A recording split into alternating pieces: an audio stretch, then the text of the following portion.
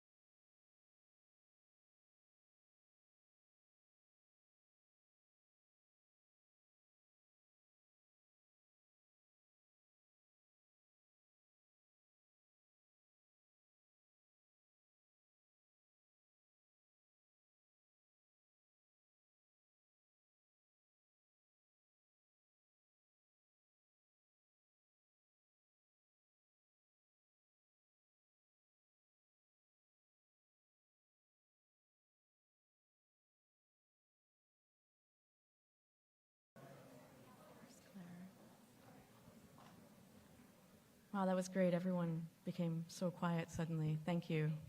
I'm Deborah Sheldon with the MAHA Institute. I first just want to thank everyone for being here with us today. And welcome to the members of the press. And I also want to thank those in the administration who are here with us. Thanks for devoting this time in your lives to public service. We are so lucky to have so many wonderful public servants. We're also, I think, very fortunate to be here for this moment of courage and change. As most of us gathered here know, the NIH once represented the gold standard for scientific and medical research. And for many decades, Americans, and the world for that matter, invested their trust in an NIH that had gradually given up its integrity and fell prey to a culture of corporate capture and bureaucratic lethargy.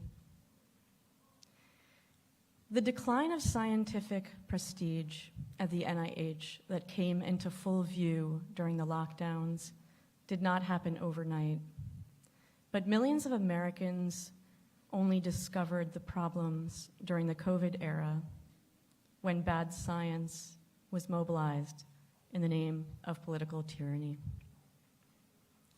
As many of us remember just a few short years ago, something we cherish, science, was used to justify an attempted abolition of our fundamental individual, family, religious, and economic rights. But from the ashes of a discredited NIH came a true reclamation. This was not a reclamation that involved people like Anthony Fauci admitting their great malfeasance. It was a reclamation of ordinary Americans, men and women who wanted our nation to excel in science rather than weaponize it. This was and remains the foundation of a wider reclamation movement that states clearly, government cannot push mandates of any kind on us. Instead, we the people have a clear mandate to demand that our top scientific positions are filled by those practicing honest, innovative science that ultimately benefits us all. Today we'll hear from the talented, intelligent, and stalwart scientists and other reformers who've taken up the monumental task of making science at the NIH gold standard once again. When we talk about reclaiming science, we're not merely reclaiming it for the people attending this event or for those who have worked with us to build a new consensus behind gold standard science across all fields. We're reclaiming science in the name of the first principles of science: open debate, replication, reproducibility, dissent without fear of reprisal, rejection of groupthink, rejection of authority-driven dogma. We're reclaiming science in the name of the Hippocratic Oath and in the name of the First Amendment. These principles have been more beneficial to the cause of honest science than any other God-given right that our Constitution guarantees. Our distinguished keynote speaker today is someone who not only understands the scope of the challenge implicit in reclaiming science, but is someone who was reclaiming scientific truth at a time when few honest scientists were given a platform to voice their hypotheses and present their findings. At a time when the expedience of ideology took precedence over the rationality implicit in science, he remained consistent. At a time when many prioritized their careers over telling the truth, he spoke the facts that he could substantiate. When the President of the United States and Secretary Kennedy called upon him to reform and revitalize the most important public health research entity in the world, he decided to take the high road. And thanks to that, a second scientific revolution may be possible. Please join me in welcoming our NIH Director, the People's NIH Director, Dr. J. Bhattacharya.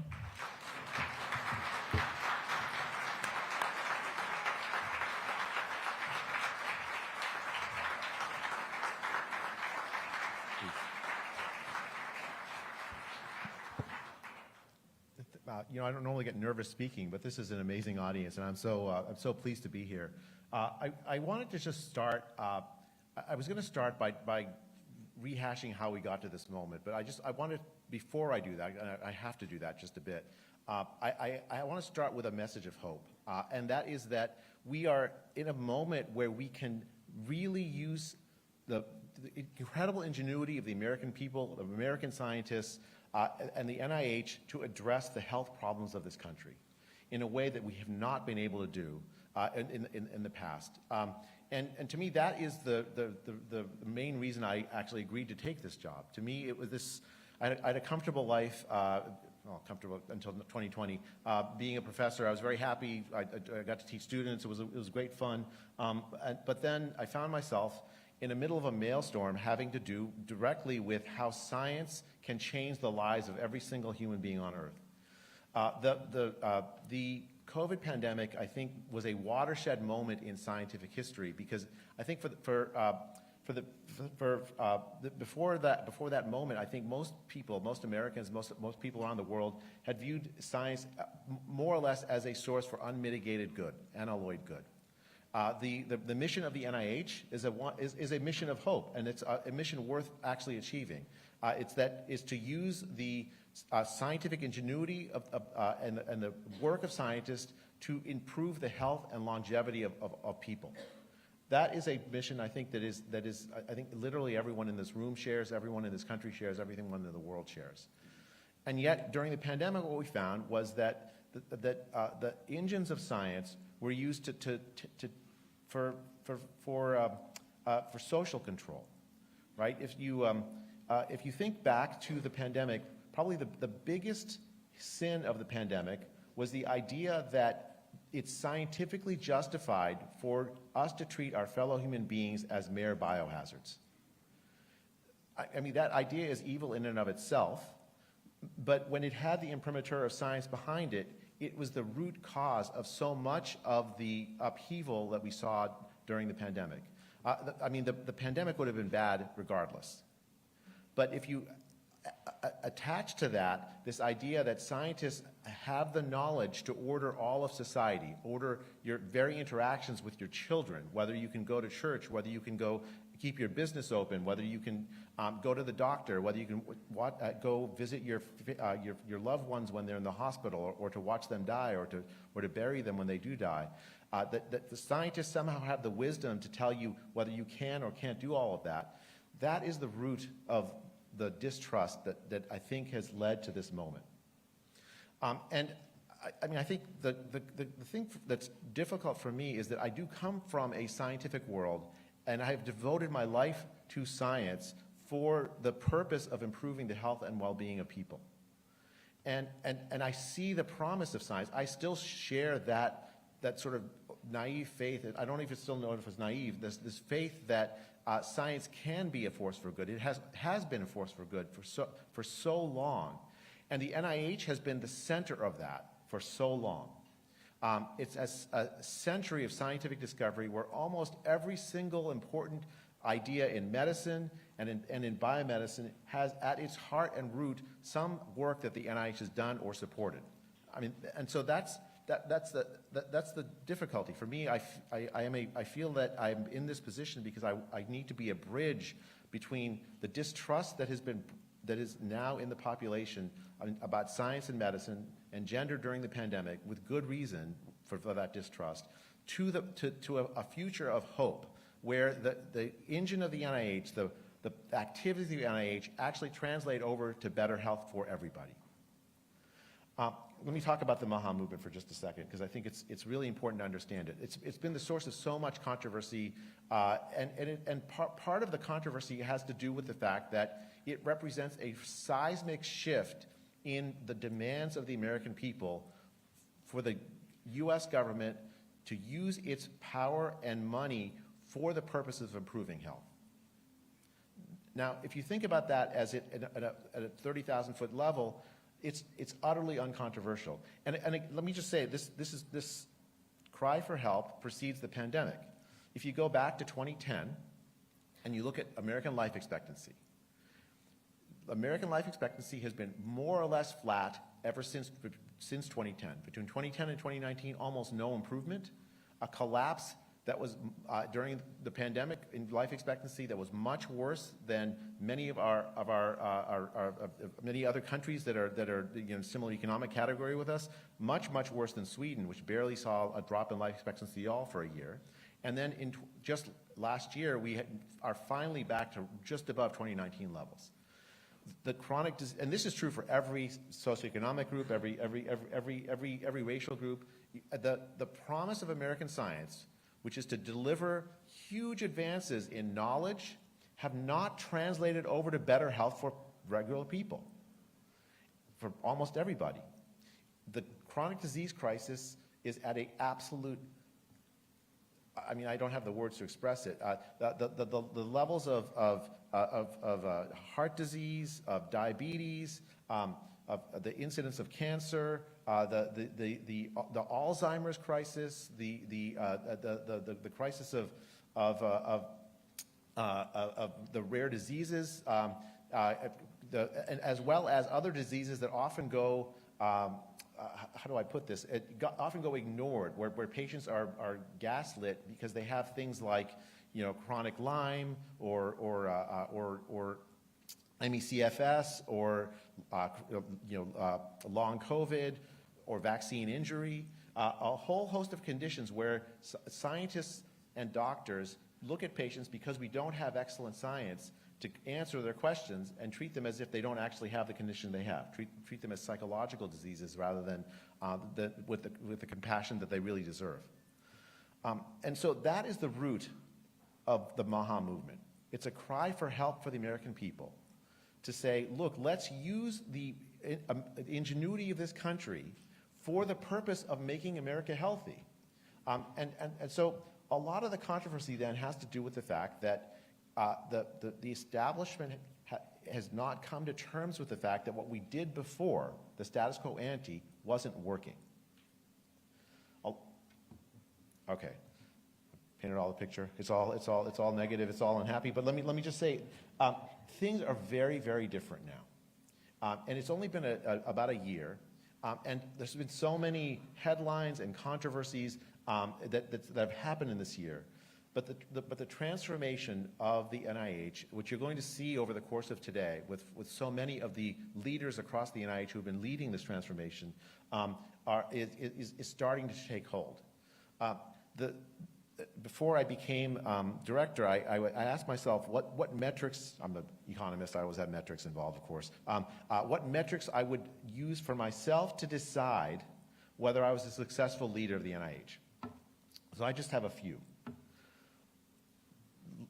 I'm trying to set a low bar. One, we have to make America healthy.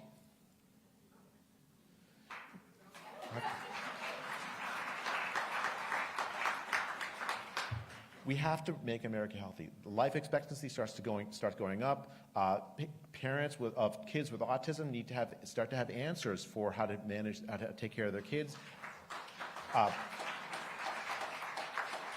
We have to learn how to prevent heart disease better. We have to learn how to prevent cancer better and treat it better. We have to take the real advances in science that have been happening, it's just jaw-dropping advances that have been happening, and make them available and more inexpensive and accessible to the American people. Did you know that we have a cure for sickle cell anemia? Most people I tell this that just don't realize this. It's NIH-funded research that did this. You should clap on that, you guys. Okay, let me tell you though, it costs $3 million for a treatment. If it costs $30,000, $3,000, there'd be no more sickle cell anemia. It's a single gene problem to me as a medical student from the 90s, where that was an intractable disease that was never solvable. It looks like magic, but it costs $3 million. It's not so sexy as getting the cure for sickle cell anemia, but investing in science that reduces the cost of that treatment is transformative. And this is true for condition after condition after condition. We've invested in cutting-edge science. We've achieved so much, but we haven't invested in the things that actually make those huge advances available to the people of the world at a scale that's actually affordable to the countries of the world without bankrupting them. And so one metric is that we're going to solve the problem of making America healthy. Metric number two, and this takes a little bit of build-up. I'm sure many of you have heard of the scientific replication problem. A colleague of mine at Stanford in 2006 published a paper with the very audacious title, Why Most Published Peer-Reviewed Scientific Research Papers Are False. He said the word most. It's a 3-page paper, and after I read it, I was like very depressed because I'm a young scientist. I was a young scientist then, and I got to know this man. His name is John Ioannidis. It's a weirdly convincing study, and it, as you could probably imagine, caused a tremendous amount of controversy. At the heart of the argument of the paper wasn't that scientists are bad people or trying to commit fraud. It's that science is hard. Like learning about the physical world, learning how it actually works rather than how we wish it works, is a very, very difficult thing. And the engines of science to decide what's true and false that we have, which is the sociology of science, are not sufficient to actually distinguish true from false inerrantly.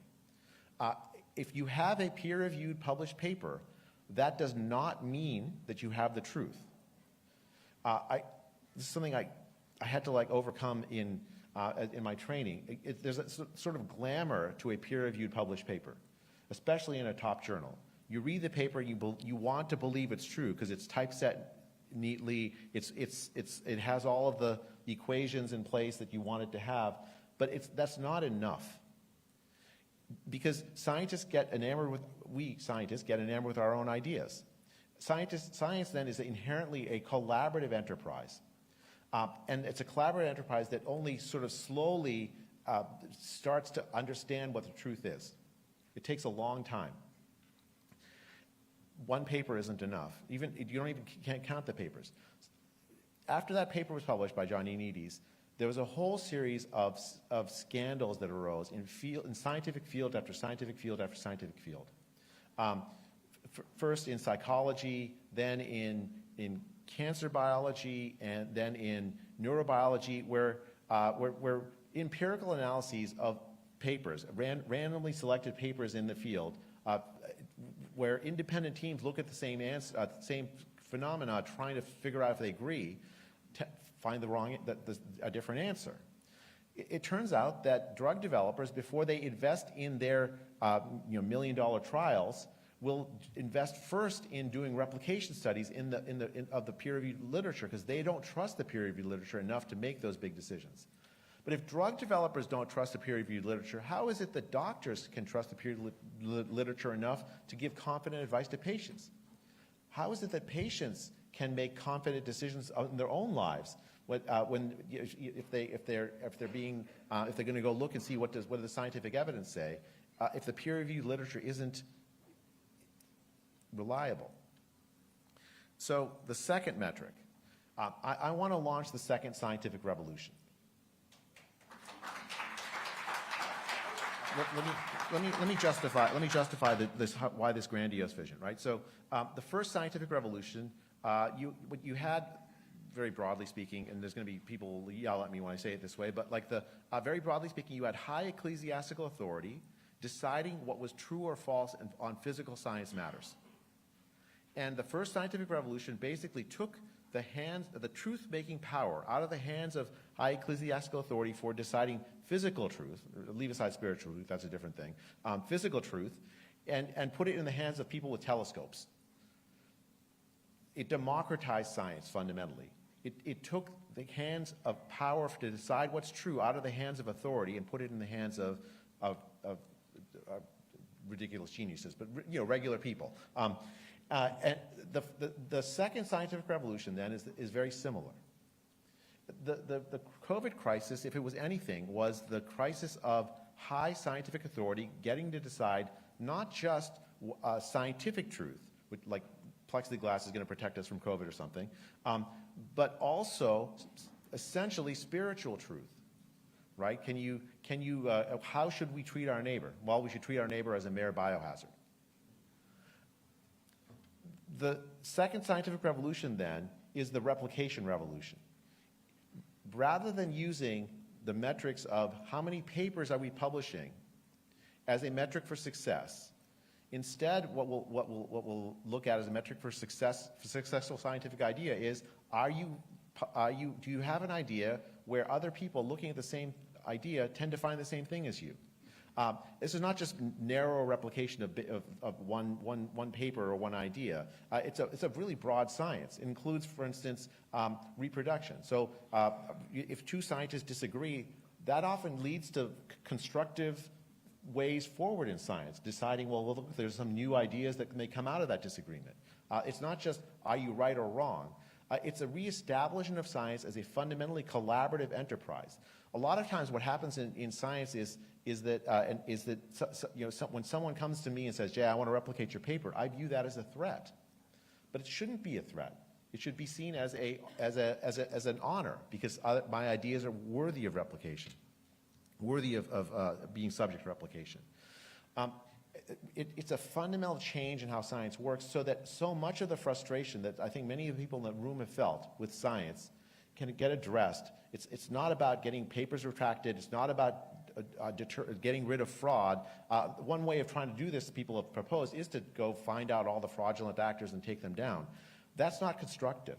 The constructive way forward is to change our basis of truth in science to replication as the major basis of truth. We'll talk today extensively about how the NIH can contribute to that, but I just want to emphasize, it's a fundamental change in how science works that I'm proposing.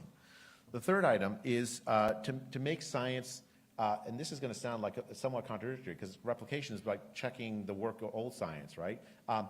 Make science be willing to take big intellectual risks again. Big intellectual risks. A lot of the work in science is often just incremental. I was taught as an early career researcher that the best way to get NIH grants was to think of an idea, try that idea out already, see if it works, and then propose the grant, because you typically would get your grants not funded if people thought your idea wouldn't work. And then with that money, then propose the next grant. Any scientists in the room ever have this advice given to them? I see some people smiling. It's an engine to make sure that every scientific project we do is only an epsilon beyond the frontier, because we're sure that it will work. I did an empirical study a few years back measuring how old the ideas that NIH-funded researchers were publishing. In the 1980s, NIH-funded researchers were publishing ideas that were at the frontier, 0, 1, or 2 years old. In the 2010s, we're publishing ideas, NIH-funded researchers typically published papers that had ideas that were about 7 or 8 years old. We've become much too conservative in the bad sense. We have made tremendous reforms in how we choose our scientific projects to move away from that, because if we just stay with ideas that are just epsilon near the frontier, we are never going to make America healthy. We have to, and part of that is making sure early career researchers get the funding and the support they need. The science is increasingly grade, where if you are an early career researcher with a brilliant idea, I don't know if it's going to work, it's very hard to get that kind of support. It takes into your 40s before you get large grants at the NIH. We have to change that, because it wasn't always like this. Science needs to be refreshed with new ideas continuously for it to be successful. So that's metric 3. Let's think big in science again.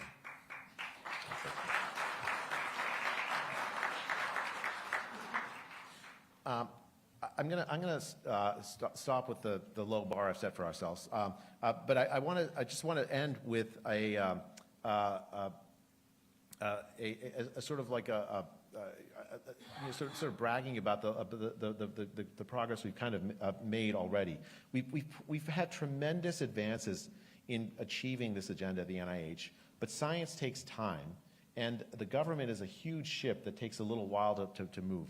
I'm so pleased about today, because I think you all in the room are going to get to see some of the leaders who have been pushing this agenda forward at the NIH.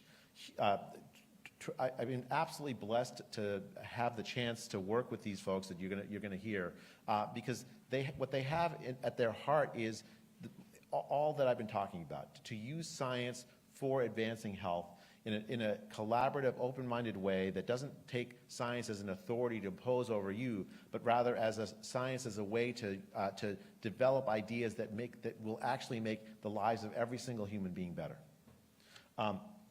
And we've made big changes at the NIH. We've heard, I'm sure you've all paid attention to the press around this. And what you hear is, oh, well, this project's been cut, this funding's been cut. Well, there hasn't been funding cuts. What's happened is a shift in the agenda to make science work for the people, especially the American people who fund us. It's a time of hope because it's a time of hope because with those changes, there are investments now made in order to make the future much brighter. What I see at the end of this process is a scientific establishment that has restored trust with the American people. I cited in my confirmation hearing a Pew study from 2024 that found that 1 in 4 Americans thought that scientists did not have the best interest of the public at heart. When I've told this to politicians, they say, well, I'd love to have a 75% approval rating. The problem for science is we have a much higher bar. A much higher bar. There should be, every single person on earth should believe that the scientists at the NIH are working for the good of them. There should not be a single person that doesn't believe that. And if we make America healthy again, we actually can achieve that. Right? That's the key to unlock the bridge from now I've mixed my metaphors. The key to solve the problem caused by the pandemic, the distrust caused by the pandemic, to restore the trust of the American people by actually achieving results that move health of the people forward, to get answers for people with all the chronic conditions that people get gaslit over, to actually reduce type 2 diabetes rates and increase type 2 diabetes survival, to prevent type 2 diabetes, to solve cancer, to really, with Tony the Tide, we're going to win the war on cancer. So I think to address the health problems that American people have with excellent science, so that Americans view science as something that's working to achieve the good rather than achieve, what we saw during the pandemic, which is a mechanism of social control. All right, so I'm a professor. I could go on for another 3 hours, but I think I could probably stop. Thank you so much for your time, and I'm looking forward to the today.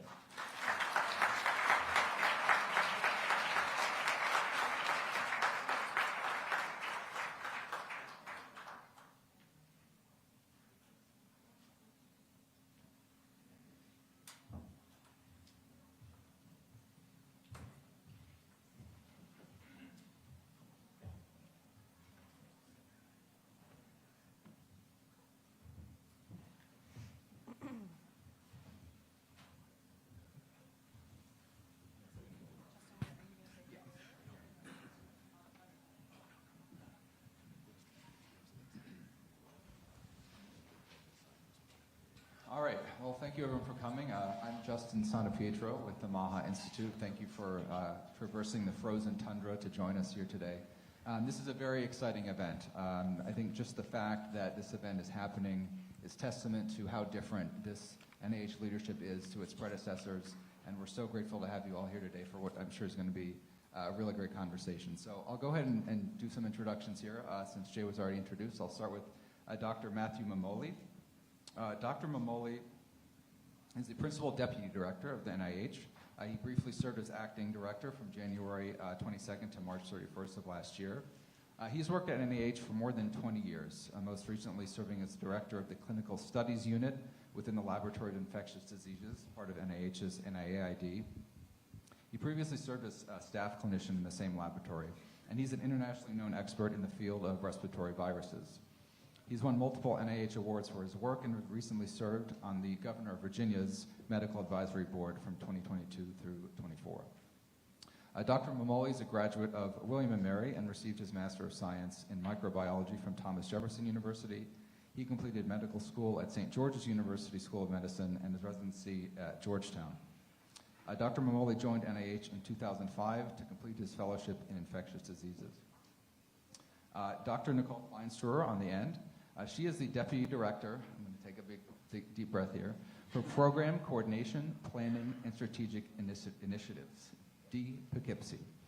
There's too many acronyms in the NIH. I don't think I could fix that, though. It's just too rooted in the culture. In this role, she leads the division within the Office of the NIH Director, which oversees trans-NIH programmatic research and strategic policy initiatives. Dr. Kleinstreuer is internationally recognized for her leadership in developing innovative, human-relevant research strategies that advance public health protection. In her prior role, she led an interagency and international efforts to promote new approach methodologies, reduce animal testing, and integrate computational modeling, AI, and systems toxicology into regulatory science. Her work spans translational bioinformatics, predictive modeling, and quantitative risk assessment. She's the author of over 150 peer-reviewed publications and received numerous honors. She got her BS in biomedical engineering from UNC Chapel Hill and Ph.D. in bioengineering from the University of Canterbury. She is deeply committed to mentorship, public health protection, and scientific innovation that enhances the translational and biomedical research for real-world impacts. And finally, Dr. Anthony Latai is the director of the National Cancer Institute. He joined NCI as the 18th director in September of last year and previously served as professor of medicine at Harvard Medical School and medical oncologist at Dana-Farber Cancer Institute. Dr. Latai is a physician scientist whose work has helped transform cancer treatment and advance functional precision medicine. He received his Bachelor's of Arts in Physics from Princeton, his MD and PhD from the University of Chicago, and completed his residence in internal medicine at Brigham and Women's Hospital and a fellowship in hematology and oncology at the Dana-Farber Institute. So as you can see, we have an incredible lineup here today, so thank you all again for joining us. So Dr. Bhattacharya, you already sort of started with this panel is called NIH Then, and now you sort of touched on the then part, but I do want to go back to that period of time a little bit briefly. During the COVID era, many Americans came under the impression that Anthony Fauci was the NIH director because we saw him on TV every day for weeks on end. Right? Some people still think that. Yeah. Some people probably still think that. When in fact he was in charge of just one of the 27 institutes and centers. Which is to say, there's a lot more to NIH than most Americans probably realize. So to start us off here, can you give us a sense of NIH's size, its structure, and its role in the federal government and biomedical research world? Sure. So the NIH is the single largest public funder of biomedicine in the world. I think like 85% of public biomedical funding, just taking you include foundations and you include all the other countries in the world, 85% of the public funding for biomedicine comes from the NIH. It's about $50 billion a year, which is, it's a lot of money, right? And yet, there's estimates that for every dollar invested in the NIH, it produces $2 to $5 of like economic benefit and its mission, the fundamental missions, as I mentioned earlier, is to support research that improves the health and longevity of people. There's 27 institutes and centers. Before I became director, I sat down and memorized all of the acronyms for every single one of them. It's a daunting task. But the thing about that task is that if you look through what the activities are, nearly every single area of biomedicine the NIH touches, and in fact, not just the NIH touches, it leads. Almost every single biomedical researcher of note, not just in the United States, but almost worldwide, have had NIH funding or support or training or collaboration in some way. If you have gone to your doctor, if you've gone to your chiropractor, if you've gone to if you've ever been taken care of by a nurse, if you've ever gone to a pharmacy, the NIH has been part of that experience. Tony Latai leads the National Cancer Institute. Almost every single cancer medicine, every single cancer therapy, every single advance in cancer that has happened in the last 50, 100 years, the NIH has been sort of at the root of. So it's way more than Tony Fauci. If we're going to have the anti-Tony Fauci in a second, and in the next panel coming up, but but also in infectious disease. Infectious disease is the conquest of infectious disease, including the development of antimicrobial agents for bacterial infections, research into more effective ways of preventing infectious disease, treatments. At the heart of it is NIH investments. Immunology, the fundamental knowledge we have in immunology, part of which informed my thinking during the pandemic in fundamental ways, came out of, again, NIH investments. Nearly every single area of biomedicine that is of importance to people has been funded or supported or undergirded by Americans funding the NIH. Got it. So this crew, you guys have been at it for less than a year, but you've already engaged in some of the most far-reaching reforms that NIH has seen in many decades. So what were some of the, if you can indulge us, what were some of the worst problems you encountered when you first took the helm about a year ago? Yeah, this is for everyone. He was the director before I was, so that's just, right. So,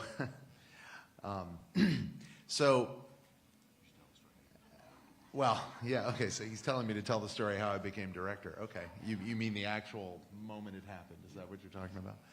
So I was, so as you heard earlier, I've been working at NIH in the intramural program. Jay didn't talk about this. So NIH is broken up into sort of two parts, the intramural program and the extramural program. The extramural program is all that funding that Jay was talking about that we send out outside of NIH's walls to universities and companies and all the different people that we fund.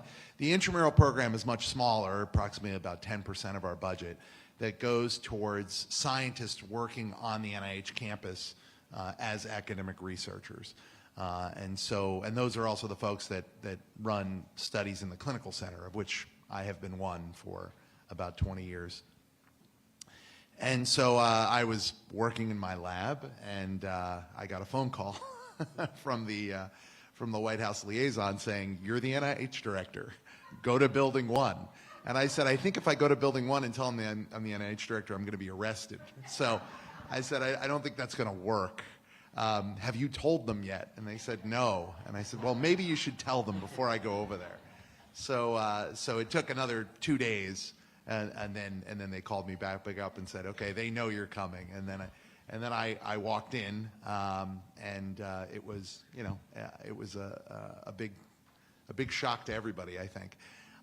But getting to the question, I think that the biggest problem that I faced when I walked in the door was that we really hadn't had significant leadership change at NIH for at least 17 years, and you could probably argue even longer with some of the other leadership that we had. And there was some, I think very specific ways that things had been done and ways of thinking around the institution that had really become sort of a force within NIH, and some of that was not good.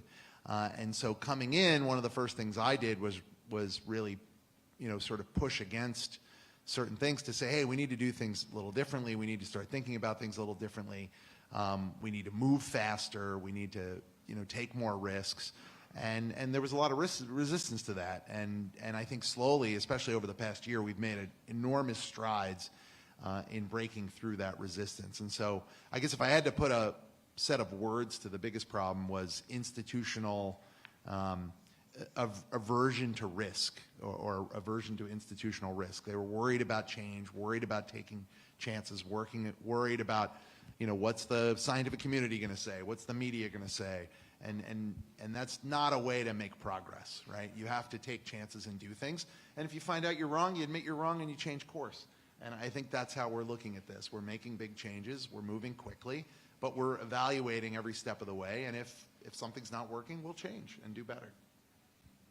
One of the one of the most fun things about being an NIH director has been to find people that come to you and then say, well, I've had this idea for 15 years. I mean, this is Matt can attest to this. Actually, Nicole is an example of this. I met Nicole, and she told me, she'll tell you about the ideas she told me in a second. They say, look, I've been inside the NIH for a decade, and I can't get any progress on this. And you just look at them and say, well, that's a good idea. Let's do this. And they just look in shock. They're like, what? Wait, we can just do this? This happened time after time after time where people, really brilliant people, the scientists of the NIH come to you and they just give you these ideas. And they're like, well, why haven't you done this? And really, fundamentally, it's the stasis that Matt's talking about. I'll just add to that. So that in addition to that stagnation, I think that something else that we've all observed is this kind of fragmentation. So having each of the institutes and centers, although they meet at a minimum once a week and talk to each other, they still have or had relatively isolated portfolios. They had their silos, they had their areas where they were funding, and the DPCPSI, one of those fun government acronyms, the division that I lead is Program Coordination, Planning, and Strategic Initiatives. And the responsibility of DPCPSI, so there's 15 different offices under me that coordinate cross-cutting research themes across the NIH and the larger scientific enterprise. And I was shocked to learn that the vast majority of people that I came across at NIH had never even heard of DPCPSI. Well, that's a huge problem. If you have a centralized function whose role is to actually coordinate across all of the different institutes and centers and no one's ever heard of it, then it's not really doing its job effectively, right? And so one thing that's been incredibly refreshing under Jay and Matt's leadership is to see this sort of forced communication and really strong encouragement for the different institutes and centers to come together and to work as one NIH rather than working as 27 individual institutes. And there's so much more progress that can be made and accelerated when you have the NIH working together as a whole, because as you all well know, things like the chronic disease crisis require a multi-pronged strategy to address. I'd just like to comment. I think the NCI, in some ways, lives a blessed life. I think most of you, if you reflect on some of the troubled years of the COVID infections and some of the loss of trust in public health, to some extent, the National Cancer Institute and the sort of National Cancer Program more generally stayed out of it. I think one of the nice things when I've been told that being National Cancer Institute Director is like the best job in government, and that's because it's a rare place where most people are your friends, actually, from both parties, from all levels of government. They want you to succeed.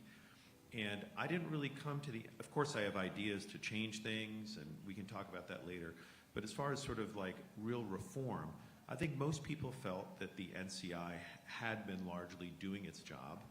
And I think that actually can be reflected in some of the successes that we've seen over the years, like a dramatic reduction in cancer mortality, a reduction of 30% since 1990. That doesn't mean I don't want to change things, but I think the NCI is very fortunate in that it wasn't particularly controversial, didn't sort of embrace a lot of the problematic ideas that I think may have been present elsewhere. And I think before taking this job, I had the privilege of meeting not only with Jay, but also with the secretary and the president, and I wasn't given a project of reform. In 2 words, they sort of told me to cure cancer. And I think we can all agree. I think we can all agree on that, and that is exactly what I'm going to try to do.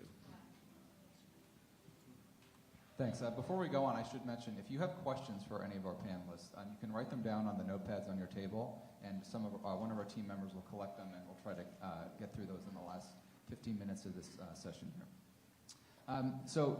Under the task you have to turn this massive ship of NIH, which sounds like it's like 27 different ships that are sort of tied together, is an incredible undertaking. You've faced enormous amount of backlash anytime you try to change extremely entrenched processes is going to be difficult. And a lot of the coverage in the press and the political angle has focused on the negative stuff, the complaints and dissent from within and without. But we all know, everyone who works in the scientific enterprise in the United States and beyond knows there are deep-seated problems in how this works, in the incentives, in the structure, and that they need to be addressed, and they've just been kicked down the road over and over again. So I'm really curious to hear from all of you some of the positive comments you've gotten from your colleagues at NIH or out in the research world about now that things have been cracked open a little bit and there's really an opportunity for change. I'd really like to hear about the positive stuff you guys have been hearing. Let me give one. Okay, so I got to set this up for a second, right? So the way that sorry, I'm a professor. I can't help this. I always have to do a setup. The way that the NIH decides, we get 100,000 proposals a year, right? Scientific proposals where the scientists of the country give us their best ideas about how to make people healthier, we can fund somewhere between 8,000 and 10,000 of them, right? So it's a massive undertaking to decide which of those 8,000 to 10,000 of the 100,000 we're going to fund. There's a scientific review panel of peer reviewers. I used to serve as one when I was a professor, it's thousands and thousands of scientists from across the country who agree to read these proposals and rate them. Now, I've mentioned earlier that one of the major problems we've had is that early career researchers have a lot of trouble getting their ideas funded. It's also true that if you come from a sort of outside of the top 20 universities, you're going to have a lot of trouble. I've had researchers come and tell me that when they moved from a sort of less prestigious university to a more prestigious university, the same proposal that they put that was rejected from the less prestigious university, literally word for word almost, is accepted when they go to the more prestigious university, right? And so you have this sort of institutional bias, I don't know if the bias is the right word, against newer ideas, against great ideas coming from sort of less traditional universities. Stanford, Harvard, we were very lucky. But if you go outside of that, you get. But there are great ideas from everywhere. So we changed how the review process works. Still the hard soul of how we decide how to which and what to fund. But we changed it so that there used to be 5 criteria. There'd be like how significant is the grant proposal? How innovative is it? Are the methods any good? Is the investigator any good? And is the environment, is the institution, the university where they're at working any good? This is for the extramural program. That procedure, I can tell you as a grant reviewer, would almost always end up focusing on will the thing work, and then on the underlying it is the investigator any good? Innovative ideas had almost no chance, or much less chance than they ought, I should say.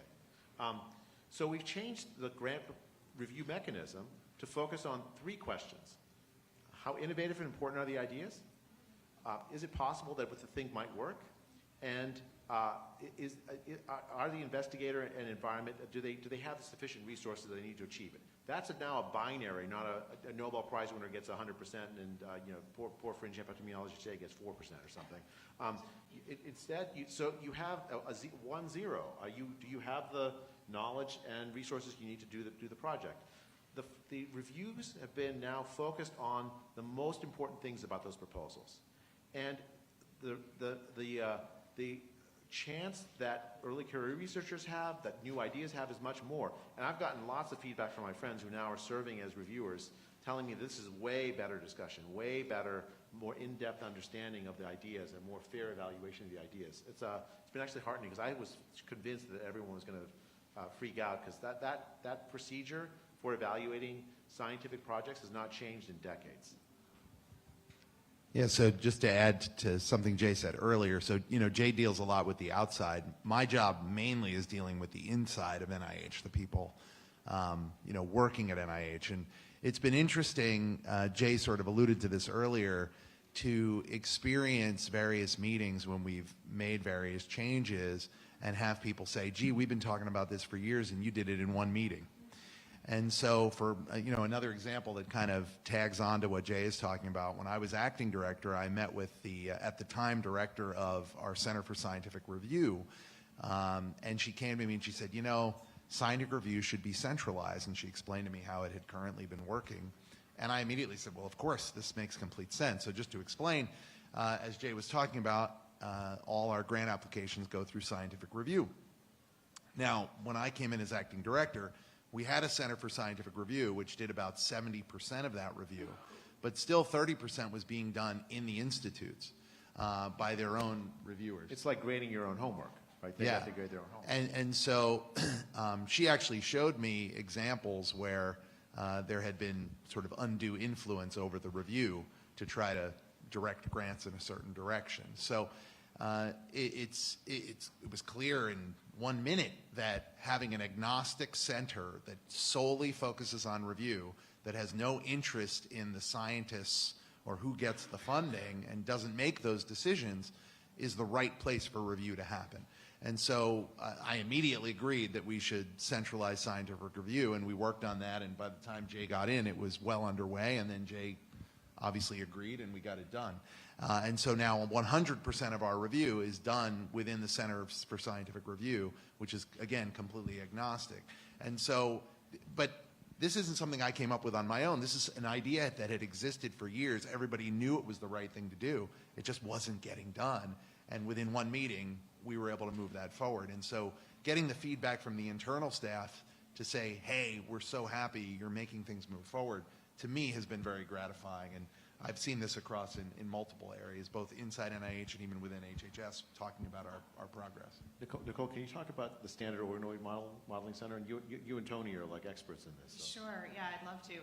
I will add one tiny quick detail to the example that Jay and Matt were just talking about, which is we have this amazing director of extramural research, the NIH Deputy Director of Extramural Research, John Lorsch, and he has put into place an enormous reduction in administrative burden. So really simplifying the paperwork process for external applicants to put in their grant proposals, things like standardizing the biosketch form and reducing sort of the need for unnecessary things like letters of intent. And so that's been, I think, another element of kind of the grant process. So the Standardized Organoid Modeling Center, the SOM Center, is a really cool flagship effort that is a demonstration of how the institutes and centers are now really productively working together at the NIH. So it's a partnership between the NCI, NIAID, Nicole, tell them what an organoid is. Okay, an organoid is basically like a miniature human tissue. So you can take a collection of cells, of human cells, induced pluripotent stem cells, so you can basically take something like a skin biopsy from a patient and take them backwards down kind of a developmental lineage, and then redifferentiate them or grow them down a lineage to make them into like a miniature heart or a miniature brain or a miniature lung. And obviously they're not going to have consciousness or have full functionality of the tissue, but it's actually remarkable the degree of biological relevance that you can achieve when you're using these three-dimensional human cell-based models. And historically, they've been used more in the area of precision oncology, which Tony is an absolute world-leading expert in, but also in things like toxicology and environmental chemical assessments. But increasingly, we are basically building out the infrastructure to allow them to be much better standardized and characterized and validated so that they can be used in things like novel therapeutic development and drug discovery. We're working very closely with the FDA, who really is prioritizing advancing these human-based innovative technologies for drug safety and efficacy, so they'll be validated for use in regulatory decisions. So it's really the type of infrastructure that the scientific community needs to advance those technologies that can really only be provided by an agency with the resources like the NIH. So one of the things about that standard organoid modeling is that in many cases it replaces animal use in research. Sometimes you can use these cells are really cool. Like I got to visit a lab where you can see these little tiny cell things, that the organoid cell, that's the technical word, things. And it's beating. It's literally beating. And then you can do studies on it to see what causes it to, so sort of environmental exposure that actually damages your heart without having to do an animal model or a human model. Yeah, I just want to say with how we're taking some of these ideas to the NCI. They talk about not wanting to damage the heart, and that's a very, of course, we need to make sure our drugs don't do that. But my goal is often different, where we do want to damage this cell that we're studying. We want to kill it. And I remember I went down this road a long time ago when I was just starting in cancer research. I think my wife told me, I forgot who it was, but it was my mother-in-law who asked me, so what is it that you do in the lab? Do you just like put drugs on cancer cells and see if it kills them? And my response as a young molecular biologist is, oh no, it's much more complicated than that. We need to learn about pathways and genes and axes and crosstalk. But then I went away. She's a sensible lady, and I thought to myself, well, I've got to remember why don't we do more of that? And then later on, I got involved in a project where we needed to figure out this drug, how it worked, and what kind of cancers it worked on. And so I just did that. I took the drug and I put it on patient tumor cells, not cell lines, not animal models. Just took patient tumor cells out of a patient, put the drug on it, and found that it killed this kind of cancer, but not this other kind of cancer. And that eventually became a very successful program with a drug called venetoclax in chronic lymphocytic leukemia and acute myelogenous leukemia. But it all started with just a very simple idea, which it's hard to explain why this is wrong, okay? If you want to know if this drug is going to work on this tumor, maybe put this drug on this tumor and see what happens. So there's a bit of technology behind that, but we're bringing that to the National Cancer Institute, and I want to actually set up a place. My vision is eventually to set up a place where people can, if they have a tumor, especially without standard of care options, this is a place that we could maybe give them a readout of, you know, these drugs might likely work and these drugs might not likely work. And we can also do discovery with patients' actual samples rather than relying on models so much. You know, and after we launched the standardized organoid modeling center, I started getting emails. I know it was really strange because like usually I'm getting like unhappy emails. They were like happy emails, like, Jay, thank you for putting this on. And I'm like, okay, I met Nicole, I met Tony. They're like, this is a good idea, and we just did it. And now I don't know what to do with myself. Happy emails coming to me. So it's a crazy thing. Going on what Dr. Latai mentioned about complexity, you know, the COVID crisis really made a huge dent in the trust between professional science and the public, but this is a trend that had been growing. You know, as research science, especially biomedical, becomes increasingly sophisticated, it becomes equally difficult for the public to conduct meaningful oversight of this science and the public funding, which is making it happen.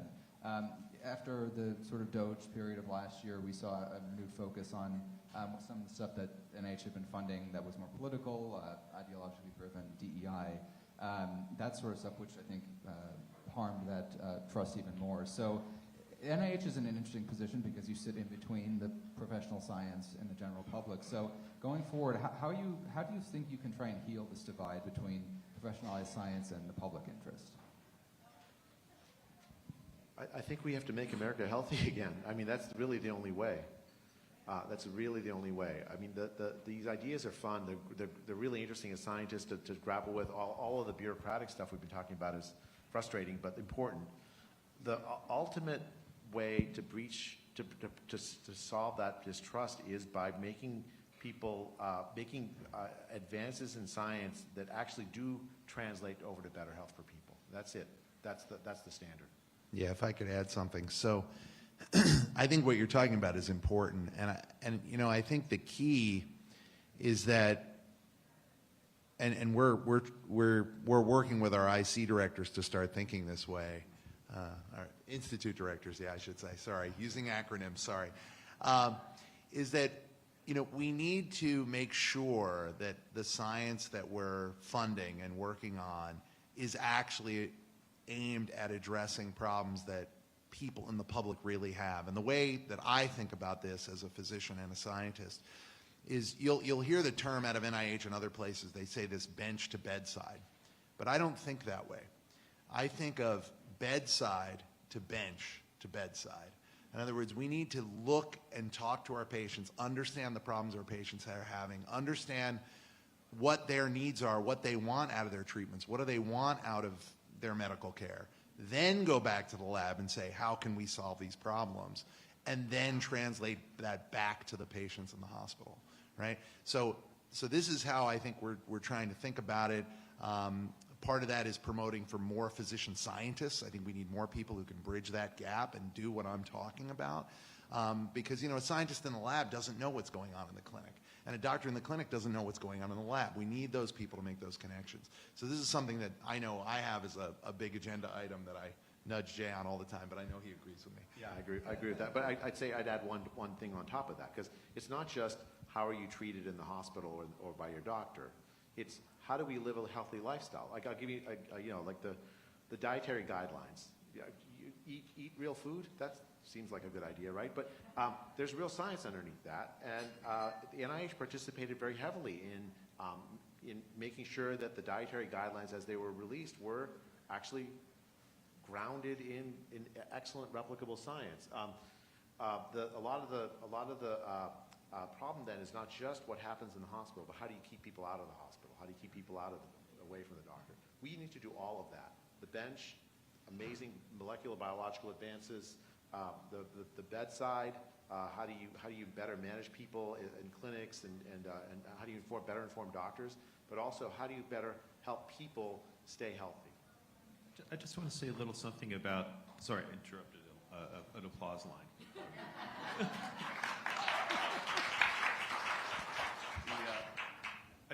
With regard to oversight, I just want to hopefully engender a little more confidence now, and that is that I've been very impressed at the way that, and I only know my institute, the National Cancer Institute, that the way the staff takes direction. So under the previous administration, this wasn't a staff-driven approach. It was driven from the top. The administration wanted, for instance, different sort of political initiatives. DEI is an example that Jay gave, prioritized across our funding program. Okay, so they did that. They were instructed, and in a way, it's appropriate in an administrative structure in a government that you sort of do what you're told. But I would say that really almost by the time I started, and I only started in September, they had been told the opposite. Say we want to depoliticize and get this out of the grants and get this is no longer a priority. And essentially it was done. You should be assured that this isn't something where there is kind of an indigenous movement to undermine all this again. If so, I haven't seen it. People there are very driven by cancer science. Frankly, a lot of them could make more money working other places. They work at the NCI because they see it as a unique place to do what they want to do. And what they want to do is not get in the way of improving cancer treatment. They want to make it better. They're dedicated to that. And I just want to make the point that I do think that priority has reasserted itself pretty strongly. Yeah, I'd love to build off of what Tony just said. Totally agree with that, and it's been really, really heartening to see the response across the NIH to something like, for example, one of the activities that predated establishing the SOM Center was back in April. Jay released a statement on the NIH prioritizing human-based science, so the Human-Based Science Initiative, which was really dovetails with this emphasis on innovation, on really advancing the technologies that we're using to improve human health and our understanding of disease. And the reaction from across the NIH was overwhelming. It was incredible. I was getting all kinds of unsolicited happy emails myself saying, hey, we're so excited about this. We want to be part of it. Can we come detail into DBKIPSI? Can we contribute? We've wanted to do this innovative work for such a long time and haven't felt this level of support from senior leadership before. So I think there's a lot of excitement throughout the scientists at NIH. Let me confirm that. I was just telling Jay. So I was an extramural researcher up until September 29th, 2025. Okay, and coming to the NCI wasn't even the picture for me until late summer. It all happened very rapidly. But after Jay's announcement, this is like what I'd been doing with my life for a couple decades. I immediately started I got to get a hold of Jay Bhattacharya directly. And it's not so easy as an extramural researcher to just get them on your Rolodex. But now I actually have pretty good contact with them. But that was one of the reasons I was very excited to come to the NCI, was because I thought this is great. They're going to be welcoming these ideas now, and this would be a great time to do it. So how do we ensure that all this funding actually delivers meaningful benefits to the public? I know it's a difficult balance. We don't want to rush things to market too quickly and have commercialization be the only reason that research is occurring. But we also don't want endless streams of government funding that just don't go anywhere. So that's it's a perennial issue in science, and I'm just curious to see if, what your approach might be to that. I mean, you've heard kind of the excitement about some of the changes that we've made internally. The upshot will be the scientists of this country will focus on things that actually matter for better health for people. Let me just talk a little bit about something that Tony alluded to about DEI. The problem is that it was an ideological agenda that actually never translated over to better health for minorities. We're absolutely committed to making sure that minority populations have better health. That's part and parcel of what the NIH is about, right? We can't make America healthy again unless every single American is healthier. So the problem with DEI isn't that it focused attention on the worst health of minority populations. That's a real fact. The problem with DEI was that it actually wasn't addressing that problem. It was trying to solve a different ideological problem using the tools of science to do it. Depoliticizing then is a way of refocusing the energy of the NIH on the real problems that Americans have. Actually, in a sense, like a lot of the studies would say, well, look, you have lack of health equity, meaning that minority populations have worse health than the non-minority populations. And as if the goal was to just get minority populations to have the same health as non-minority populations. That sets the bar too low. We want better health for everybody, and if minority populations end up having better health than non-minority populations, that's fine too. If everybody's health gets better, the NIH is a successful organization.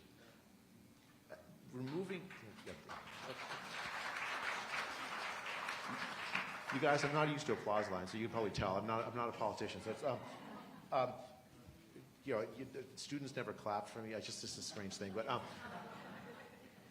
yeah, I think the thing is like by removing the politicization of science and giving scientists the green light to go forward with their amazing new ideas, as long as they're focused on really making improvements in health for people, that's the way we do what you're asking.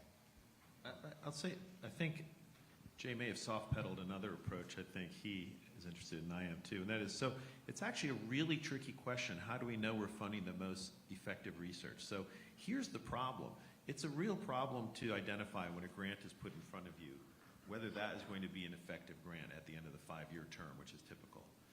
But what's surprising is when you think about it, even after that 5-year term, it can be difficult to understand whether that grant is more effective than the other one, because to go from idea to actual, say, FDA approval can take much longer than the term of the grant. So that's a challenging project. But I think Jay will agree.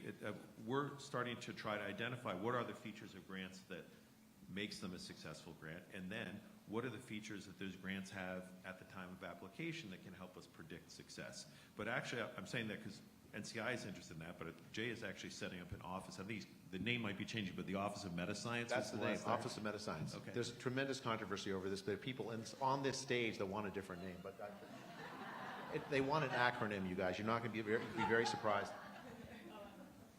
So that explanation makes so much sense, and my mind, whenever I hear something like that, goes to, well, why wasn't this the case before? You have various experience inside and outside NIH. Why do you think these ideas hadn't been implemented already? I think Matt alluded to this. The leadership of the NIH, the direction of the leadership of the NIH really hasn't fundamentally changed in decades.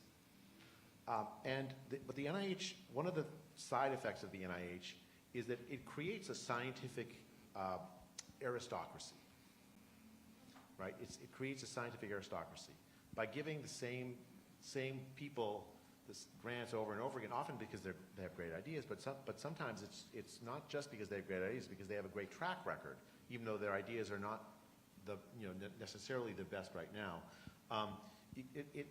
To win an NIH grant is a huge thing in biomedicine, in biomedical research, right? I got tenure at Stanford University in part because I was successful at getting NIH money. And so you have an entrenched aristocracy created by the NIH. You have a whole ecosystem where people are so used to thinking, okay, only these people have the good ideas, that when you change it and you start to like elevate people with different ideas, the entire establishment, as one, screams bloody murder, saying, "Oh my God, you're killing science." When in fact, what you're actually doing is you're refreshing science with new ideas that would not ever have seen the light of day, but are potentially very, very promising. You heard some of them already over here, and that's the goal. That's the goal of the replication initiative. That's the goal of the initiative to try to to identify using scientific methods actually to identify promising new ideas that would otherwise never have seen support. The goal is not to have a portfolio where every single paper, every single proposal produces 5 papers. I don't care a bit about whether there's a single paper published by proposal. What I actually care is, do they produce ideas that improve health?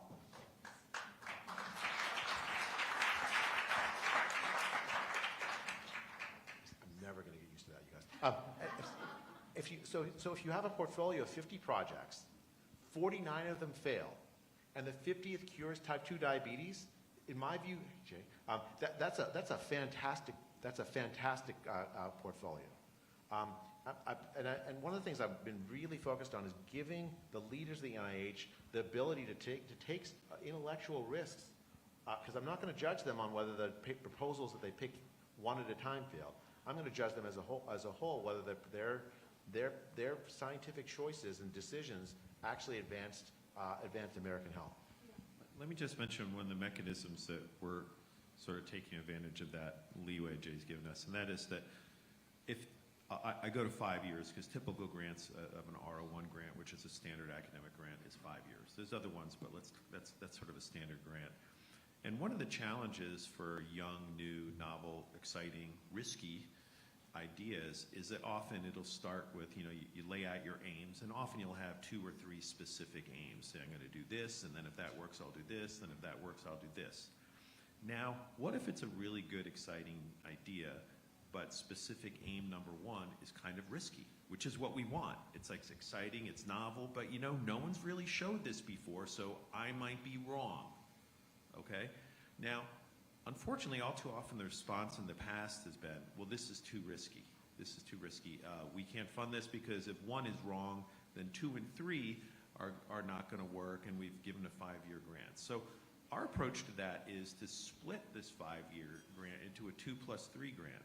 So combined with our sort of newfound ability to use more discretion at the institute level to choose grants that are meritorious, irrespective of a really strict line in the sand pay line, combining that with our ability to identify grants that seem to have these properties. Their score wasn't perfect, but the reason why it wasn't perfect is because there was something risky proposed early. Well, we can give those people one of these 2+3 grants, and the way that works is they get 2 years of guaranteed funding to test that first idea. So if that doesn't work, well, what we'd like them to do is go out and have another exciting brand new idea, and we'll give you another 2+5 grant if it's a good idea. But if that is successful, we can do a secondary review and say, good job, here's the other 3 years. And that's a way we see of like rescuing grants that otherwise in the past would have suffered from this too risky categorization that would make them unfunded.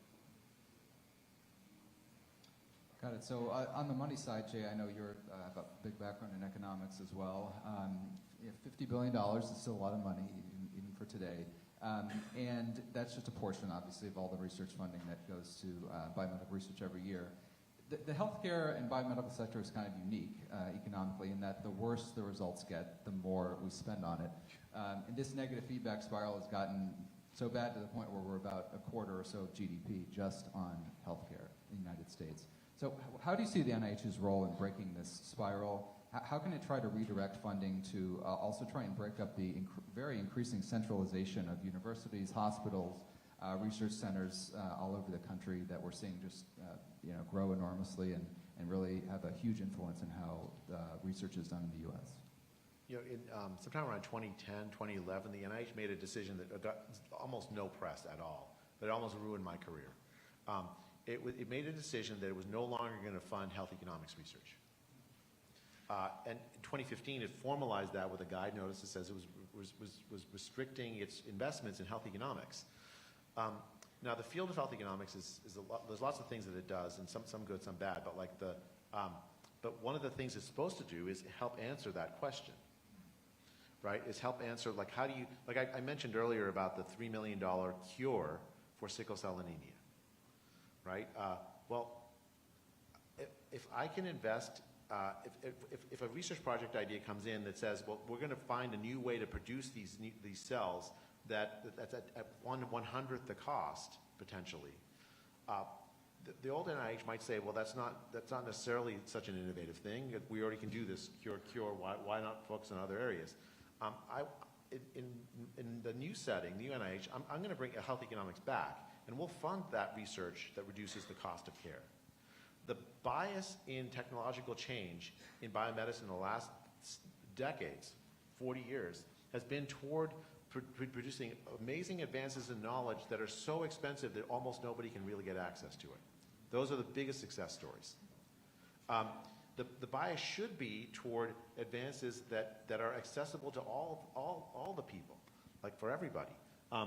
And health economics is one way to sort of refocus the NIH toward that. The idea isn't to fill the NIH with health economics. That's never going to happen. But there's already one at the top, and it's not probably too many.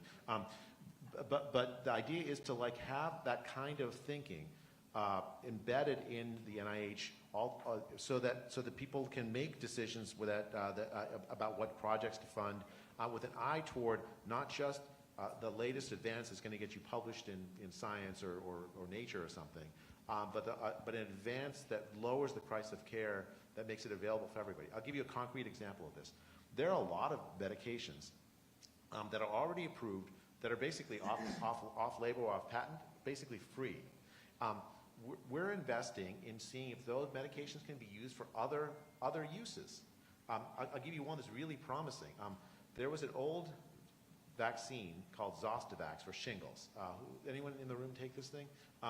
I took it. The new the shingles vaccine is called Shingrix. The old one was called Zostavax. It's got pulled off the market because it didn't really prevent shingles all that well. Whatever. But it turns out that in some really solid observational studies that some health economists have done and others, that it might reduce the progress toward dementia by 20 or 30%. A simple vaccine that's really basically very, very cheap. And my colleague at Stanford who told me about this, he told me he'd had a lot of trouble getting support for a randomized trial to check whether this actually works. That's a great investment. What if we actually do that and it actually works in a randomized trial setting? That means you can prevent 20 to 30% of all Alzheimer's disease cases. A tremendous health economic effect, a tremendous effect on reducing the suffering of so many people and families with a simple repurposed drug. That's the kind of ideas that I would love to see at the NIH. Yeah, the other thing that we're trying to do as well is assure that we're spreading our research funding around, right? It shouldn't all be centralized in a few big institutions, but we have different programs for this, the Idea States program. We have other programs where we try to help new or smaller institutions that don't maybe have the infrastructure for gaining grants to be able to participate more in our grants process. And so we're working on that and really trying to get, sort of more diversity in the number of and institutions and places that we're funding. I mean, there's great ideas all across the country, and so this is a really, really important part of this. A lot of the problems during the pandemic was scientific groupthink. And having a concentrated group of places where we make most of our investments you know, the Stanfords and Harvards are, I mean, I love the institutions, but they're not but they're not the only places where good ideas are. But by having investments all across the country where scientists are, you actually combat scientific groupthink, right? You have schools of thought that compete with each other. I mean, that's the old way, I think. Actually make science better that way. Let's make science great again.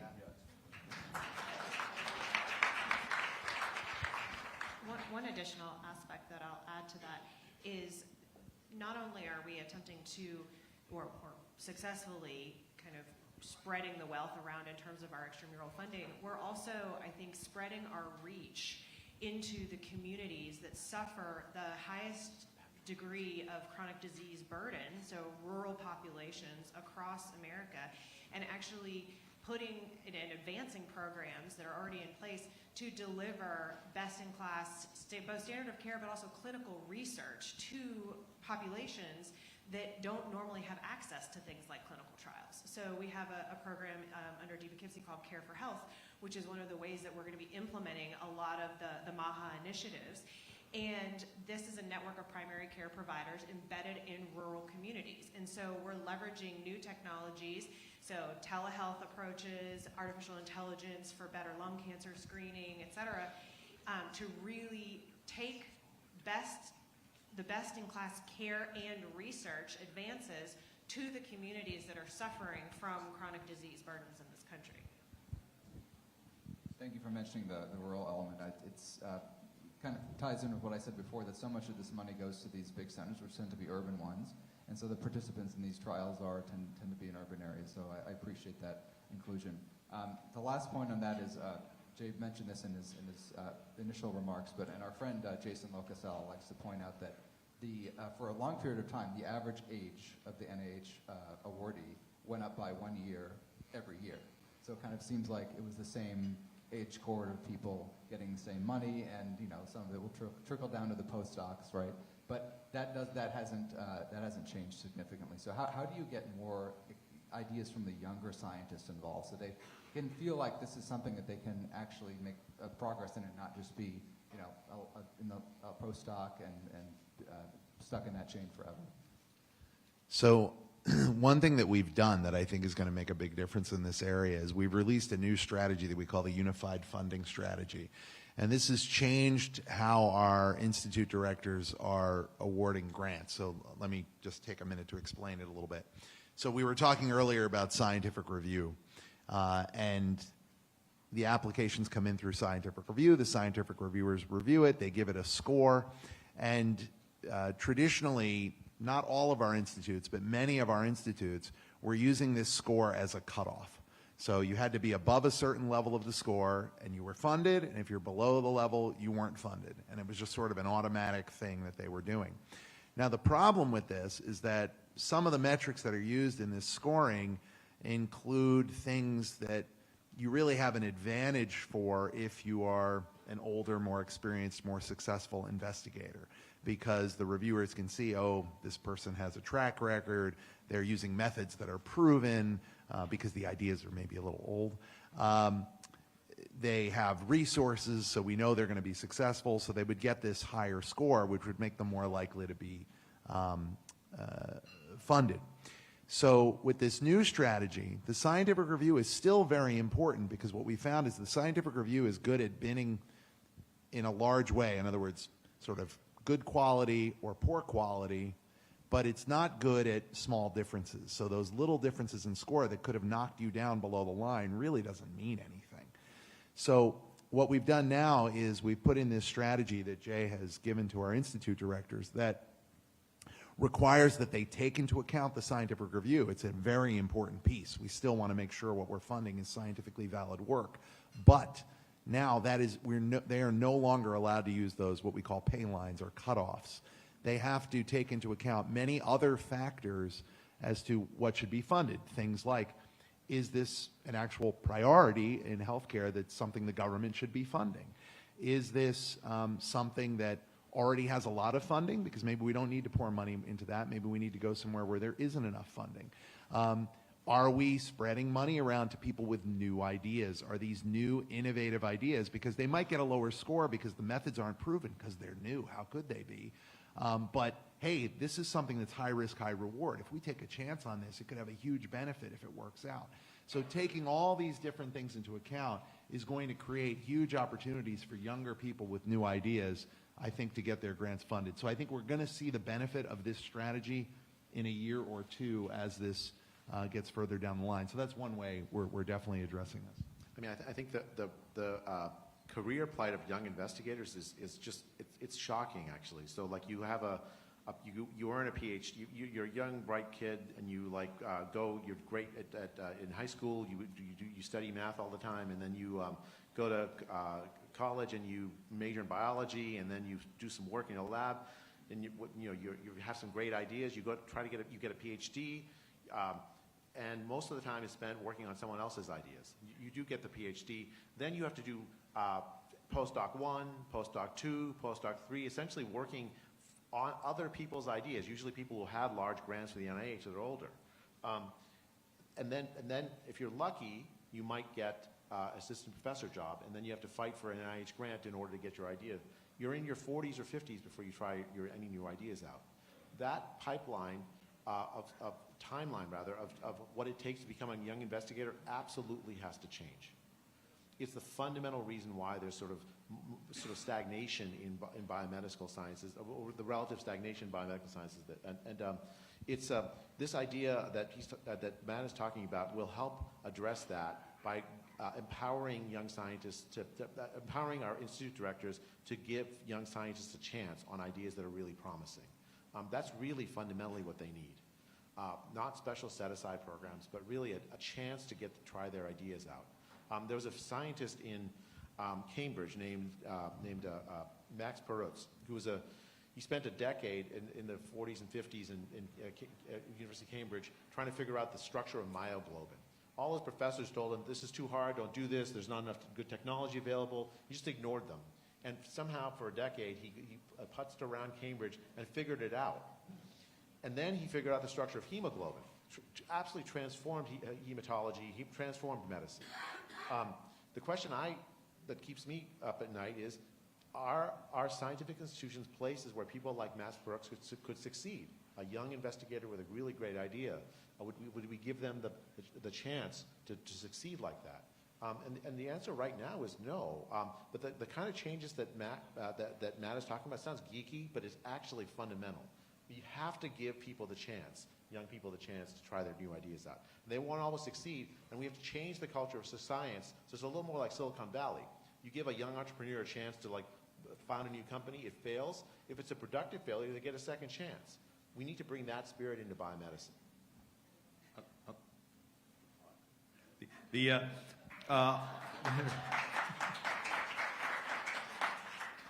I'll just say briefly from the NCI perspective, one of my daughters is one of these young scientists, so the matter is kept directly in front of my attention a lot.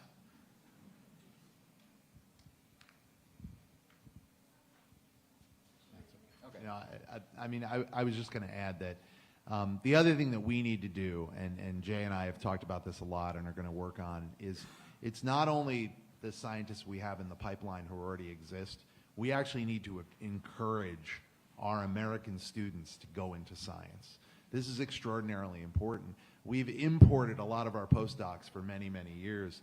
We really need more Americans to want to be interested in science, and I think something that the scientific institutions, the medical institutions haven't done well is communicating with younger generations about why it's interesting, important, and a great career to be in science. And some of it maybe we have to change the paradigms of how we set things up. But, you know, there's limitations to what we can do at NIH about this, but it is something that we think about and I think is really important. We want to encourage young people to get into science here in the United States. Amen. And the last question from me before we get to the audience once. We probably have some Hill staff in the room with us today. What sort of stuff can Congress do to help push some of these reforms forward and hopefully, if necessary, codify them into the statute? Well, one of the key problems, I think, in making sure that all the institutions around the country that have great scientists and great ideas have a fair chance at NIH funding is the way that we fund the facilities support.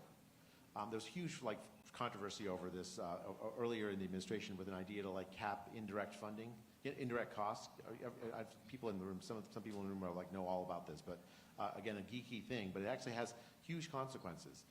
The way that we fund the facilities of the country, in order to win the facility support, you have to have amazing scientists who can win the NIH grants, right? Less than 10% of people of the grants, of applications we get are funded. But in order to, and the facility support is directly tied to winning the grant. If you can't win the grant, the institution you live in won't get the money to build up their facilities. But at the same time, in order to attract great scientists to your institution, you have to have great facilities. It's kind of a catch-22. It's a cycle that guarantees the rich, Walter, hi, the rich will get richer.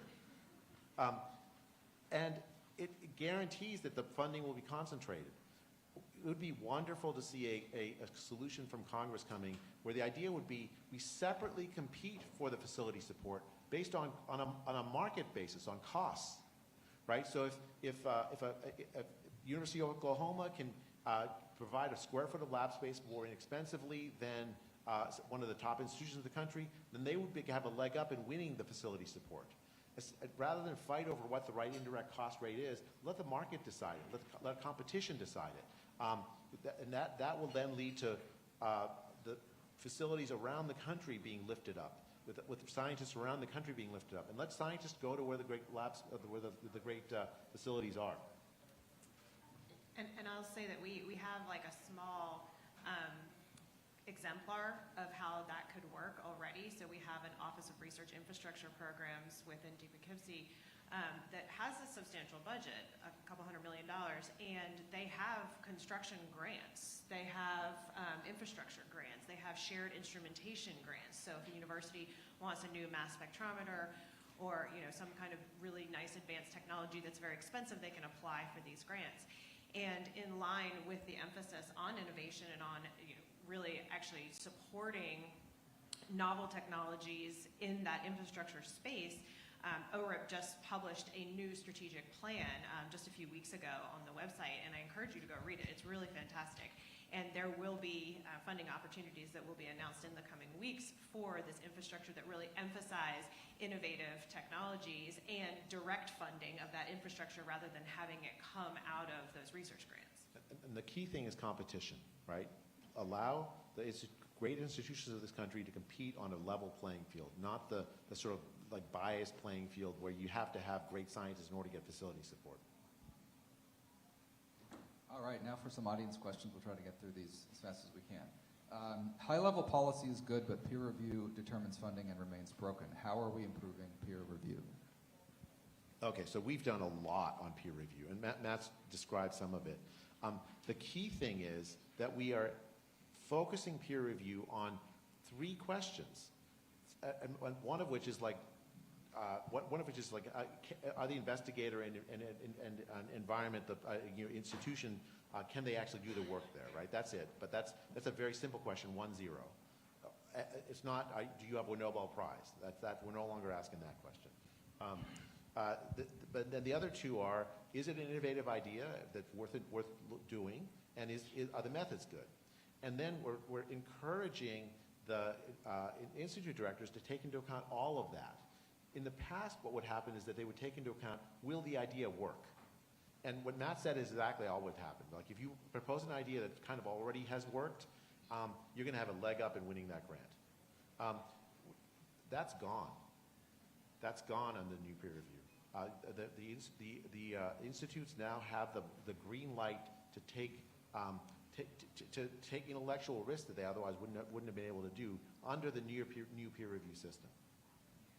I'll also say that we're expanding out the reviewer pools as well. So we're trying to bring in, again, this dovetails with the last question, on an emphasis on supporting young investigators. So we're trying to bring new blood into these reviewer panels and bring in folks that may be at earlier stages in their career, but also better able to recognize high-risk, really exciting, really innovative ideas when they're doing those proposal reviews.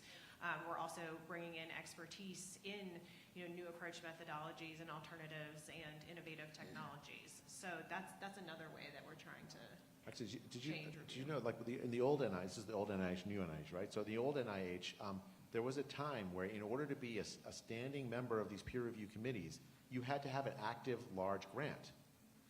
That means you had to be well established in your career in order to be reviewing grants for other people. So it's like the definition of an echo chamber. Exactly. That philosophy is gone. I know one of the institutes, NIH's Alternative and Holistic Medicine, something like that. So the question here, will the NIH incorporate holistic medication to combat chronic disease? So we have an institute called the, oh my God, I'm going to mess up the acronym, NICCIH, and Nicole's about to tell you what that is. National Institute of Complementary and Integrated Medicine. Thank God I have people up that's going to help me with their acronyms.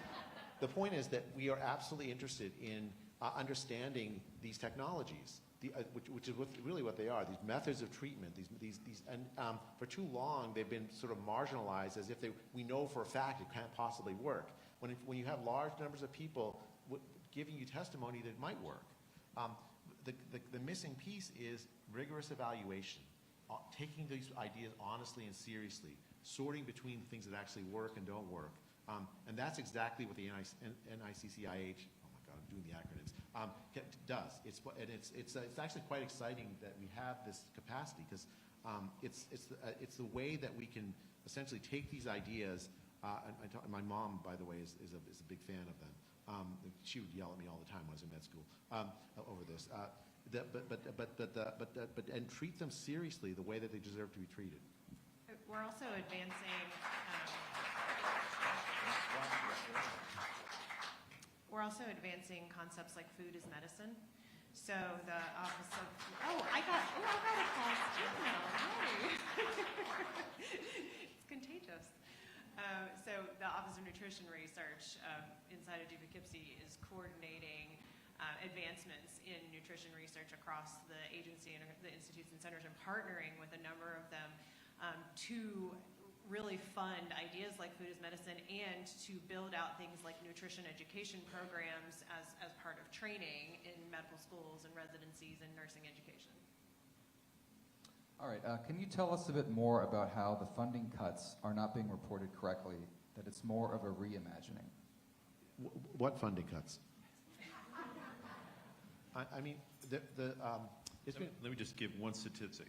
We at the NCI and the NIH as a whole spent more on extramural research in fiscal year 2025 than any year previously. You can go with that, Jay. That's Yeah, the other thing to remember is if money is taken away from a program that's not performing well, that money goes to another program. So the money didn't just disappear. It doesn't evaporate, right? It goes to other science. So when they say science is being cut, science has not been cut. We spent all of our money last year on science. And the Senate and the House, I think, are just about to pass bills that fund us this year at a higher rate, at a higher level than last year.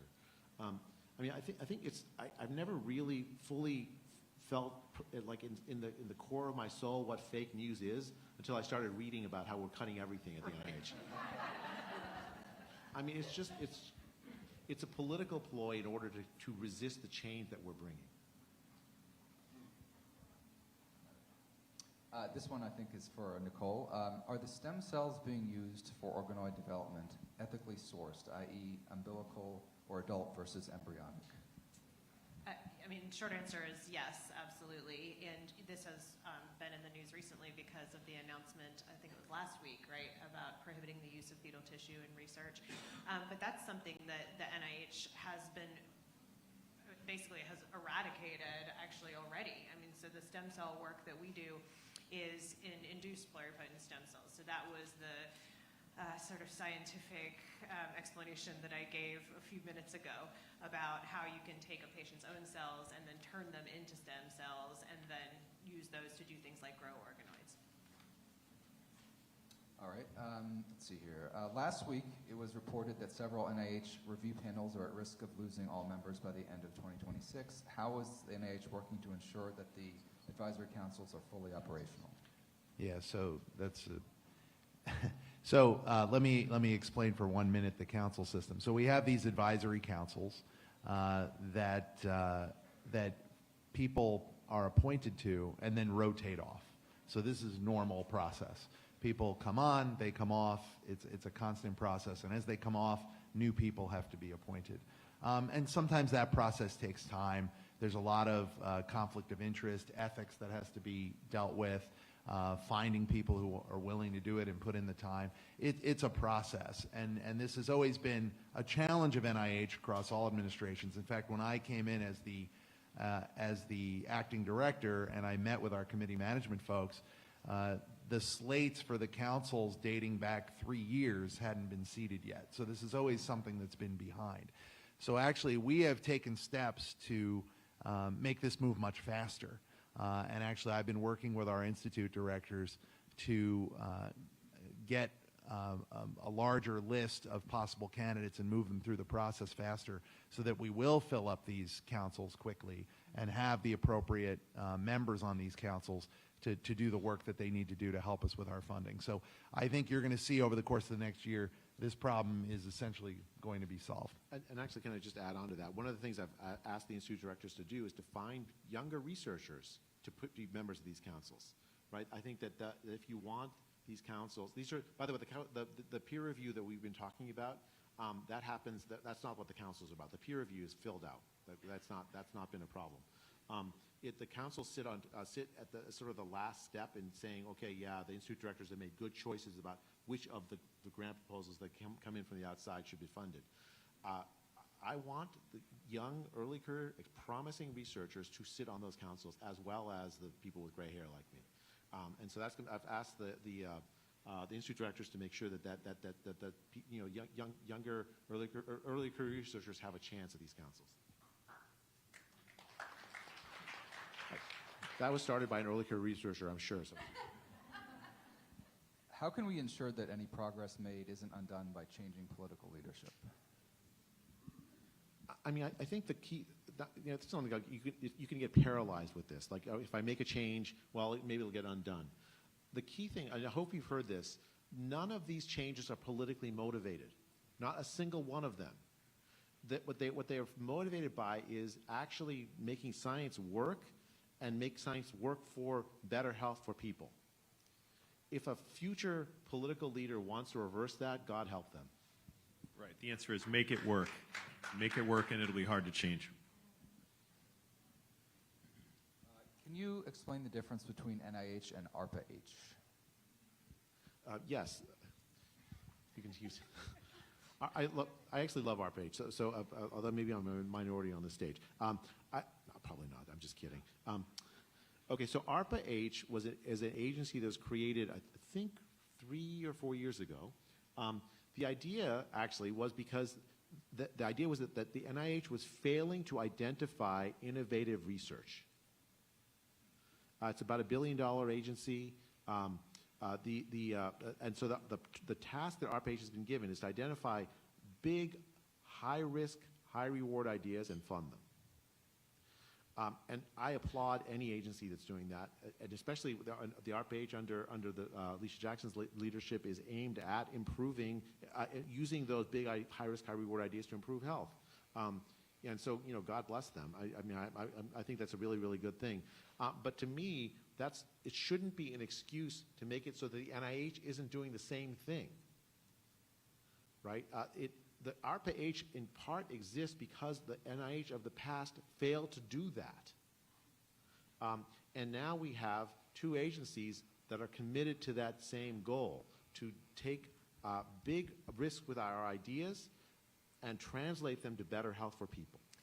And that is, I think, evidenced by the fact that the more innovative programs that we have launched at the NIH have actually attracted attention from ARPA-H. So ARPA-H has come to us and said, hey, wow, this complement animal research and experimentation complementary, this common fund program is really fantastic, and we want to kind of jump on board, and we want to give you some money towards that. You know, the SOM Center, they're really interested in partnering on the SOM Center. So there's a high degree of coordination between NIH and ARPA-H right now. And just, Jay keeps pointing out that I like to tell you the geeky stuff. Just to clarify something that might be confusing, you know, ARPA-H has always lived in this kind of limbo. Is it part of NIH? Is it not part of NIH? And you'll see it in our budget, for example, when you look at budgets when they come out. So it's in this weird limbo where it is sort of lumped in with NIH, but it does function independently under HHS. So we don't direct ARPA-H, but we collaborate very much with ARPA-H. And the nice thing is that it's actually good to have two different takes on how to invest in innovative research. So I think like people asking about ARPA-H, I think it's a good idea. They actually, when the legislation that led to it, some of the materials around it actually cited work that I published in support of it. So, you know, I like it. It's good to have these two takes on the same goal. Well, Dr. Memoli, Dr. Bhattacharya, Dr. Latai, and Dr. Kleinstreuer, thank you for your candor and your courage. Let's give it up for your new NIH leadership.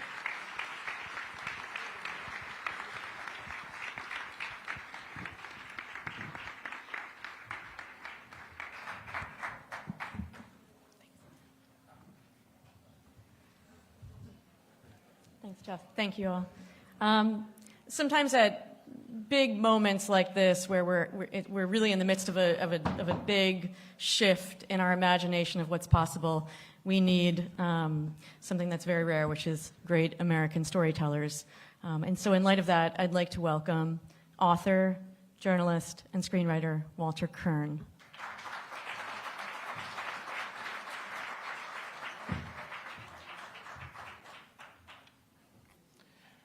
Does everyone understand the concept of poetic justice? If you don't, there's a definition that I can give you. I can give you a concrete definition, and I can give you a verbal one. The verbal definition is the rewarding of virtue and the punishment of vice, especially in an ironic manner. The concrete definition is Dr. J. Bhattacharya.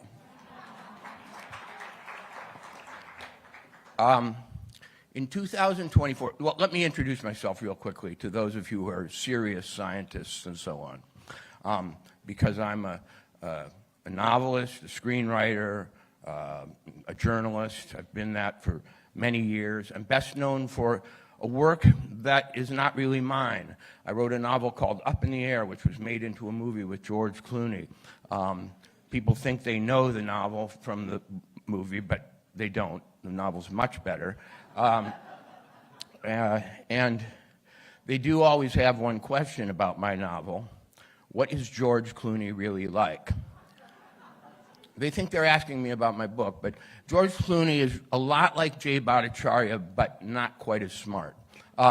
He has salt and pepper gray hair. He's rather svelte, well-spoken, and much more charming in real life than he is in the movies, just as Jay is. Now, having dabbled in that sort of glamorous side of Hollywood, I was given this assignment in 2024, January.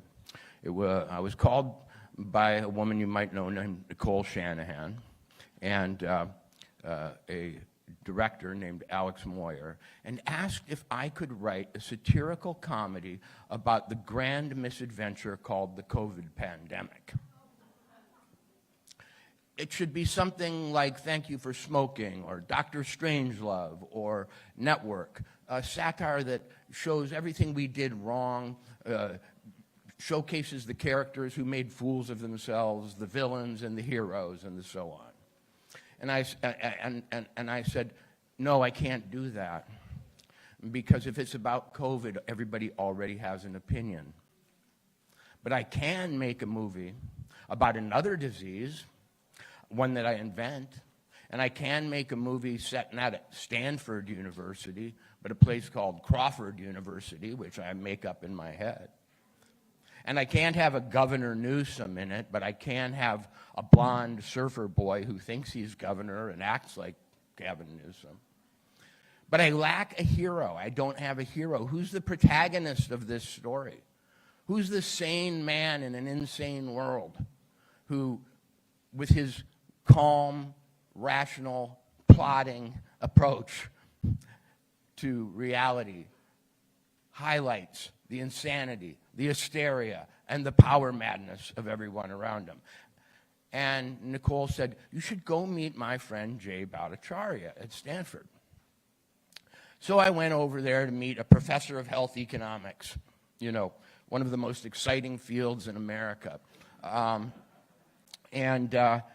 Met Jay and thought, well, I'll interview him and I'll get some good sort of research notes for my character, whoever it might be. Well, we ended up speaking for 10 straight hours. 2 of them parked in his car at my motel at the end of the day after we had sworn we were going to stop talking. And I realized afterwards that my movie had written itself, that not only had I found a basis, now, and I'm going to continue to insist on this point, merely the basis for a character, not the character himself.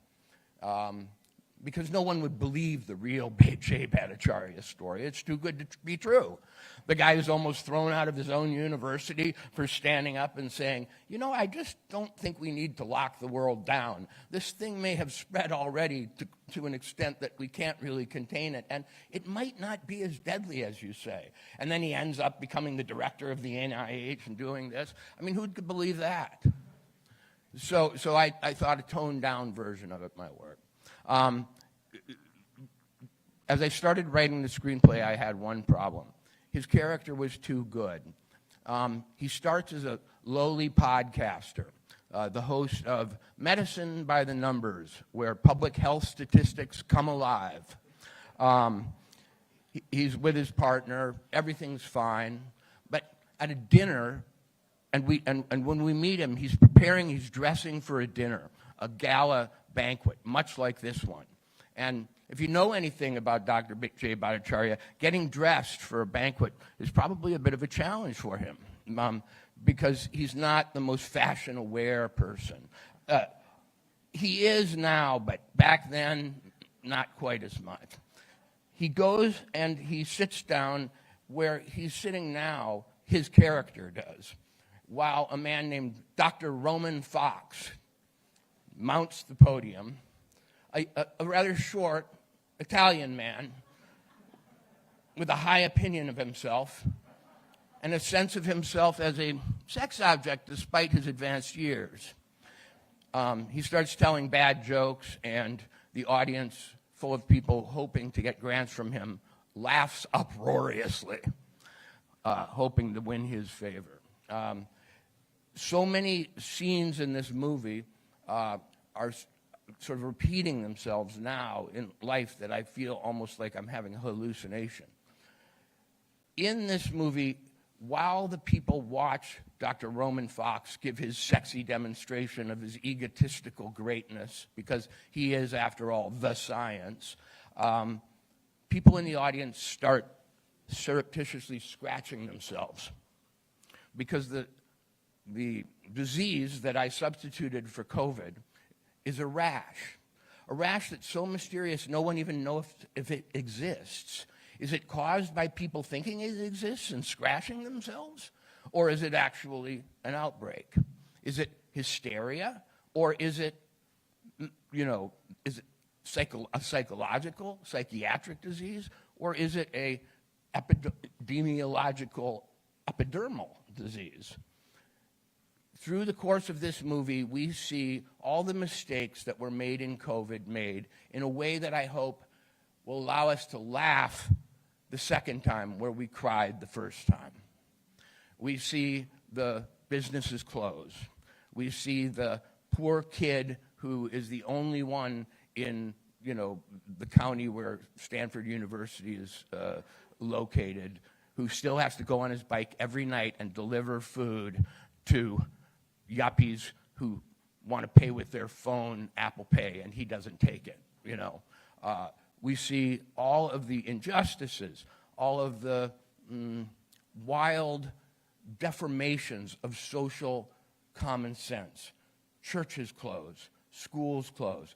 But a drug surprisingly emerges, a drug that had laid sleepily on the shelves of a major pharmaceutical company for many years without a use and without a profit, as the rescue agent, the savior of this outbreak that has now paralyzed society.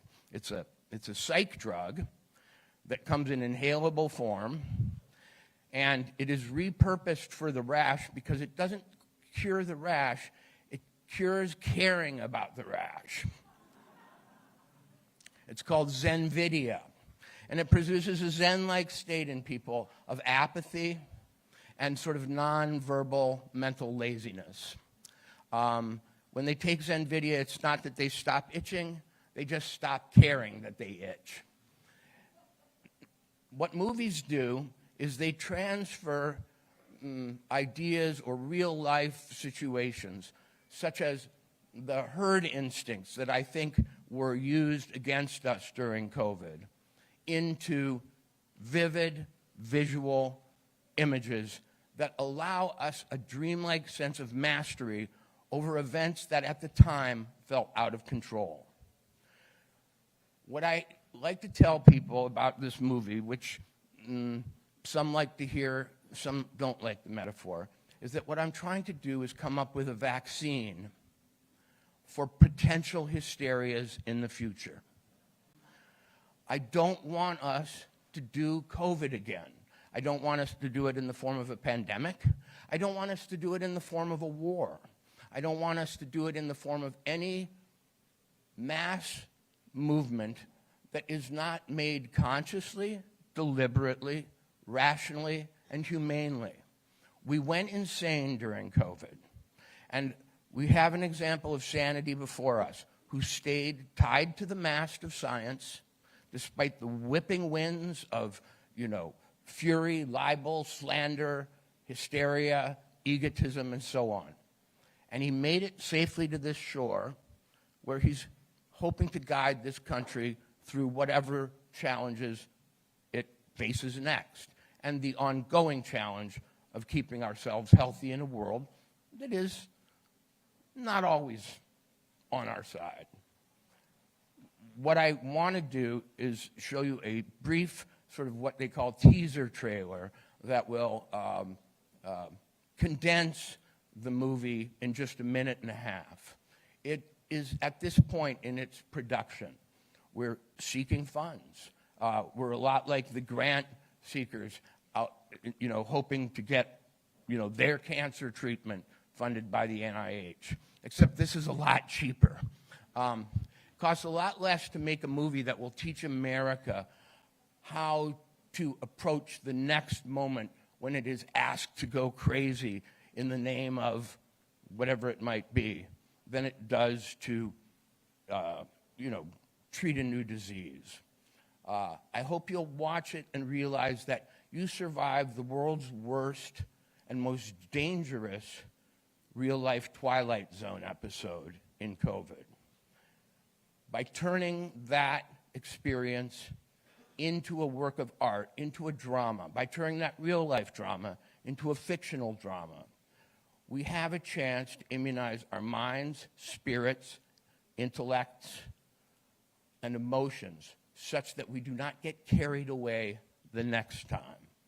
And that's the reason you make movies, to give people mastery over life by telling stories. So we've got a chance to look at the teaser trailer here, and I thank you for your attention.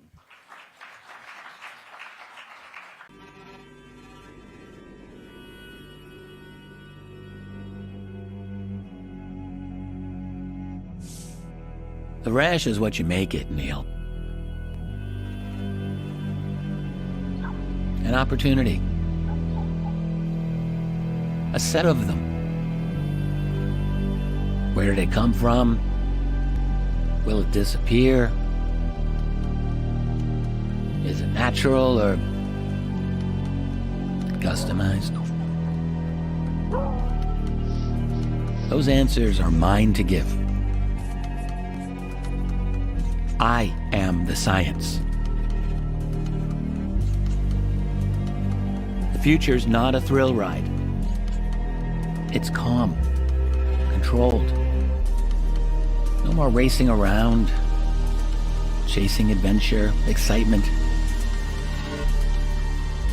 We're practicing for what comes next. The world's changing. It changed some time ago. You didn't notice. Sign the letter, Neil. Join the calm. Embrace the future.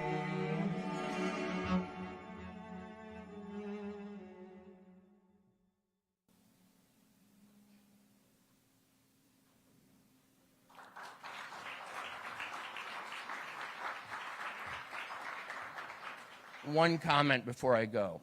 That was a rather spooky version of what will be a very funny movie, because at the same time, the COVID experience and the rash experience, I think, put the fear in us of all the mistakes we can make and all the ways we can go wrong. It has a happy ending, and it's sitting right here. Thank you.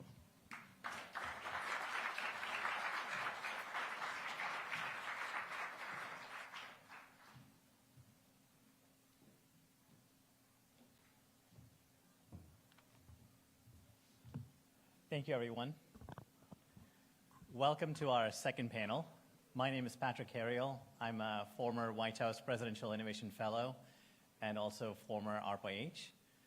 It gives me great pleasure to invite back to the stage Dr. J. Bhattacharya, the Director of NIH, and also Dr. Anthony Latai, the Director of the National Cancer Institute.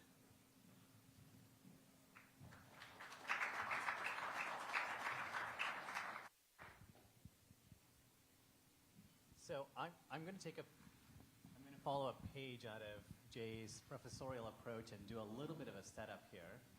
So this panel is about cancer and chronic conditions. Cancer is still the second leading cause of death in the United States, and there are over 60% of Americans who live with a chronic health condition. But having said that, because of the NIH and the NCI funding and research, cancer mortality rates have been reduced by 30%, and we heard that this morning, since the 1990s. And there are over 20 million cancer survivors who live amongst us. But yet, when we think about there's an ongoing, growing mistrust of the medical systems, because we're seeing that particularly among cancer patients, that there's a decline of conventional treatment in favor of alternative therapeutics. So this conversation is really around progress, priorities, and prevention. So with that framing in mind, I'd like to turn it to the both of you and start at a strategic level. I would love to understand, what are your strategic priorities as it pertains to cancer and also chronic conditions? Tony, you should start. Okay. With regard to cancer, I'd say that you hinted at sort of the mistrust. I will say, again, cancer does have a sort of live in a blessed state where polls will show, if you look at now, that like maintenance of trust in the sort of cancer research community has been maintained pretty well through the last few years, and there still is sort of an overwhelming trust of people who do cancer research and oncologists who give cancer care. That said, I do think that we would benefit from people having a better understanding of what the National Cancer Institute has done and how, when we see statistics like 70% 5-year survival with cancer, 30% reduction in mortality, as well as individual cancer, amazing improvements since over my career. A great example is the disease multiple myeloma, where when I was starting my training, median survival was 2 years or so. Now median survival is essentially not really known because people are living for something like a decade at least with the disease as a median. So there have been a lot of these individual victories, and if you watch TV, you'll see ads on TV for this drug from Lilly, that drug by Pfizer, something else by Novartis, that are often successful and very effective drugs that have changed people's lives in a lot of ways. What I think is missing is an appreciation is that for every single one of those drugs, it started with an NCI grant. And that's our responsibility to communicate that to people. And I think that will help trust and help people make good choices. And also, hopefully, we can communicate the methods that we use to get by prioritizing one drug over another. So we're going to start a communications campaign in cooperation with the NIH. I think Jay likes the idea too, where we're just going to start telling people, give an example of a great story, someone who's been cured of a disease, and then show like that's a great outcome. How did that happen? And then we can pinpoint. Started with this NCI grant, and then this NCI grant, and then this NCI grant. Because I can tell you, as I say, all these things started with NCI grants. So part of what we want to do in restoring trust and making better communications and making a better communication with the American public is to tell them what we've been doing. That yes, we have enjoyed a lot of taxpayer funding over the years, but it has also done a lot of good, and you are now realizing the benefits of all of that. Jay? Yeah, let me, I mean, Tony's exactly right. Like the investments that we've made in cancer over the decades. Let me just tell, to put some flesh on the bones of it, tell a little bit of a story of the conquest of Hodgkin's disease, Hodgkin's lymphoma, which is a kind of cancer. In 1950, if you had Hodgkin's lymphoma, it tended to, in fact, hit young people, actually. It was a death sentence. Like there was basically no treatment that would work. Over the course of decades, slow progress with ideas from the bench, but then also randomized trial after randomized trial after randomized trial, tweaking the sort of formula for how you manage it. Hodgkin's disease now is a curable disease. Hodgkin's lymphoma is a curable disease. And it's remarkable to think that science can achieve something like that. Something that was a dread condition now entirely fixed. And, well, I mean, you still have to go through the chemotherapy and all that, which is kind of bad. But after you get through that, you're going to survive. I want to add another part to that, which is the part that's at least as important, which is how do we prevent cancers in the first place? Right? What lifestyles can we undertake? What diet can we eat? Both of those work together to address cancer. And the NCI is absolutely devoted to doing both. Tony, you can talk about the initiative you just told me about. Right, an initiative that the NCI helped organize along with some of the other institutes at the NIH. That it does, I think, two excellent things. One, it puts a focus on prevention and screening. Phil Castle taught me this, and he works at the NCI, that the best cancer is the one you never get. And if we can prevent it with prevention and screening, that prevents a lot of morbidity, mortality, and expense. But we also recognize that there are parts of the country where not only access, but just the desire for screening is less. The uptake for screening is less. And these are geographically distributed sort of in a corridor where there are bad cancer outcomes east of the Mississippi, largely east of the Mississippi, but includes like Oklahoma, Alabama, let me see, West Virginia, Kentucky, and I think I might be leaving maybe Mississippi. But bottom line is these are communities that are not getting the screening that they need. And it's not just for cancer, it's for other metabolic diseases and heart diseases as well. So we want to put together a program. In fact, we put together a program that was sort of working up through the echelons, made it through the Bhattacharya echelon very recently, where we want to bring screening to these people, and we figure it'll be best performed if we can do it as a package where we do multiple screens at the same time. So the idea is to start it where it's needed most in this geographic distribution, but if successful, broaden it to cover the entire United States. And that's not going to happen overnight, but you have to start somewhere. Sorry, go ahead. No, I just was going to expand upon that. Would love to actually give you a take on the interplay between chronic conditions and cancer. In fact, how much of our cancer burden today is really a result of chronic inflammation or immune dysregulation? So that is a very tough question, which is why Jay politely paused and let me address it. You're the NCI director. So if you look at it more broadly, part of what you can consider is like what proportions of cancer are sort of preventable, okay? I would say that it's worth acknowledging that certain aspects of cancer are bad luck, okay, and not preventable, okay? And I would say there's various different estimates of this. I'd say a working estimate would be something like maybe 40% of cancers would be preventable by either lifestyle interventions, screening, or whatever. So roughly half of cancers maybe are preventable. And we already know that there are certain inflammatory conditions that definitely contribute to cancer. These would include like Crohn's disease, ulcerative colitis, hepatitis, among, I'm probably leaving out a ton of other ones, that definitely, so we know this happens. So we do have individual screening programs that are directed at some of these. Some of these are driven by infections. And in some cases, vaccines have been shown to reduce the risk of some of these diseases.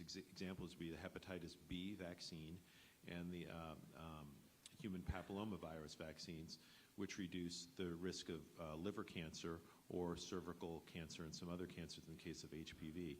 So another way of addressing some of these inflammatory and infectious conditions is to prevent the infection itself before it reaches an inflammatory stage. Let me add to that one, a geeky subpoint.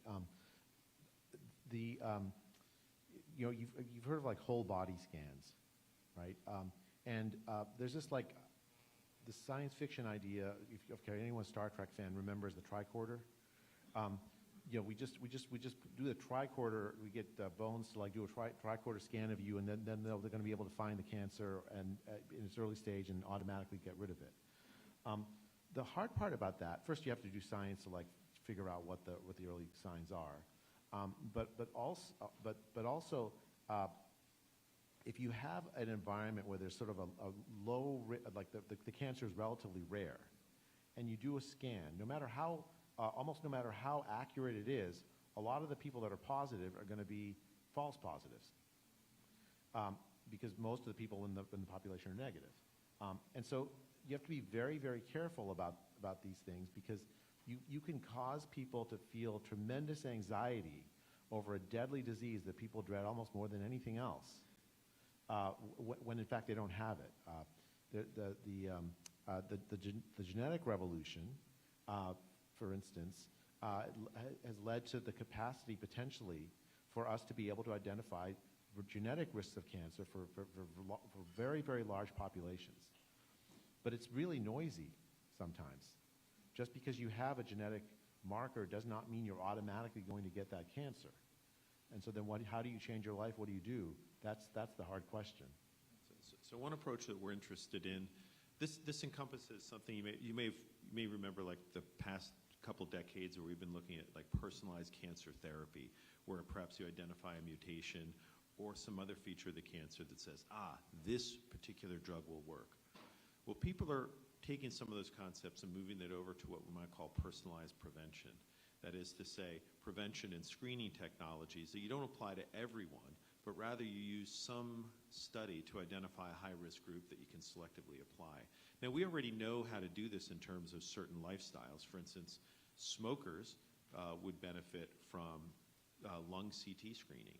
People with a family history of colon cancer would benefit from early colonoscopies. So we know some of this. Now we want to turn it to more molecular, into more molecular terms, where can we study things about people, their genes, something else about them, their metabolism. Can we study something else about them that will indicate, they're at high risk for cancer X, and therefore they're a good place to employ screening tool Y. Because there you have less of a risk of false positives if you identify a high-risk population. I think Jay will agree with that. And so we sometimes think to move towards a better screening and prevention strategies might be a two-tiered system, where the first tier is sort of identifying a high-risk population, and the second tier is actually doing the definitive screening study. So both of you just talked about screening and identification. From a budget and investment standpoint, how are you driving a delicate balance between prevention versus treatment, individualized care versus like population health impacts? You know, I think one of the things about prevention is that frankly, it's held to too high a standard. What we ask sometimes of prevention is that it saves money, right? That any prevention measure you take, any screening measure you take has to save money, right? But if you think about it, that's not right.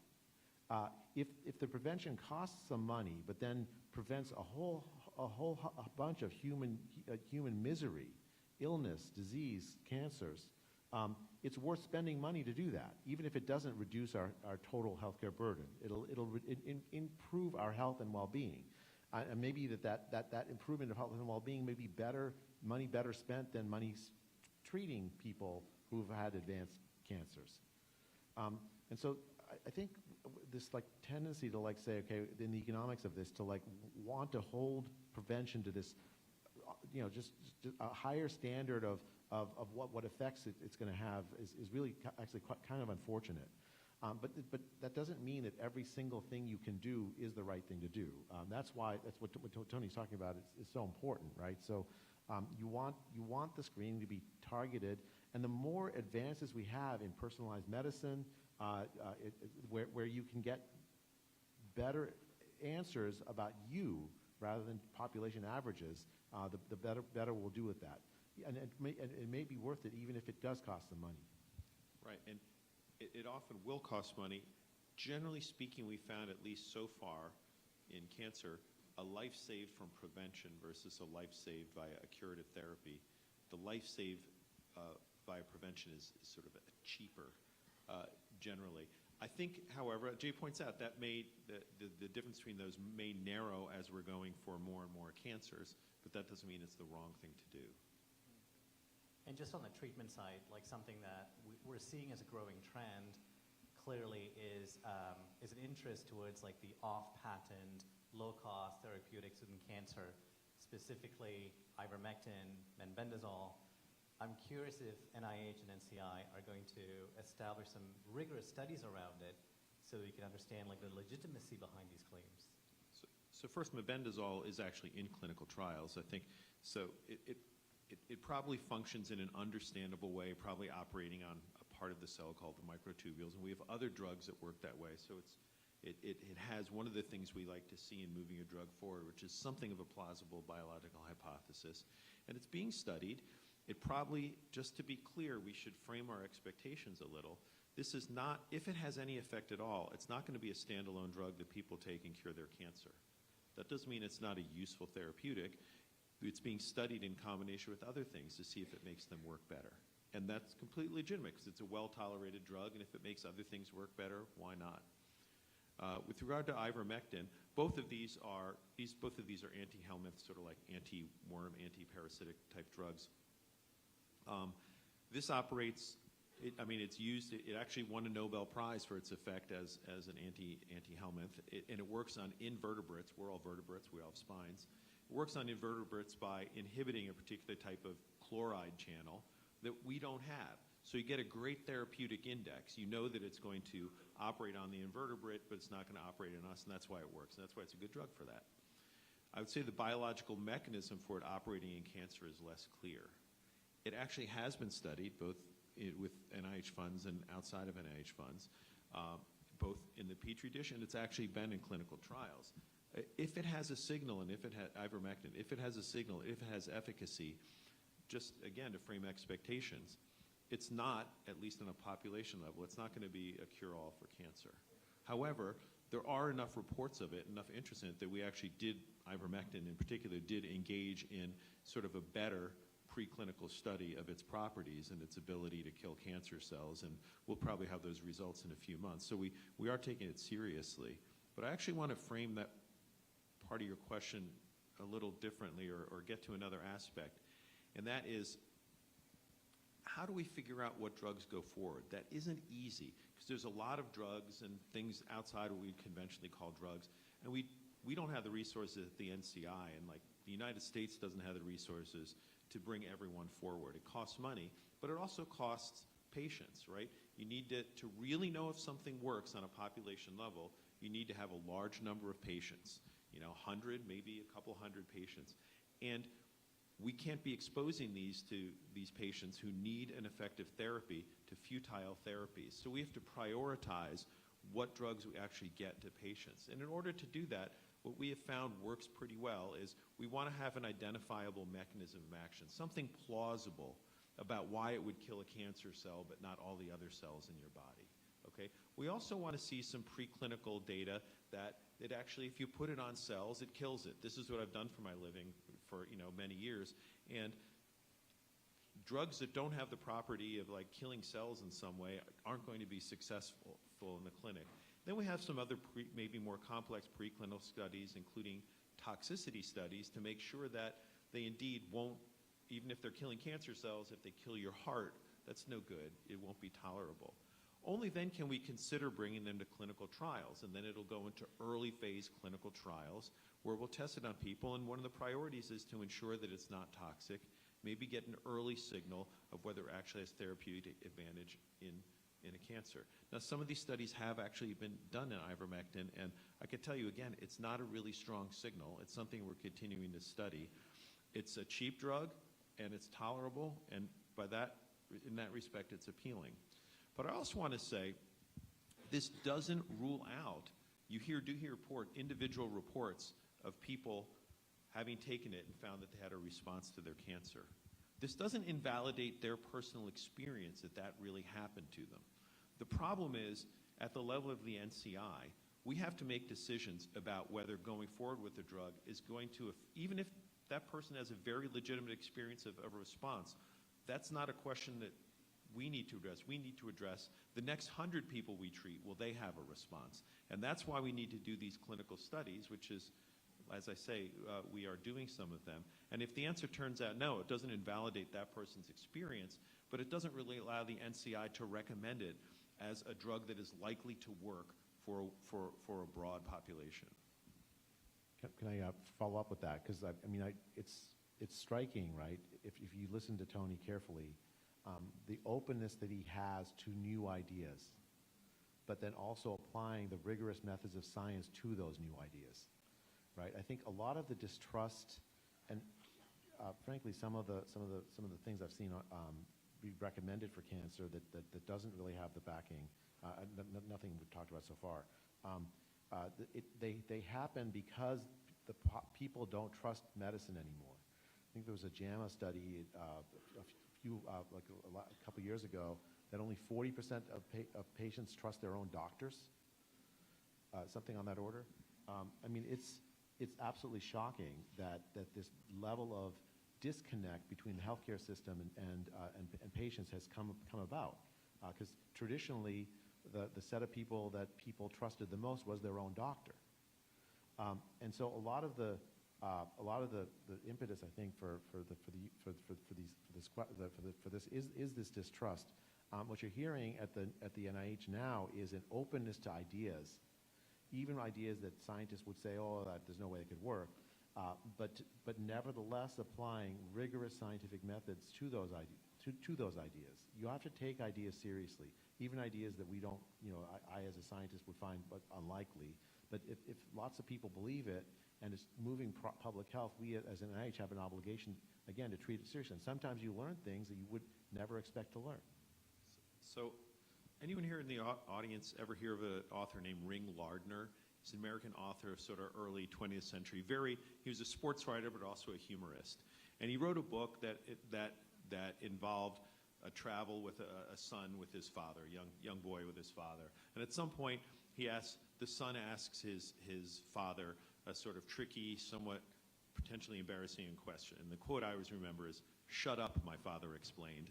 And I want to say that too often is the response that people have gotten from the public health community when they have an experience that's different from the canon, that they have an experience or they have a question that's different, or they want to question some underlying assumptions. And rather than giving it a respectful hearing and framing an answer in words that a lay person can understand, too often that person is dismissed or met with derision.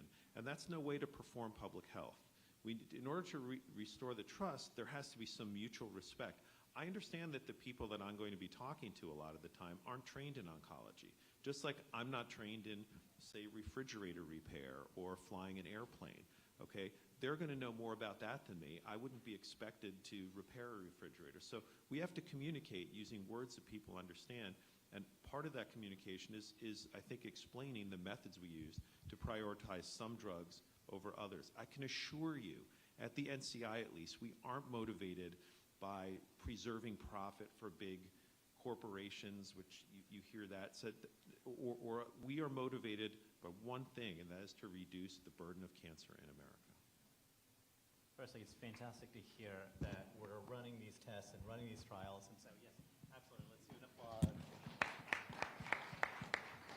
Because often the pre-trial economics is a rate-limiting factor in deciding what drugs are going to be tested or not. So, and that's a gap that the big pharma will leave behind, and it's great to see like the NCI will step up and address some of those. Yeah, you just spoke about early phase clinical investigation. Another thing we need to do that I'm going to start getting more involved in. So I keep talking about things I'm starting. I want you all to realize I started September 29th. The government immediately shut down for 7 weeks. Then there was Thanksgiving, then there was Christmas, then we're faced with other things. So I'm talking about starting a lot of things because it just hasn't been possible to put a lot Tony's, into effect. if you, like actual days in work, it's I think it's like a month and a half. I think you've been in, I mean, it's amazing how much he's accomplished in 6 weeks. Just wait for, 6 years. But one of the things we recognize is that all clinical trials, including early phase, I'm going to focus briefly on early phase clinical trials. That's when we don't really know as much about the safety or the efficacy of the drugs, are too slow. It's too slow to get from concept to a finished trial in the United States. And there's a lot of different bodies involved in how this, why this is. Okay, there's the NCI, the FDA, the individual cancer centers, and other groups as well that are involved. And what's important is everyone recognizes it's too slow, but what's important is to recognize where the blocks are and how to make it better. And I've mentioned this before, what I find is if you're talking to one person, it's always the people not in the room that are to blame. And even though everyone is well-intentioned. So part of what we want to do is bring everyone together. And this, I explained to Jay and I talked to the secretary about this, and he's very anxious to move this along, not only for the sake of just improving our access to better medicines in America, but it also becomes a biotechnology competitiveness issue, where our early phase clinical trials are going overseas, some going to China, but believe it or not, a lot of them going to Australia. Okay, Australia, which is not a totalitarian state experimenting on political prisoners, they just figured out ways to do things faster and more efficiently. So we needed to learn about how they're doing things, for instance, and bring it back here so we can once again do our own early phase clinical trials here in the United States. Thank you. I have another controversial question. There's a growing concern among patients about COVID vaccines and possibly resultant cancer presentations. And I'm curious to get both of your take on that. How does NIH respond to it? What can NIH and NCI do to really possibly run studies to validate or discredit those claims? I can start. So one thing I say, the data to date is lacking.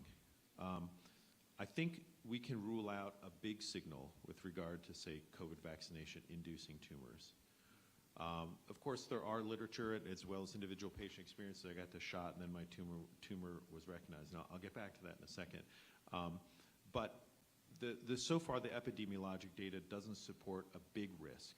I think we can't eliminate a small risk yet, and further studies need to be done, and indeed, we're studying that at the NCI, and probably others are studying it in addition. But I also want to point out, too, potential explanations for the experience. One of the experiences that is sometimes reported is like, I got a COVID vaccine, and then a week later, my cancer was diagnosed, so, and a causal relationship is made. I'd say even in the reports of some of the reports of, oh, is there an increased risk, or some of these observations, they make it clear that they cannot establish a causal relationship. And I just want to point out, hundreds of millions of people in the United States got COVID vaccines, and many people, a couple million people a year, are diagnosed with cancer. So there's always going to be some concordance between those two events. With regard to sort of the rapid inflammatory growth of a cancer or observation of a tumor, I would say this, that's inconsistent with almost any tumor that we know that would go from undetectable to detectable within just a couple weeks. I would guess in some of these cases there's a plausible alternative explanation, and that is that the COVID vaccine is acting as some sort of a broad immunostimulant, and that actually there's a tumor there that is suddenly swelling because of the body's immune response to it that was maybe a little bit latent, but a COVID reaction woke up. To support that, there actually is evidence that the co-administration, fortuitous, I don't think it was intentional, co-administration of COVID vaccines with certain immuno-oncology drugs approved by the FDA actually improved treatment. So I suspect in some of these cases what we're seeing is an inflammatory reaction that is provoked by the COVID vaccine that makes a cancer that was already there more detectable because you get a swelling. I don't know that. That's just a hypothesis.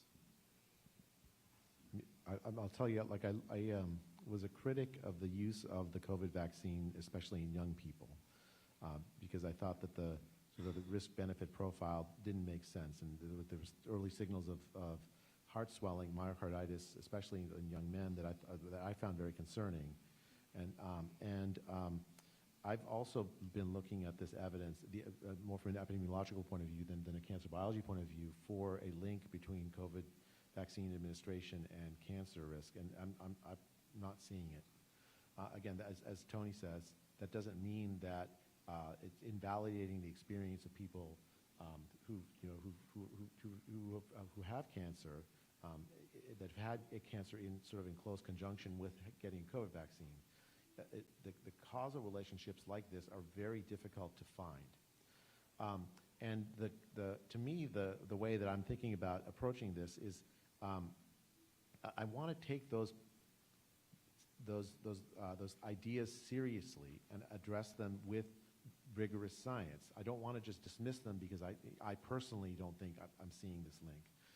And so, you know, we're asking questions that, you know, I think that traditionally the old NIH wouldn't ask. The goal is to apply rigorous science to answer those questions in a respectful way. And that's, you know, that's... I also want to say is that what I'm saying, I'm giving you what I understand about the science. And I don't want you to make a bridge to a specific policy indication. I would say that if you're using as a policy indication, this vaccine does not cause cancer, that's the lowest bar ever for a policy indication. That is definitely not good enough to recommend any therapeutic or preventative that it doesn't cause cancer.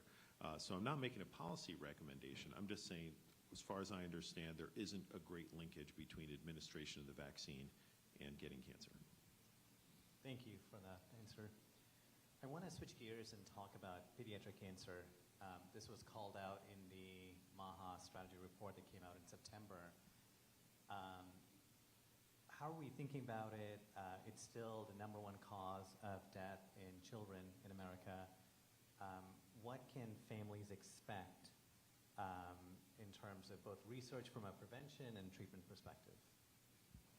So, I mean, pediatric cancer is and has been for a long time a high priority at the NCI.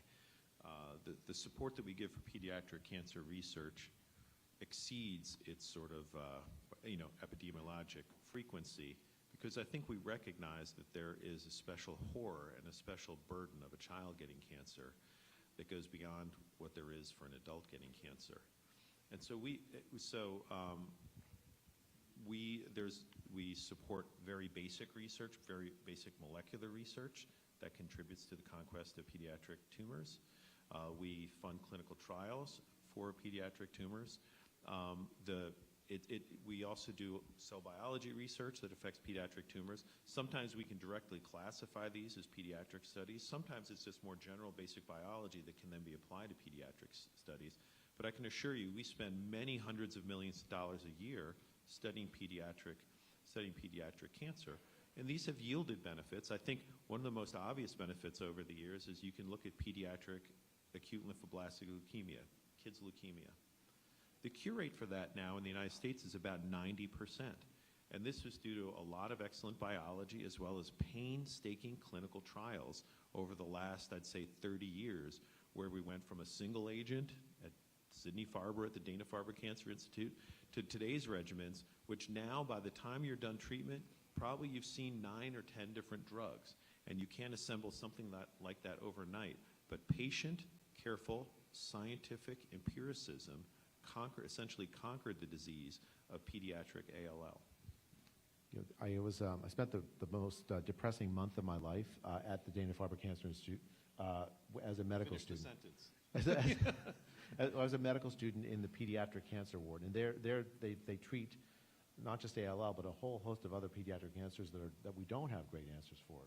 Right. And then, so the conversations with parents is just excruciatingly painful. Yeah, but we've definitely not stopped. Yeah, we're not declaring victory.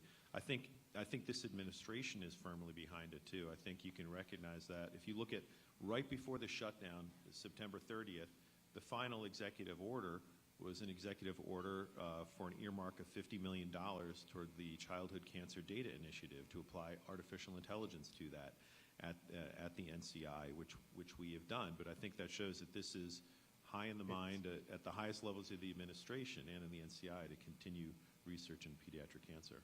Absolutely. And let me give you another concrete step we've taken. So we have at the NIH a clinical center. It's America's research hospital. And it's a fantastic place, but what we don't have the capacity to do is see really, really sick kids. And so I've ordered the establishment of a pediatric intensive care unit. And now we were seeing some sick kids, but now we've doubled down on our investment on that. The reason why that's important is that means that we can initiate research projects just in the bench to bedside way, bedside to bedside way that Matt was talking about earlier, at the NIH directly, with this investment in this pediatric intensive care unit, because now we can really manage sick kids there. In order to get answers for kids with pediatric cancers that aren't like ALL, where we have such great answers now, we have to have that capacity. And even in ALL, it's still very important. Like one of the big things about ALL is that I think this was true certainly when I was a med student. I think it's a little less true now. But like the treatments would lead, you'd cure the cancer, and then 20, 30 years later, the kids who had been cured of cancer would show up with heart failure from the chemotherapy. And there's been a lot of work to address that. Right. So there's curing the cancer, and then there's also improving the survivorship, the experience of survivorship after that, so people can emerge from these treatments with normal intellect, normal longevity, normal hearts. We feel that's very important. Another nice feature of the NIH is there's, so if you bring a sick child there and they might have a long therapy, you might want a place to stay. And there's this beautiful thing called the Children's Inn at the NIH that is a nonprofit organization, nice building. I got to visit it a few weeks back with Admiral Christine. And I'm telling you, to me, it was very heartwarming to see what capacity there is to handle not just the specific high-tech medical treatment of the patient, but also a place for the little kid and their parents to live while all this is taking place in the hospital right across the road. Fantastic. I want to go back to something that was mentioned in the earlier panel about taking more intellectual risk. I'm curious if you can comment as to what would that look like in the field of cancer that patients and clinicians can start to see as tangible outcomes of that taking more intellectual risk posture? Well, part of the issue of risk is some are going to fail. So we can't hold the standard that every one of those things has to score if it's high risk. But I'll give you an example of a high-risk proposal that we're pursuing that you'll hear more of in the coming months, which is cancer vaccines. Okay? Now, cancer vaccines are very different from vaccines to prevent infection. When you're using vaccines to prevent infection, you're often vaccinating a population of healthy people. So you got to be really sure it's a super safe vaccine. In the case of cancer vaccines, you're talking about someone who likely has an expected survival of less than a year. Okay? Very different population, so you're willing to do more innovative things and take greater risks. Okay?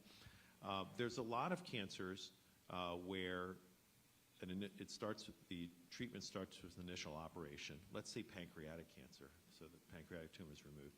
But we know there's a very high risk of recurrence. Most of the people recur, and most of the times they will die of their tumor. So how do we prevent that? Well, and that's known, I mentioned pancreatic cancer, because that's known as a very tough tumor to treat. What's exciting is in the last few years, people have been doing studies, small studies, mind you, on different types of cancer vaccines. These are either peptide vaccines, little fragments of proteins, mRNA vaccines, or the vaccines where whole cells are put in the patient.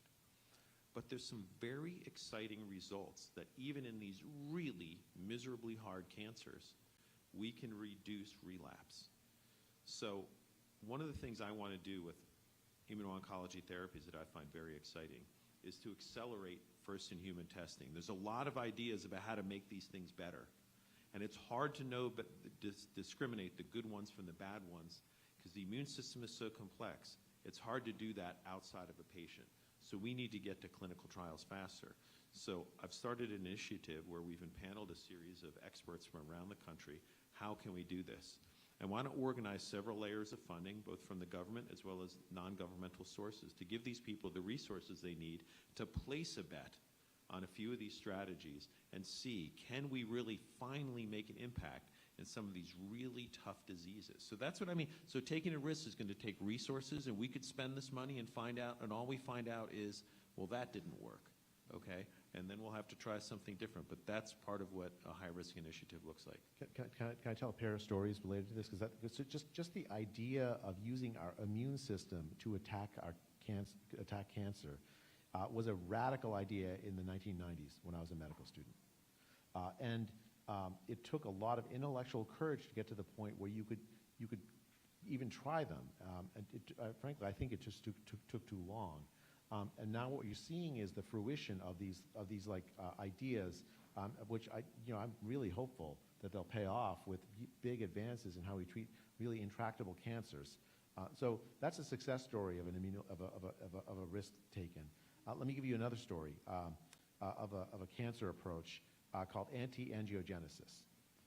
In the late 90s, so this is a drug that prevents your body from producing blood vessels. Cancers are fed by blood vessels. In fact, one of the things that solid cancers often do is send out signals to your body to produce blood vessels because they need to get fed, right? And so the idea was that anti-angiogenesis drugs would potentially solve all solid tumors. That was the promise I remember hearing late in medical school. Right. Jim Watson, it's going to cure all cancer.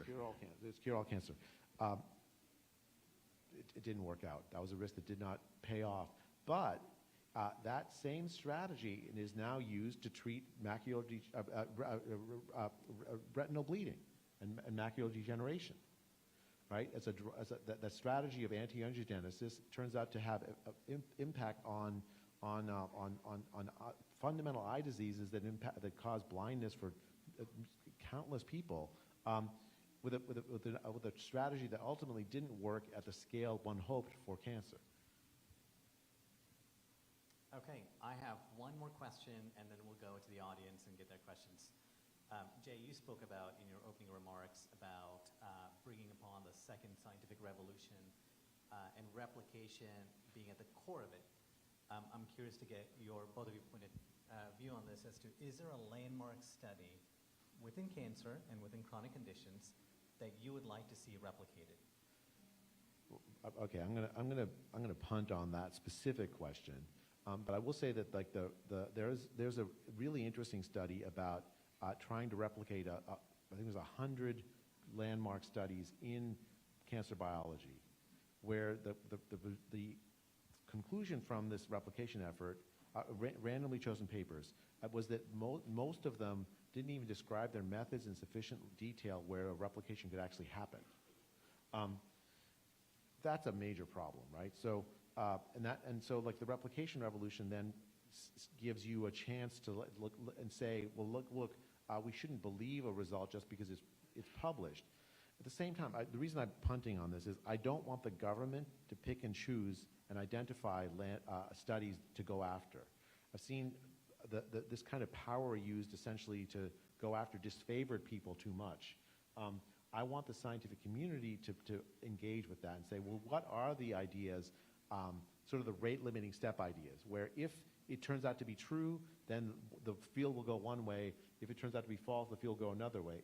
And focus our replication efforts on those things, not where the government's picking and choosing which scientific ideas to pick at, but rather to let the scientific community embrace this collaborative spirit of replication that ought to be the standard of truth in science. Yeah, I think that's right. The one point I want to make is that with regard to replication, that crisis is generally not applied to most, I think, clinical trials, because it's hard to, unless there's absolute fraud, which is highly unusual, because it's hard if you enroll the right number of patients and you show a significant effect in those patients. That is something that is hard to sort of uproot and overturn. But the preclinical studies that drive those clinical trials, I think, is where we are interested. And I think Jay's right. You want to go after the highly leveraged ones, the ones where, hey, if that's true, man, we got to make a big investment in it. If it's false, we should leave it alone. Those are the ones that you got to go after. On the clinical trials, sometimes you do see some reversals, right? You see clinical trial A finds something, and then clinical trial B finds the opposite, or finds a different result. Often those are learning experiences, because the idea that and the things that worked in situation A doesn't generalize to situation B, and then you try to figure out why that's the case. The replication crisis isn't to like invalidate a whole bunch of ideas, but rather to stimulate a conversation among scientists about why things work when they do work, what are the conditions, just to do more rigorous science. Excellent. Thank you very much. All right, here's some audience questions. Like some of these questions we've covered already, but I think it'll be good to just touch upon them in case there's more to add. Here's one question. The gold standard for cancer treatment is surgery, radiation, chemo, and immunotherapy. Yet alternative treatments are not researched or even discouraged by oncologists. Why is that?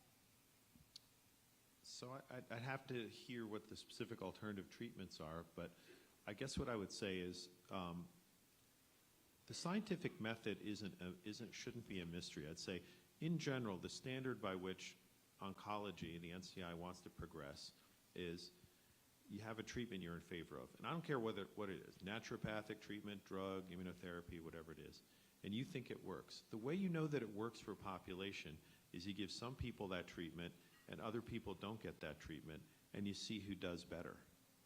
Where there is evidence in studies like that the thing that you gave to these people made them better than the people who didn't get it, we pursue it no matter where the origin of that comes from. The problem is there's a lot of claims, I think, made out there, and way more claims than we can go after. So we prioritize going after the ones where there is actually, in a controlled fashion, some scientific evidence supporting the ability of these interventions to work. So it's hard without knowing the exact ones you're talking about, like where the evidence is lacking. But I think one of the things generally I found when I look, because I do look into these things, is there isn't enough evidence to go forward because there haven't been studies in a controlled fashion. And I just say, like the immunotherapy is a good example of where that paradigm, chemotherapy, radiation therapy, and surgery are the only methods. Well, it's not true anymore. Right? Immunotherapy potentially could be a new methodology for treating cancer, right? So the idea of the NIH is not to exclude new ideas anymore. If new promising ideas come up, we want to look at them. But that, I told you earlier, 100,000 applications a year, and we have to pick 8 to 10,000 of them. It means that many good ideas may get left on the table. The changes that we've been instituting at the NIH is to allow more of those good, ideas. You can't know in advance if they're going to be good, but good or bad, to get a fair hearing. And so it's again a slow and frustratingly slow, especially for patients who have cancer, process. But it's the only process we know of that actually makes advances in improving health for people in with such dire conditions. I'd also say there is a risk if there's insufficient evidence to support something. What I hate to see is a situation where there is an effective standard of care therapy available, and that gets set aside in exchange for something that has a lower chance of working. That's something that I do think we should try to avoid. In those cases, Dr. Latai, I'm curious to get your take. If there's insufficient evidence, should the NCI try to get critical mass of evidence? Like, should you lead the way in getting more data? I mean, so I'll just try to repeat a concept. So that there's, it's hard to address this specifically because I don't know the exact instance you're talking about, but I can tell you that there are many, many, many different, if you want to call them hypotheses out there about how this thing, that, or the other thing should work for cancer. Unfortunately, we don't have the resources to definitively test all of them. So we prioritize studying ones where there is, the more evidence, the better.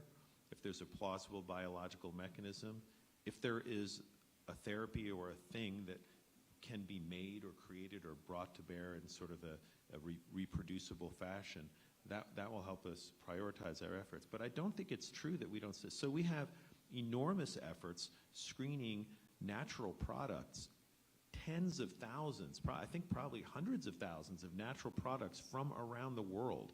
We actually have people going around the world collecting marine plants, mollusks, you name it, all these different things, and extracting natural products and exposing them to cancer cells to see if we see an effect. Okay, this is something that is currently underway, like right now. We continue to do that.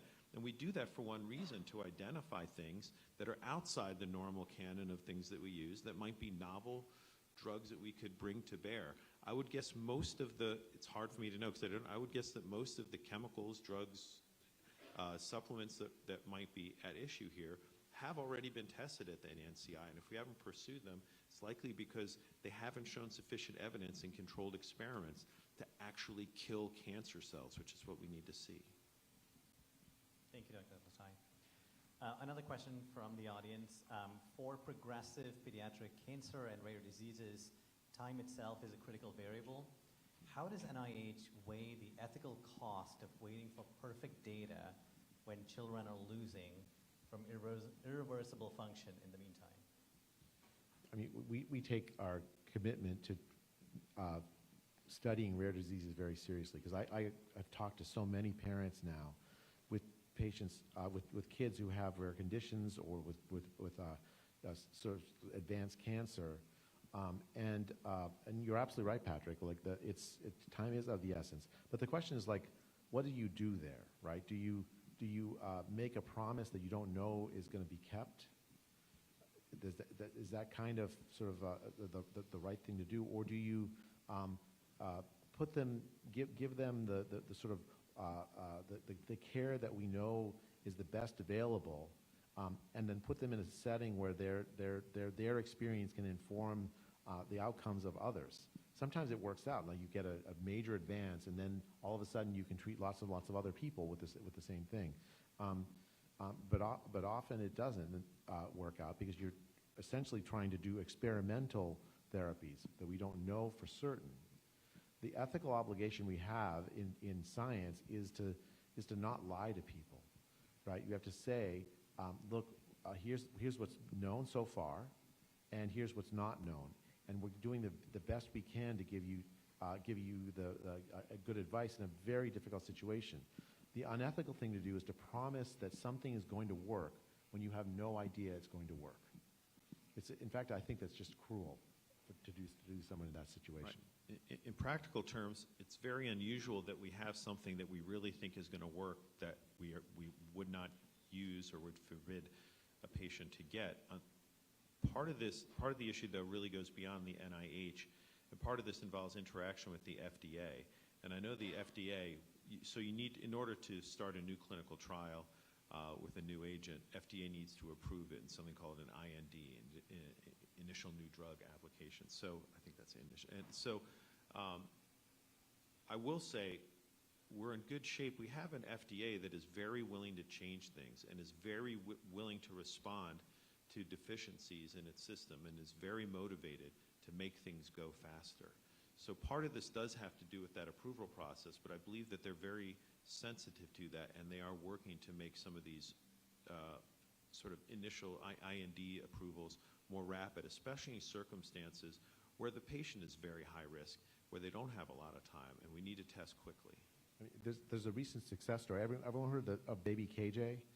He was a kid that had a very rare condition, and there was a NIH-funded advance in, I think, the University of Pennsylvania, where they could use essentially like a genetically edited cell therapy, and treat him in a way that would we thought actually address this rare condition. This rare condition that almost always leads to death, and it worked. And it was a collaboration between the university, the professors of the university, the NIH, and the FDA, which approved the capacity to go forward with this. The idea now that you can use cell therapies, essentially N-of-1 therapies that are tailored to patients, is going to mean the need for a new regulatory structure, right? Requiring large randomized trials for personalized medicine interventions that have the potential to work.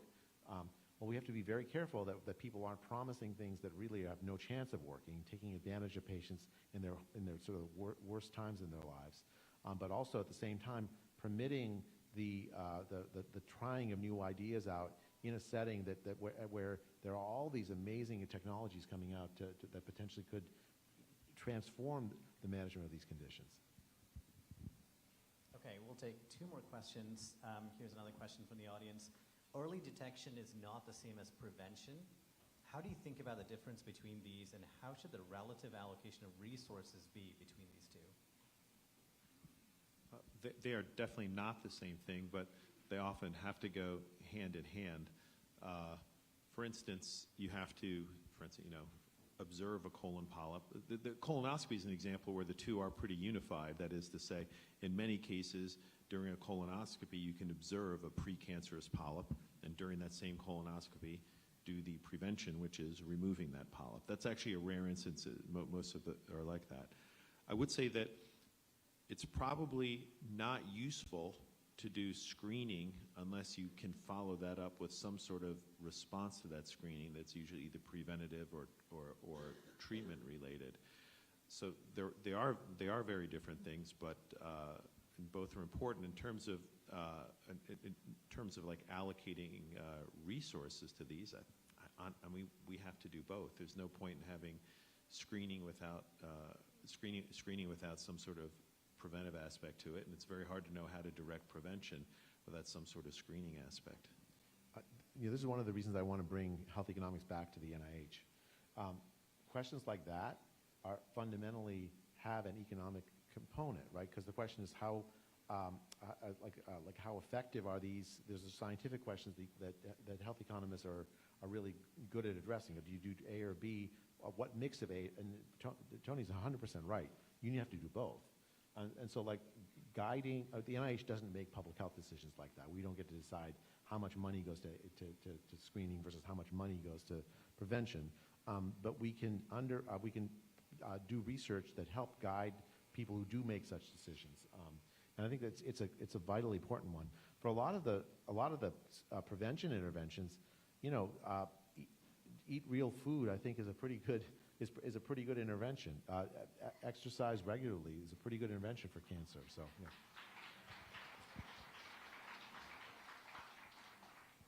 Okay, final question here. Cancer mortality has decreased by 30%, but the total mortality and lifespan has stagnated, implying an increase in non-cancer causes of death.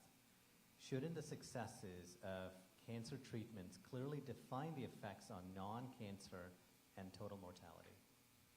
Yeah, I mean, I'm a health economist. I'm an economist, so it's always delivering bad news. So the bad news is we're going to die of something. And so if you improve cancer mortality, the flip side is that you're going to die of something else, right? That's not necessarily bad news, but the bad news is that our overall life expectancy has not improved. And so the advances in cancer have not been met with advances in other chronic conditions. And there's still, as Tony said, like tremendous needs in need for advances in knowledge for cancer. Still, yeah, still the second highest killer, I believe, overall. Exactly. I mean, so the only approach to this that makes any sense is an all of the above approach. And actually, the idea of like healthy food, healthy lifestyles, the great thing about those kinds of interventions is that they have the potential of impacting so many different conditions and diseases. The goal isn't to like help people live forever. That's not within our capacity. The goal is to have people live longer, healthier lives. Thank you very much, Dr. Latai and Dr. Bhattacharya. That concludes our panel.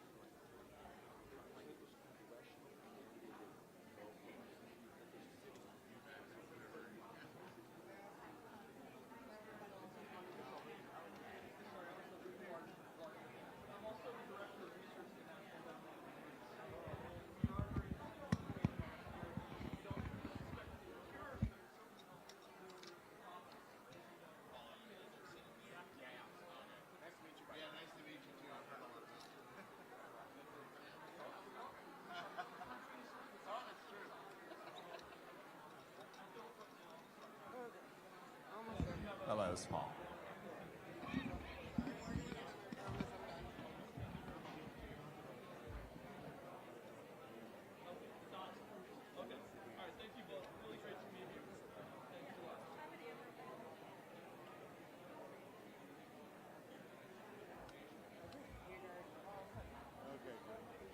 He's going to sit there, so you sit here, I'll sit here.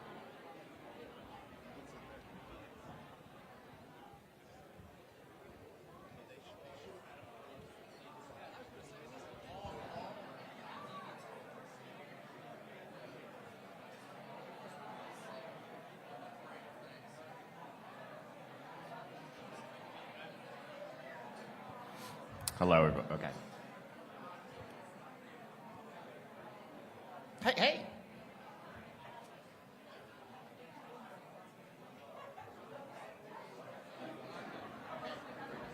I brought mine back so I can take them. Okay, all right. Hi, everyone. We have to move forward. The longer you sit there, the less time you have to listen to me talk, and you don't want to pass that one up. Maybe you want to pass that one up.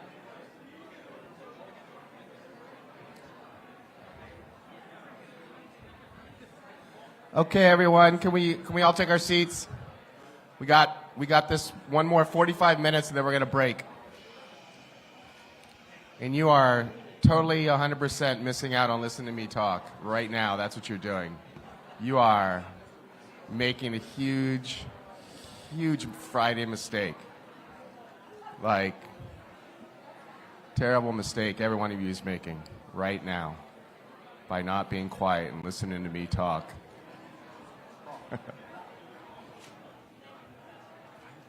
I'm good. Okay, guys, it's time for the next session. Let's get started. Please have a seat. You guys, this is going to be like the best of the... No, actually, I can't promise that. This is going to be a really good session. When I was in the Army, we had this one guy, one of my officers. He was he was talking about going to West Point, and they had this one professor who, right before the class, everyone was yelling. He wouldn't just like, everyone need to climb out. He'd be like, silence. Okay, thanks everyone. This is our next to last one, right? Okay. My name is Paul Thacker. I'm an investigative reporter. I used to also work on the Hill. I ran a lot of investigations into corruption at the NIH back when I worked for Senator Grassley. I was interested in the NIH because what we were looking at was corruption in science and medicine, and if you understand the way science and medicine works, the sort of spring from which a lot of where the funding starts, which is how you end up with problems further downstream, is basically the NIH. So we were looking at trying to fix some problems at the NIH. And believe it or not, when he was up for confirmation, a guy named Francis Collins came through my office, and I spoke to him for about 2 minutes, explaining him all the problems. He came through the office because he knew I was creating problems for the Institute. And I said, what I'd like you to do is fix the corruption problems there. I was very earnest when I was telling him this stuff, and he passed through my office, and I was out about 6 months later with a source I had at the NIH. We're out for drinks, and he said, yeah, they don't care. He just wants more money. So I want to talk a little about what the NIH is. I want to give you a little history of why we're here talking about the NIH and the NIAID, which is the National Institute of Allergy and Infectious Diseases. NIH was established in 1887 as a marine hospital. In 1984, a man named Tony Fauci was named director of the NIAID. He had joined the NIH in 1968, before I was born. On September 18, 2001, just days after the 9/11 attacks, we had the anthrax attacks, which was there were envelopes with powder sent around to several media outlets, congressional offices. 22 people who were infected with anthrax and 5 died.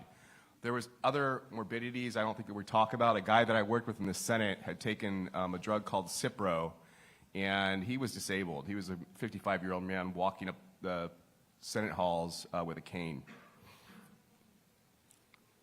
Following that, we had a huge change that happened in NIAID. 2002, the Bush administration, they quintupled the biodefense of $317 million. 2003, Bush requested $2 million for biodefense. That was more than the budget for breast cancer, lung cancer, stroke, and tuberculosis. And Cheney started concentrating civilian biodefense at the NIAID, where a man named Tony Fauci was. At the State of the Union in 2003, Bush called for $6 billion for development and stockpiling of vaccines. In 2004, he signed the Biodefense for the 21st Century, a comprehensive plan. By 2005, what was $53 million for biodefense in 2001 was now at $1.5 billion in 2005. March 2005, 750 of about 1,200 scientists sent a letter to the NIAID complaining that the mission had changed away from dealing with fungal pathogens and bacterial pathogens to focusing only on biodefense, and this was at the expense of basic research. In December of 2011, Fauci and Collins wrote an essay for the Washington Post that called for more gain-of-function research, even though it might be risky. December 31st, 2019, Taiwan notified the WHO about a respiratory virus in China. On February 1st, if you read the emails, there was a famous phone call by Tony Fauci, Collins, and a man named Jeremy Farrar, who ran the Wellcome Trust, which is one of the biggest funders of biomedical research, with a bunch of virologists. And what Fauci wrote later in an email was 2 things. The virus didn't look natural, and it started in Wuhan, where the NIH was funding gain-of-function research at a lab there. So what responded? February 19th, a bunch of scientists published a statement in Lancet that claimed a possible lab accident was a conspiracy theory.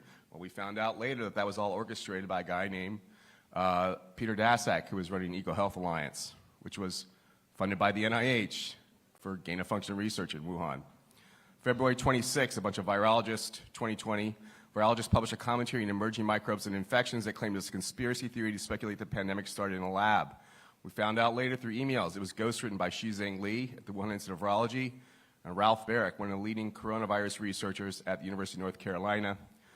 And then on March 17th, scientists published a paper called Proximal Origins in Nature Medicine to conclude a lab accident was not plausible. We found out later through congressional investigators that this was ghostwritten by Jeremy Farrar at the Wellcome Trust. To this day, we really have no definitive proof about how this pandemic started. Although I would argue that the best proof we have is the proof through the emails that there was a cover-up to distract attention away from the NIAID, and this cover-up was run by the NIAID. And with that, we're going to talk a little bit about the changes that are coming up at the NIAID.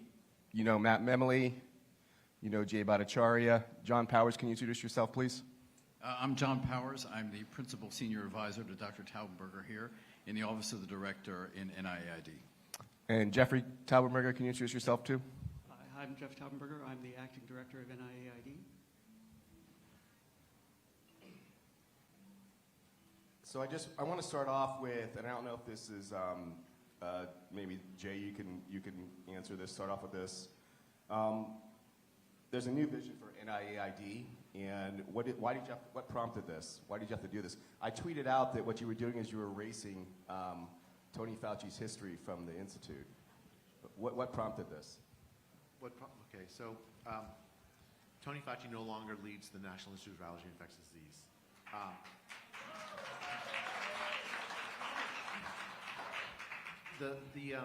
This is something that I learned from Jeff and Matt Memoli, both of whom worked for a very long time in the NIAID, in the trenches. And the key pillars that upheld the NIAID for decades under Tony Fauci's leadership were HIV, civilian biodefense, and basically almost everything else, including all the diseases, infectious diseases that infect humans, and all the immunology research, all of that fell into the sort of other bucket. For me, it's tremendously important that we have a allergy and infectious disease institute that actually addresses the human health problems that are caused by infectious diseases. And that are caused by our immunological systems. One of the things I learned from Dr. Taubenberger is that Jeff, I'm going to call you Jeff. I'm sorry. Is that these things, if you're going to investigate them, you have to investigate them understanding that they're intricately connected to each other, right? There are so many infectious diseases that still harm humans at scale. And so many conditions, like some of which are like seen as intractable, that relate to sort of disordered immune function.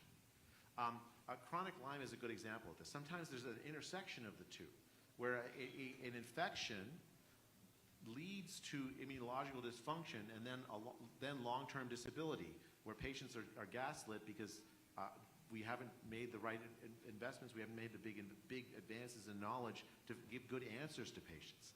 And so under my leadership and under the leadership of Jeff, we're transforming the NIAID away from this old model. By the way, we're still very interested in of reducing HIV transmission to near zero. We're not, so don't take this as saying we're no longer interested in HIV. But we are going to treat HIV along with all the other conditions that infectious diseases that harm humans, and take them as seriously as we ought to always have been taking them. Allow the researchers that are brilliant at doing research in these areas, give them a chance of advancement, while also embracing the field of immunology, giving it its full due. It's a complete transformation of the National Institute of Allergy and Infectious Disease away. So just, Jeffrey, I want to ask you this. I think you might be able to answer this then. So what happens to the biodefense part then? If you're shifting away, the biodefense research is still going to be going on. Is it just under a new rubric, or what's going on there? So the goal here is, as Jay was saying, is that the mission of our institute is to study research relating to immunologic, allergic, and infectious diseases. And if you think of the host response and the pathogen causing disease, these are two sides to one coin. And they actually happen together, right? The pathogen by itself doesn't cause disease, and the host doesn't cause the disease. It's the interaction of the host and the pathogen that causes the disease. So whether it's a very common disease like seasonal flu or a common cold or something unusual like an emerging Ebola outbreak or something, in every case, it is that case. So I think it makes much more sense to think of the Institute's mission as to look at naturally occurring infectious diseases. The way that I'm thinking about biodefense is that it doesn't really fit into the mandate of NIAID, which is that I think of that as a sort of biosecurity threat where an actor has a biological agent that is not circulating in humans for which there is a threat. And those things are real and absolutely important, but I think there are other parts of the government that deal with those things directly. Our Institute's mandate is to look at infectious diseases that exist now that we can do something about to impact and mitigate health. And so I just wanted to, I have a card because I want to get this exactly right. I have printed out a little sentence from the Code of Federal Regulations of the United States government. It's volume 42, in case you don't have it with you. And what it says is the purpose of the Institute. The general purpose of NIAID is to conduct and support research, training, health information dissemination, and other programs with respect to fundamental immunology, allergic and immune-mediated diseases and disorders, and infectious diseases. It doesn't say we make policy. It doesn't say we should do outbreak investigation. It says that we should do research on infectious, immunologic, and allergic infectious diseases. We are going to do research that informs policymakers. We're not making policy. And something to add to this, too, that everyone should keep in mind is, so this idea of biodefense and pandemic preparedness, the way to be prepared for events that we can't predict or even know what's going to happen is to fund research on diseases that are affecting people now, right? We affecting people in our country, sometimes in other countries, and understand those diseases. The most likely agent to be used as a biological weapon or to cause a pandemic are agents that are either exist now and are affecting people or are going to be derivatives of those, right? A new virus that appears that's just like a new influenza or let's hope not, a manipulated virus. So by studying the diseases that we know exist that are actually causing morbidity and mortality now in humans, we can learn what we need to learn to be prepared for those unpredictable events. Because in the case of viruses, and Jeff and I are both respiratory virus researchers, what we know is they are predictably unpredictable. So trying to say we know what's going to cause the next pandemic and we can prepare for that is ridiculous. We don't know what it's going to be. So we need to study the diseases that are affecting human beings and be prepared that way. And that's where this goes, essentially. Can I just add one thing to that? Sure. So as an example, as Matt was just saying, let's think about seasonal influenza. So right now we're just heading into flu season. It's the word seems to be that this is likely to be one of the worst for the flu seasons. There's a lot of variability year to year, and we have no ability to predict that. We can look at that in retrospect. We can understand the severity of an impact after it's happened, but we can't predict the change from year to year. So while certainly influenza pandemics have occurred in the past, and there are billions and trillions of influenza viruses and hundreds of wild animal and domestic animal species, and that they can move around, and we don't understand the rules. We can't predict when a pandemic will occur, where it will occur, how severe it will be, what subtype of influenza will be. We just can't make those predictions. So what we can do is think about what can we do now to improve public health in relation, say, to influenza. Something that people are very concerned about is the development of a pandemic, and billions of dollars have been spent toward pandemic preparedness. And yet, when you look at the statistics, 85% of people who've died in the United States in the last 100 years have died of seasonal flu, not of pandemic flu. And yet, there's so little emphasis on the importance of that, and yet, year in and year out, hundreds of millions of people get the flu around the world, and hundreds of thousands of people end up in the hospital. And in the United States, somewhere between 30 and 50,000 people die every year of seasonal influenza. So I'm not downplaying at all the importance of trying to do what we can to prepare for pandemics that can occur in the future, and we can talk about that more. But we should be thinking about that what we can do, as Matt was just saying, was to better prepare for the future by preparing to better deal with what we're facing today. So starting in 2020, a lot of us learned this idea. There's this thing called gain of function research. I want either Jeffrey or John to explain what is gain of function, because what I saw was it's this complex issue, and then what I felt what the NIH did is as we started asking questions, they tried to complexicate it. Complexicate is what I say when you make it both complicated, right, and difficult to follow. Let's make it, so that's what they did. What is this, and how is NIAID going to deal with this differently?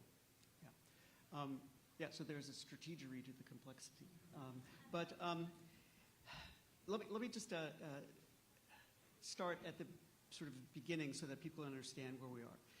The term gain of function really is misapplied to the infectious disease world. It's something that we all have to deal with now. But if you think about it, its origin comes from the late 1980s and 90s in human genetics and specifically cancer biology. So, there are normal genes that control cell regulation, for example, and whether cells divide. And they are very tightly controlled, and they're incredibly important in how normal cell function works.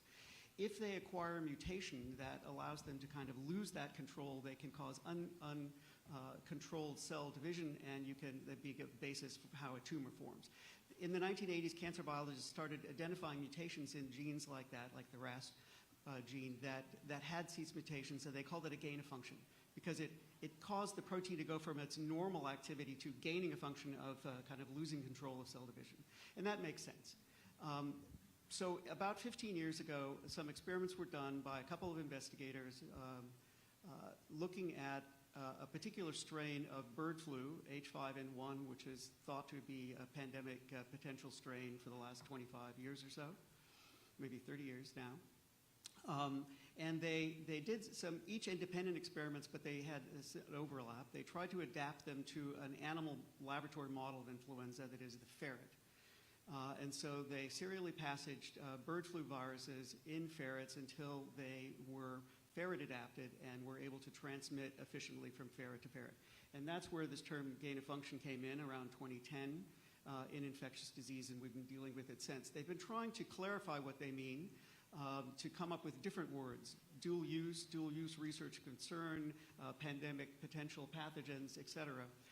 And so this is the problem because of the semantics, and I'm not trying to be difficult, but it is really a difficult issue. The nice thing about the new executive order, and we're waiting for the formal regulations and guidance from OSTP on this, is that the executive order comes up with a new term, dangerous gain of function. And so I will just very briefly say that gain of function is something that can be very commonly used, and people use the term gain of function as something that's always bad. But for example, I'll give you a couple examples. If a patient comes to see me who has influenza, and I take a swab of their throat or nose, and I take a sample of that virus, and I want to grow it up in the lab to confirm that they have influenza, the common way to do that is to inject that material into a fertilized chicken egg in between the membranes of the fertilized chicken egg where it was discovered in the 1930s that human flu viruses would grow well. What we've done is a gain of function experiment. We've now adapted the human virus to the chicken egg.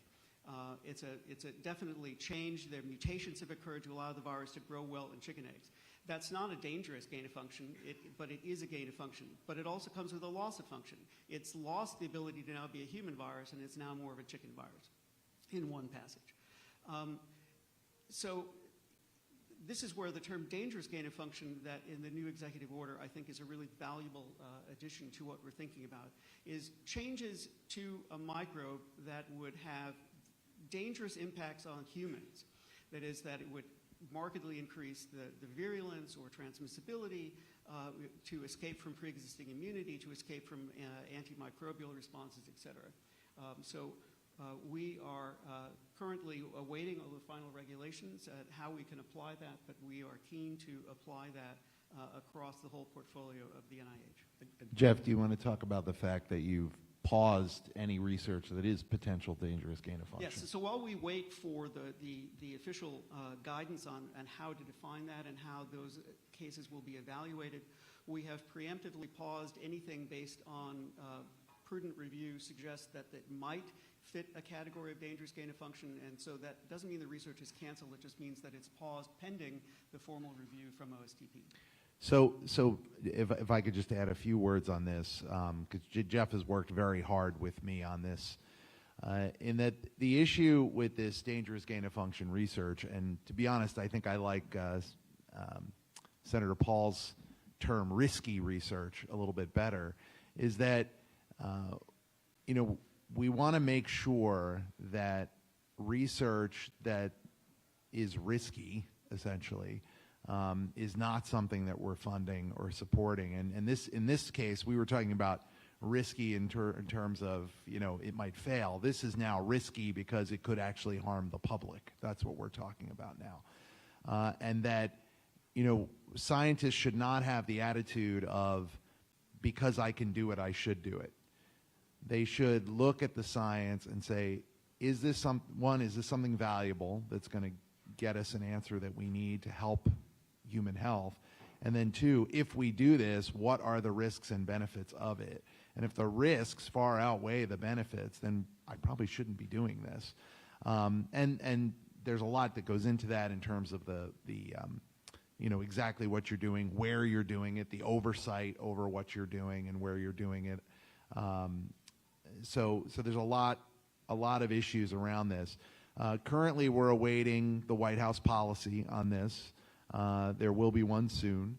NIAID is in complete compliance with that. Jeff has worked really, really hard to make sure of that, and we will continue to do so once this policy comes out. If I could add to that, because folks think we are waiting on that policy. We haven't. The executive order that came out in May of last year has 7 principles in it, and we have already begun, as Jeff pointed out, to look at all applications that were in the queue as well as those coming in, applying those 7 principles while we're waiting for more detailed guidance. Continues as new And applications. as the new ones come in, we're doing the same. Can I set the stage just a bit? Just let me take a step back, because I bet you there are a lot of people in the audience thinking, why on earth were we doing this at all? Like, what would lead anybody to ever think that this was a good idea to do? Jeff mentioned the 2011 experiments with H5N1 flu, right? That was part of a utopian idea that we could go out into the wild places, the bat caves of southern China and elsewhere, pull all of the pathogens of the earth into labs, manipulate them, there's trillions, and then figure out which ones are the most likely to make the leap into human populations to cause a pandemic. And what you heard here is the real signs, the skepticism that is a utopian agenda that is impossible to achieve. I'll go one step further. The idea also was that once you've done this dangerous gain of function in order to prioritize which of these viruses might make the leap and say, okay, this is close in human, so that it can infect humans, it's close in evolutionary space, so that if you have just some evolutionary changes that can infect humans, then what you do is you create vaccines and countermeasures that have never been tested on humans. You engage large contractors to stockpile them at scale, creating interest to keep this business going. And then if, God forbid, one of these things does make the leap, think about the pressure that you're going to have to use the countermeasures you've already had that have never before been tested on humans, because that virus or pathogen has never before infected a human. And very often evolution works in ways you never predict, and so that the countermeasures you've developed, the vaccines you've developed, will not work on the virus when it actually makes the leap. It's absolute fantasy, and it has ended altogether in this administration under President Trump's leadership and Secretary Kennedy's leadership and Jeff's leadership. And what Jay's saying, we have data for. I mean, when I came to NIH 20 years ago, everybody thought H5N1, that's going to be the pandemic, that's going to be the pandemic. And they went on and on and on about it. And for years, everybody was working on H5N1. Well, we haven't had an H5N1 pandemic. We've had others. We've had an H1N1 pandemic. We've had a coronavirus pandemic. It's predictably unpredictable. We can't do this. One way to think about that, though, is, Paul, apropos of your previous question of why we shifted, the goal is you can try to guess the microbe all the time, but where all this comes together is at the human host. And if we understand more about how these things cause disease, and maybe a better way to look at this is people preparedness instead of pandemic preparedness. One way for people to be prepared is to be healthier, eat better, exercise, right? So you're less likely to get sick or have a poor outcome. And then the other one is when you get sick, if we understand those immunologic responses better, we can help people have better outcomes. So when you look through the emails that eventually they came out, took time. I think some of them weren't available until 2023. But it's very obvious that in January of 2020, the NIH was very concerned about their possible ties to this lab in Wuhan. You see internal questions going back and forth with Fauci. And then you have this call on February 1st, 2020, where Fauci reports back, yeah, guys, they think this virus isn't normal, and surprise, it happened in Wuhan, and we're funding research there on gain-of-function research.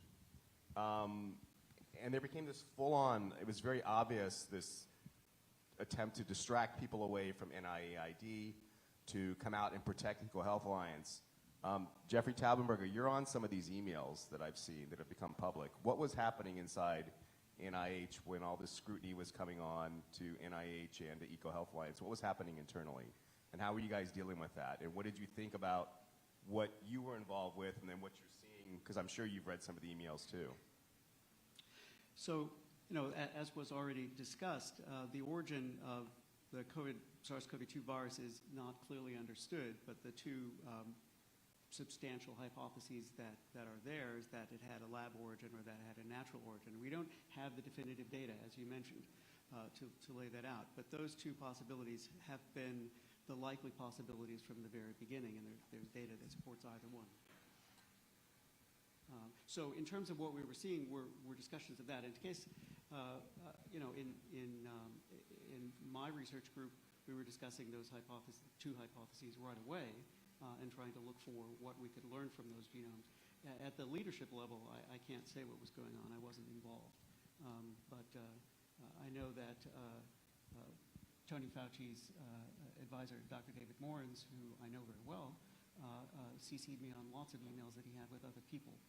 But I was not really involved in those conversations. Yeah, so just to add to that, so in 2009, during the H1N1 pandemic, Jeff and I were called to meet with Tony Fauci multiple times to discuss various issues around that pandemic. During the COVID pandemic, we were oddly out. They never really spoke to us, invited us to talk to them, or be involved in any of the decision making. And I think there was concern on their part because I think they knew we weren't going to agree with many of the things that they were doing or saying.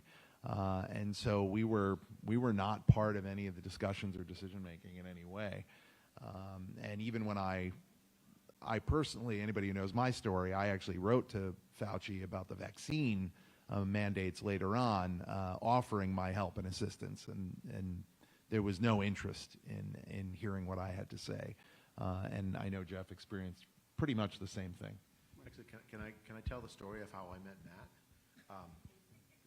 Maybe it's not a sitcom. This is actual real life. I held a large conference where I collected all the COVID dissidents that I knew about, and I'd seen Matt poke his head up and say that he was against the COVID vaccine mandates.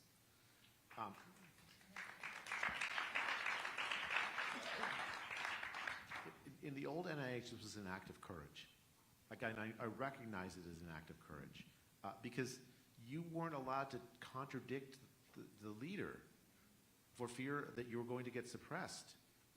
One of the first things I made sure to do as NIH director is to tell everyone in the internal program that I want an academic freedom policy where people are free to publish their science however they like, even if I disagree with it, it's fine. That's how science works. Matt, 2022 or 2023? He forced a debate about the vaccine mandates at NIH. It was an act of tremendous courage on his part to do that. And somehow he didn't lose his job. I still have to figure out how that happened. But I want to ask you about that. What was that like? Because this all came out. I didn't see it at the time, but it came out later when you were it was obvious that. I think the first story was in the Wall Street Journal. It was obvious. I'm like, okay, they've rushed this out. They have their narrative together. They were coming after you over the vaccine mandates, and it became a little bit more extreme when you hit Stat News, which is basically the pharmaceutical industry funding its own news. What was it like when being inside and saying, yeah, I don't think mandates are a big deal? Explain to me. I worked in the Senate, and I would go home at night sometimes they were not fun nights. So So being a respiratory virus researcher and an infectious disease physician, and by the time the pandemic came along, I'd been around a while, and I had learned a lot about respiratory viruses and pandemics, a lot from this gentleman sitting next to me, who is, I consider, the world's expert on actual pandemic respiratory viruses. And I watched what was happening. So when things started, I was engaged. Jeff and I were both engaged in trying to offer help and suggestion and thinking about what was going on. And we quickly were marginalized. And I watched the decisions that were being made and the things that were happening in shock. I mean, honestly, Well, I couldn't understand it. You're saying I was being marginalized. You got to explain to people who aren't from D.C. How does that work internally inside the bureaucracy? Well, so in other words, no one was interested in my opinion about anything. Did you realize you weren't on the emails anymore? Yeah, I mean, I wasn't involved. No one was interested. More specifically, the research questions that we wanted to ask to jump in to help with the pandemic response, to understand these questions, to think of new ways to deal with it, were rebuffed and not funded. Yeah. So, I mean, in the intramural program, there are very few respiratory virus experts. We are two of those. We were, at the time, we're two of those people. And so not to be brought to the table to discuss a respiratory virus pandemic was happening was kind of shocking and really surprising, to be honest. And so, I watched the decisions that were being made and just couldn't believe it. And as time went on, I couldn't believe it more and more and more, and was very upset by everything that was going on with the lockdowns and everything else. Finally, when the mandates started to become a possibility, so this was around July of whatever year it was now, 2021. I was like, this is insane. And I knew I wasn't getting vaccinated, and I'm still not, and my wife wasn't, and my kids weren't. And I looked at the strategy of the vaccine, and knowing what I do about these RNA viruses, I was like, this is never going to work. It's not a sound strategy for this kind of virus. So at that point, I said, all right, I've waited long enough, and I finally wrote to Dr. Fauci and his deputy and Dr. Lane and explained my concern. And it's, I'm not trying to toot my own horn, but if you read the email I sent, everything I said actually ended up coming true. It's shocking how accurate it was. And so I wrote this email explaining to them that I thought the mandates were a bad idea. I offered assistance. I offered help. I explained what I thought the consequences of the mandates would be. And then, as I said, that really wasn't, I got an email, I think, from Dr. Lane that said thank you, and that was it. And so then I went to our ethics department, and I asked them if anyone had talked to them about the bioethics of a vaccine mandate. And they said no. I said, well, they're about to initiate a mandate on the entire country, and no one's talked to you about whether it's bioethical or not. And they said no. And I said, well, don't you think it might be something we should discuss?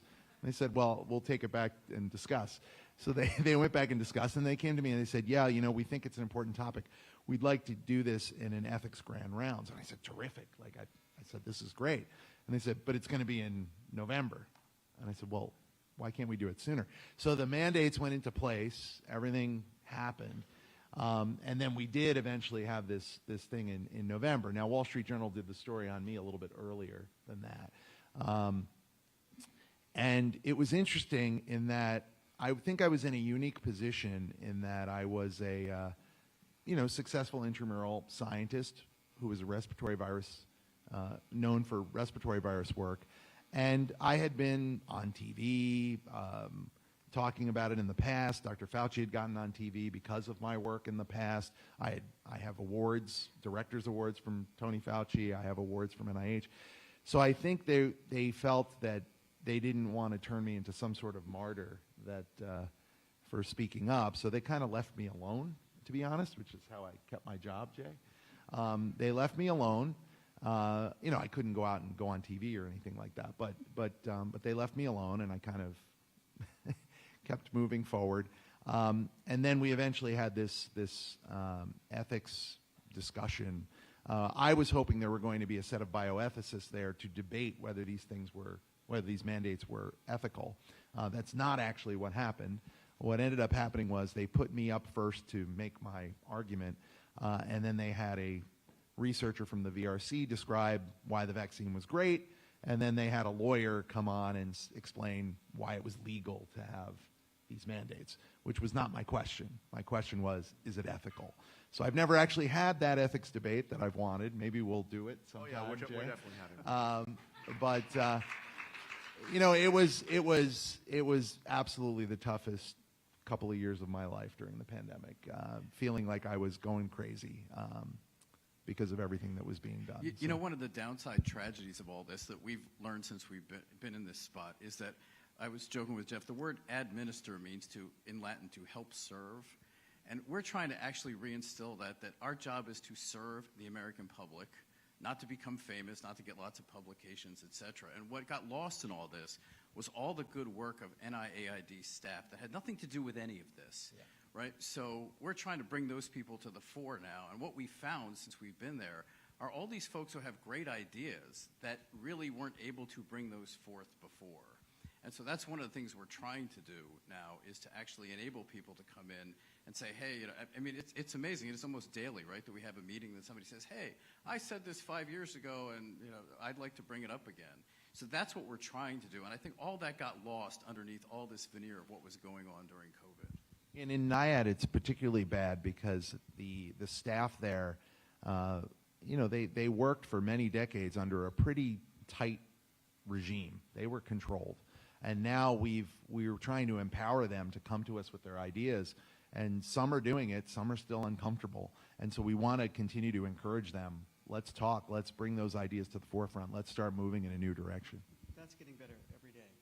People are really embracing this idea of the freedom to actually talk about their thoughts and as John is saying, there are, you know, NIAID has thousands and thousands of dedicated scientists and physicians who have dedicated their lives to public service into the service of improving health for the United States. And it's really important not to paint them with the same paint that we've been talking about with leadership strategies. So it's my job to act sort of as chief cheerleader to encourage the really excellent science that's happening and to help gently guide the directions of the Institute as we move into the future and develop a strategy that makes more sense for the 21st century. So traditionally, the biggest promoters for the NIH have been Republicans. This was one of the few agencies during the Obama shutdown. Republicans asked for the NIH to remain open. Senator Arlen Specter helped to double the NIH budget in the late 90s, early 2000s, and he gave it a 30% bump in 2009. This is right when I was investigating the NIH, by the way. I went to his staffer and tried to shut that down. I just want to let you know that. Yeah, I was talking to his staffer about that. She didn't listen to me. What happened? Like, why is it that now we have this weird case where there's so many Republicans who just have problems with the NIH, and how do we fix that? This is not the way it used to be. This is something that changed in the last handful of years. What do you think happened? I mean, and also I want to, from the two guys who've been there internally the longest, like, what were you guys, I mean, you guys must have noticed, like, whoa, we're not as liked much anymore, and here you've been there for so long. Paul, it's the pandemic. It's the pandemic. I mean, and it was the actions of NIH leadership during the pandemic. I mean, there are FOIA emails that all but make it abundantly clear that and especially NIAID leadership, but also the NIH leadership, were at odds with the White House, hoping that President Trump would lose in 2020. The lockdowns were so far at odds with human liberty. It was stunning to me that that there wasn't a political party initially that was opposed to them. And then as they went on, especially like when they didn't lift it, remember that 2 weeks to close the spread, and then 2 weeks passed, and there was still the spread was still happening, and we're still closed. That led, I think, to this partisan divide where the Republican Party decided that large parts of it didn't make sense to keep doing this. All these like closures of schools, of of churches, of all the normal human life, there needed to be a political reaction to this. And yet, thank you. And the previous generation of leadership at the NIH decided that they were going to go to war with anybody, and it turned out to be, in the United States, it tended to be parts of the Republican Party that wanted to reopen. And then when the vaccines came along, and it was evident that they were not working to prevent you from getting and spreading COVID, and yet the mandates came in place, it was the Democratic Party signed all in on this, which was really unfortunate. I mean, it should never have been a partisan thing. The NIH is inherently a nonpartisan institution. Science is the inheritance of every single human being. Whatever party you are, the goal of the NIH is to make you healthier. It doesn't matter if you're a Republican. It doesn't matter if you're a Democrat. It should never have mattered. And it became a partisan political football. And the leadership of the NIH, I think, the previous leadership, I think, embraced that to a very distressing degree.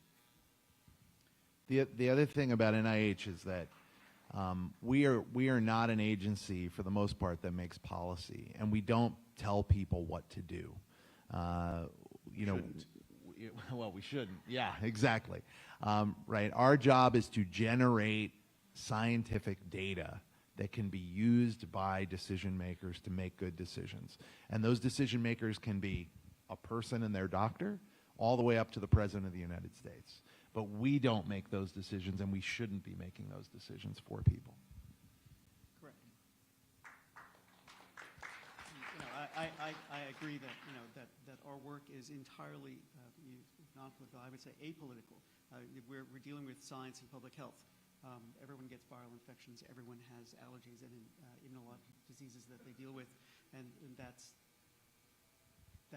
what we concentrate. I don't understand why things became so partisan, and I do hope that we can get beyond that.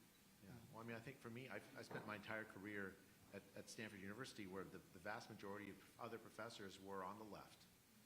And I'll tell you, most of them, the ones I worked with anyways, they disagreed with me politically.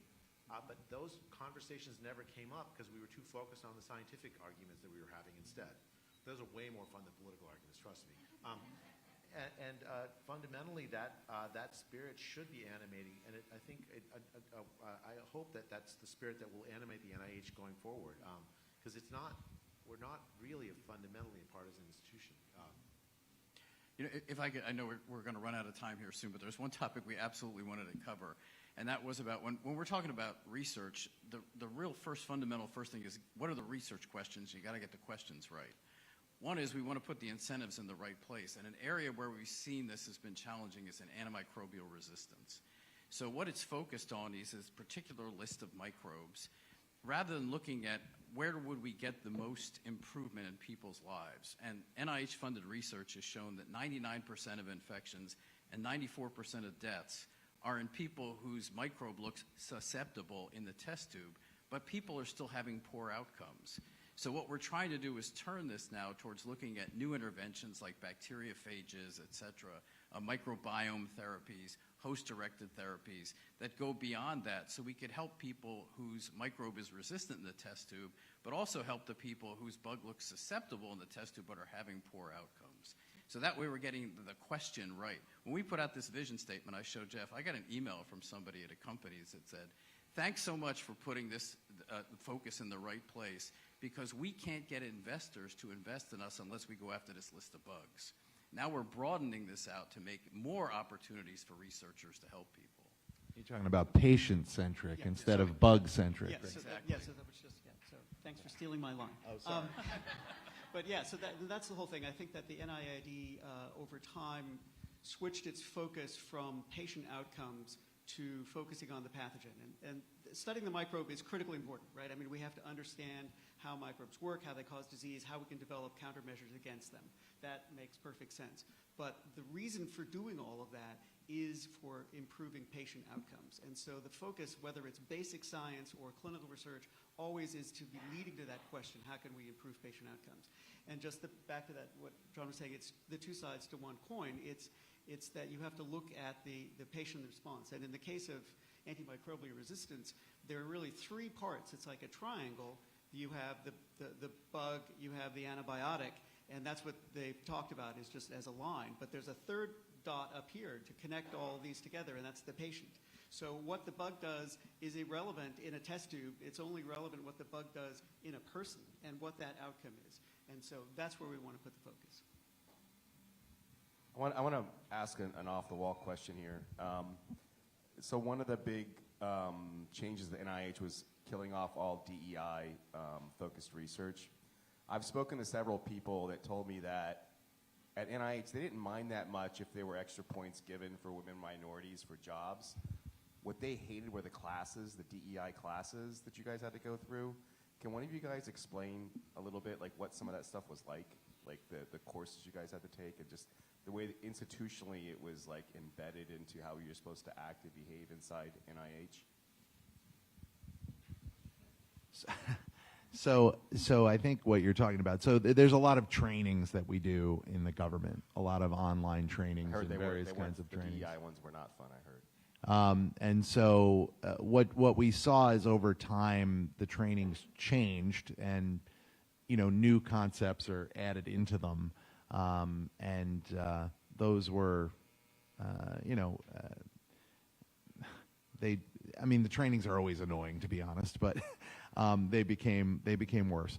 I think to me the worst thing that happened in the intramural program relating to this was that we have something called the Board of Scientific Counselors, which is a review that happens every 5 years of the intramural scientists. And we have to present the last 5 years worth of our research, and you do a big sort of 15-page write-up, and then you have to give a 20-minute talk, and then they interview you, and they talk to you about your work, and they interview your staff in your lab, and then they sort of give you a score for your research, and they talk to your supervisors, and it kind of determines whether you continue to get resources or whether they should pare you back or what they should do. In the last one that we had before I moved into the director's office, for the first time ever, I was given an extra document as part of my submission, which was a diversity, equity, inclusion statement that I was asked to write about how my work was supporting diversity, equity, inclusion. And I couldn't understand this because I work on influenza, not diversity, equity, inclusion. So I couldn't figure out what exactly they were expecting me to write in this document, because the influenza affects everyone, and my research is about the health of people. So I couldn't quite understand it. And so this was something that very much I was very disappointed to see when it happened. And I'm happy to say that we've eliminated that from the BSc process moving forward.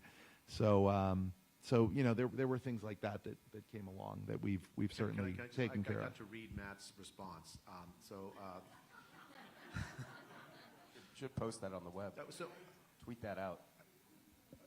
Yeah, Lacey, Lacey says we tweeted it out. So you also can, if you're sufficiently good at searching Twitter or X, to find Matt's response.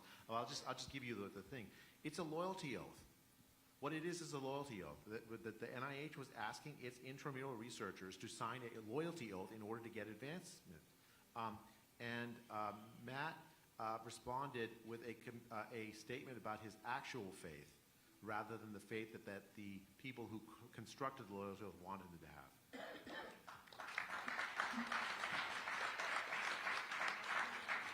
I think I probably have time for 2 more questions. So go back to you, Jeff. You are all over the Twitter accounts everywhere. People do not like you. One of the things they don't like about you is that you were part of reviving the 1918 Spanish influenza. If you could do that, why was that done? And if you could do it again, would you do it again? So the why was it done is that we've talked about that. I think it's absolutely currently impossible to predict future outbreaks. But what we can do is try to prepare for the future by studying the past. So, for example, as an analogy, we can't predict when hurricanes occur, but architects and engineers can design buildings on the Gulf Coast that are better at sustaining damage from hurricanes. We can't predict when those hurricanes will be, where they will hit, or how bad they will be, but we have done something that will help us prepare for that. So if we can understand something about how pandemics and other viral infections have occurred in the past, it will just help us prepare for the unpredictable future. So that's the very basic understanding of that. The 1918 flu stands out as really one of the worst natural disasters in all recorded human history. In about a 9-month period, a virus spread around the world and killed up to 100 million people out of a population of 1.8 billion. It was incredibly devastating. And the concept of viruses wasn't really well understood in 1918, and there were no isolates of this virus. So we had an incredible outbreak that caused devastating morbidity and mortality around the world, and there was no way to know anything about it or to learn any lessons from that. So the idea that we had in my lab in the 30 years ago now, in the mid-90s, was to, since no isolates were made, to see if we could find tiny genetic fragments of the virus still embedded in the autopsy tissues of people who died of the pandemic in 1918, whose tissues were still preserved in tissue archives and pathology departments. So that project led to a 10-year effort using state-of-the-art techniques then to recreate the sequence, the full genome of the virus, which I can now do in my lab in about 10 days, so rather than 10 years. And that's good, because I'm old and much less patient than I was then. But the answer that we learned from all of these studies, and I can just condense 30 years of study, and why I think this is important and why it was worth doing, is that a couple of things that come out of this. One, the 1918 virus was a bird flu virus that somehow adapted to humans just before the pandemic and caused this enormously virulent response. The key thing about it is that it was not because it had a particular mutation. It is that it happened to be a bird flu virus in the wrong place. Just like Ebola causes severe disease in humans without, in a sense, and I'm being anthropomorphic, not wanting to be a human virus. It's not trying to adapt. It's just an accident. And the same thing with 1918. But what we found out is that the key for virulence, it was the host response, not the virus. It was the host response to the virus that caused bystander damage in the lung that then set you up for secondary bacterial infection, for which there were no antibiotics available in 1918 that killed you. So, these are really important lessons. The second thing to say is that every single human virus, every single human influenza A virus since 1918 is directly descended from the 1918 virus. So the flu that's circulating right now is the direct genetic descendant of the 1918 flu. So what we are in is still the 1918 pandemic era, more than 100 years later. It has been updated through lots and lots of viral evolution, but its direct ancestors. So not only did tens of millions of people die around the world in the initial pandemic, but tens of millions of people have died of influenza over the last century, all because of a single introduction of one avian virus into humans. And that era is still ongoing. And these are the important things. But that also gives us one very shining bright note, which was that the viruses that circulate now share a lot of properties with the 1918 virus, and the antibodies that you make to the flu circulating now provides protection against the 1918 flu. And so it is not the threat agent that it was in 1918 when no one had been exposed to this virus. Yeah, and I want to make another distinction that Jeff also failed to mention. What he was working with was a virus that naturally occurred. This was not a manipulated virus. He didn't change this virus to make it infect people or to try to make it more virulent. This was studying what was affecting human beings, and still is, as he just described, right? That's very different than what we were talking about earlier, dangerous gain-of-function research, someone in a lab manipulating a virus to make it go from bat to human or bird to human or make it more virulent. It's completely different. This also gets to the idea that medical care changes. As Jeff brought up, in 1918, there were no antibiotics. There were no intensive care units. There were no vasopressors for people who had sepsis, right? So to say that what would have happened in 1918 would happen again today, it's probably very unlikely because we have treatments for many of these things. But the bottom line is, again, it's not the pathogen, it's the person. It was the person's immune response to it that made it so dangerous. And that's what we're trying to learn more about. How can we learn more about that to help people who might have these disordered immune responses from other diseases? Right, and we've already developed drugs that that work as anti-inflammatories that can save animals from lethal 1918 infection that could be caused. And to add to this, in 1918, if you got the pandemic flu, the number one reason you survived was because you had someone to take care of you. And so what did that mean in 1918? That means they kept you warm, they kept you clean, and they kept you fed, right? Basic things for basic health. So those are really the key things for surviving these viruses. Osler's 1898 textbook said the treatment for pneumonia is warm milk and Jack Daniels. And I said, well, half of that's right. All right, I'm going to do one more question. And since I'm holding the microphone, I'm going to ask that last question. And then we can go on. We're going to have coffee.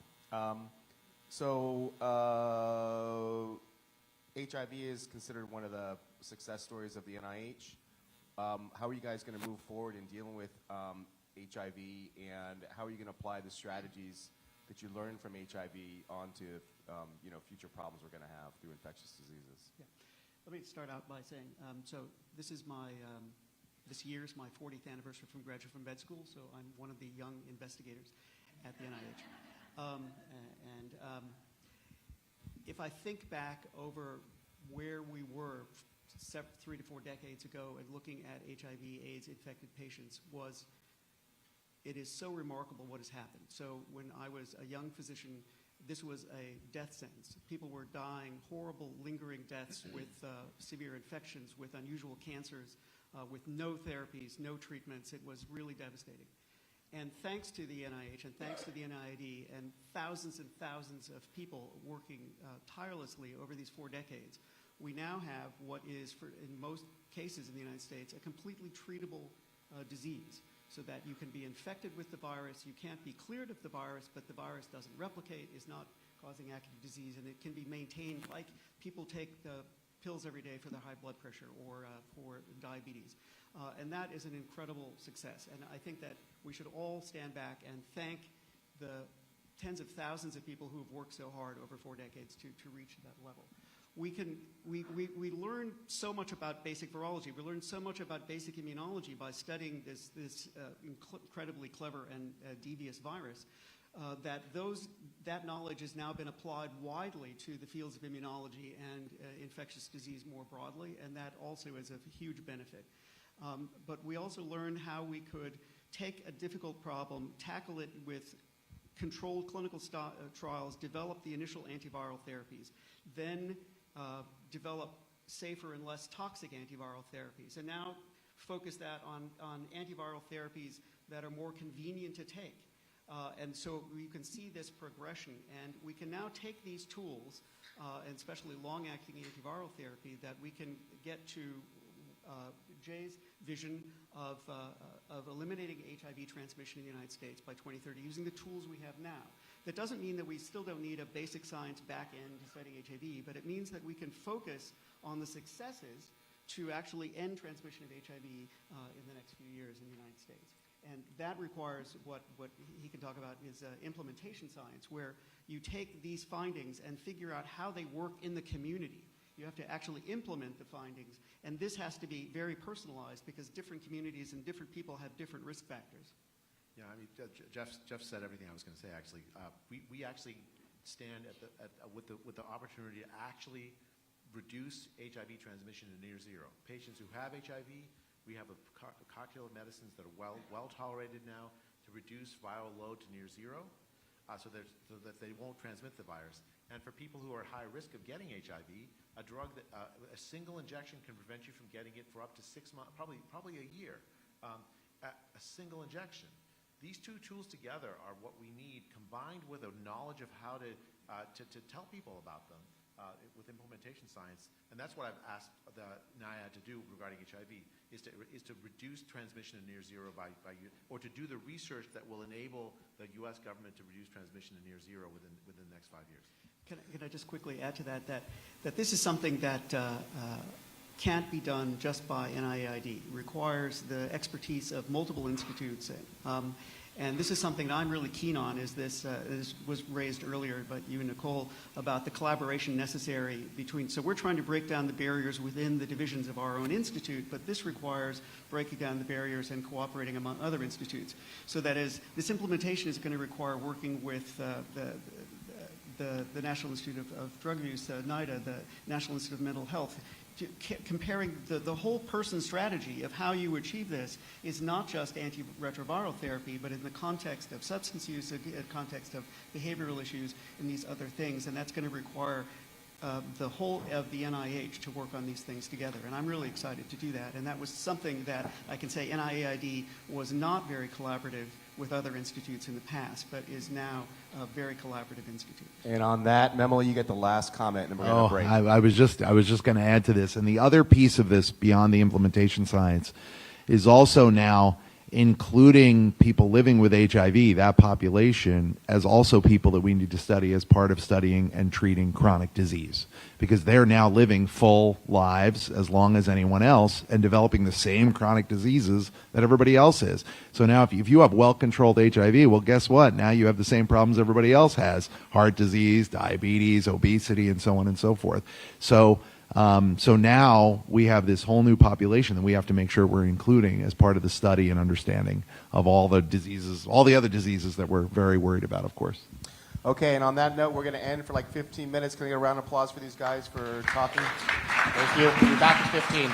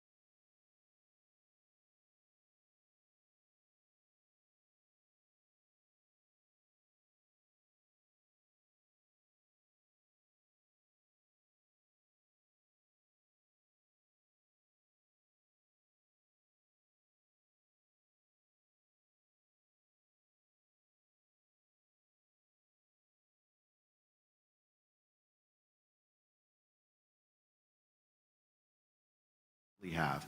Where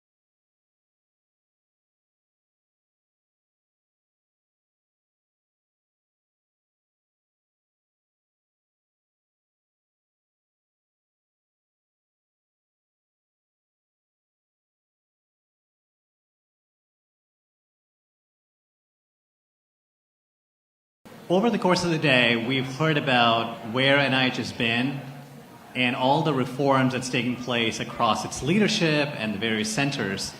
But I feel like this topic on open data and replication is really foundational to all of it. Effectively, the question is, how do you run a scientific system that is open to challenges from outside scientists, internal staff, its data, and from the very public it serves? So Jay, I'd like to start with the mission for NIH, which you mentioned earlier, which is really to support research that advances the health and the longevity of the American public. And you started with the fact that the longevity, the lifespan in the US had stalled from about 2010. But yet we've been investing $50 billion every year. And so I'm curious to get your take as to, is that a result of the priorities differing from the real world, or are we seeing diminishing returns at the moment? Well, it's a complicated question, right? Because life expectancy is the outcome of a tremendous number of things. There's social factors, of course. There's decisions that people make about their own health that matter, as well as policy factors.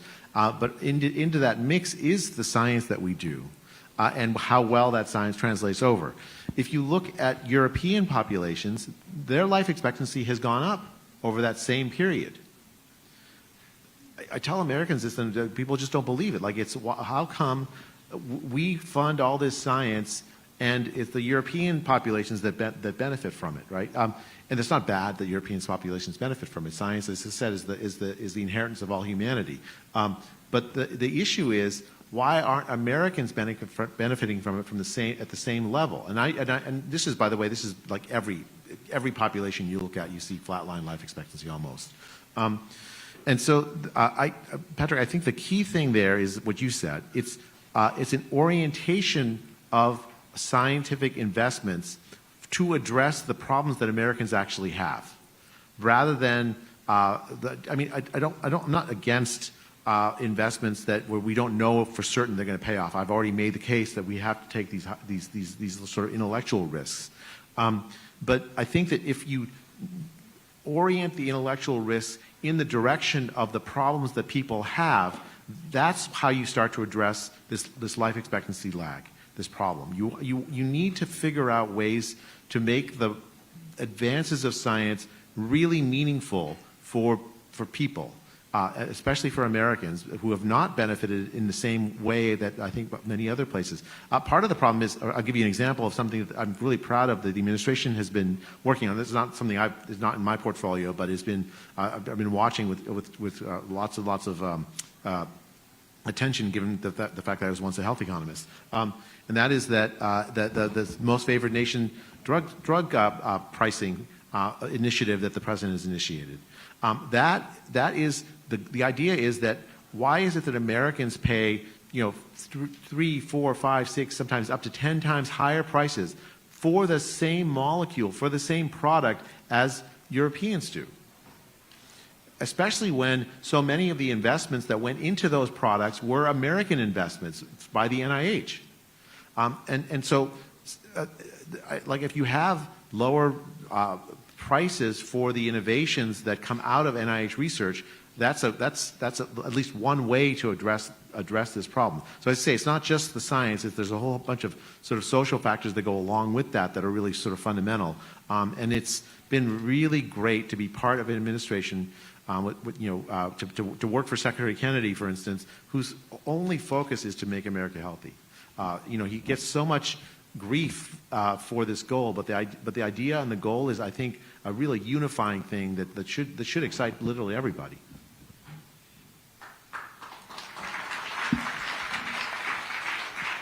I'm still not used to that, you guys. And to get closer to the real world, Jay, you've talked about the need for replication, the second scientific revolution, where you're shifting the standard of truth from publication in top journals to really success in replication. Operationally, can you share something as to how are you bringing about the sea change within NIH? Right. Okay. So it's not just NIH; it's science, all of the biomedical sciences. So, and the NIH is the lever to do that, right? So, let me just say a couple of notes about this. So, first, when I say replication, I don't just mean the narrow replication of one idea. I publish a paper and someone tries to find the same answer using the same data, right? That's one version of replication. It's important. But also, other people looking at the same problem from a different angle, do they find the same thing? Right? Does the result generalize to other populations? All of these are part of replication. There's a whole science of meta-analysis that's actually fundamentally connected to this. There's two approaches that I've seen that people have proposed to address the replication crisis. Two distinct approaches. One which I think is just wrong-headed, and one that I think has a chance of success. One is one of policing, where the premise is that the failure to replicate results has to do with essentially fraud on the part of scientists or other groups. The evidence for this is that there are these high-profile examples of scientific fraud, where prominent scientists, prominent leaders in academic medicine have fallen from grace because the figures that they had have been manipulated in their scientific papers, or they fake scientific data, or whatnot. This includes, by the way, at the NIH, major examples of the scientific fraud. Major leaders of the NIH fallen from grace as a result of scientific fraud. The president of the university where I formerly was at also had to step down in part because of this. And so the case is that, well, we just have to police scientific fraud and it will solve the problem of replication. Because failure to replicate is because really just fraud. I actually don't think that view is right. I think the right view is that most of the failure to replicate is actually in good faith. It's because science is hard. When different people look at the same problem, they reach this different answers. And it's a reason for further discussion, further conversation, further experiment to try to figure out who's right and who's wrong. I've had numerous experiences in my life where I vehemently disagreed with a friend of mine. We work on a paper together, and the data decide who's right. And usually I have to take him out to dinner because I'm wrong, but that's another thing. The other approach, not this sort of anti-fraud approach being one, the other approach is a culture change approach. And that's the goal I have. That's the strategy I have to solve the replication crisis. To fundamentally transform the culture of science into the collaborative enterprise it's supposed to be, where if someone fails to replicate my result, it isn't an indictment on me. In fact, it's an honor that I had an idea that was worth the attention of other scientists. To make replication and failure something that's not something that's career-ending, but rather something that's a normal part of science. Paul is raising his hand. You can ask the question in a normal way, my friend. He'll do it later, I promise. He can't help himself. The culture change then needs.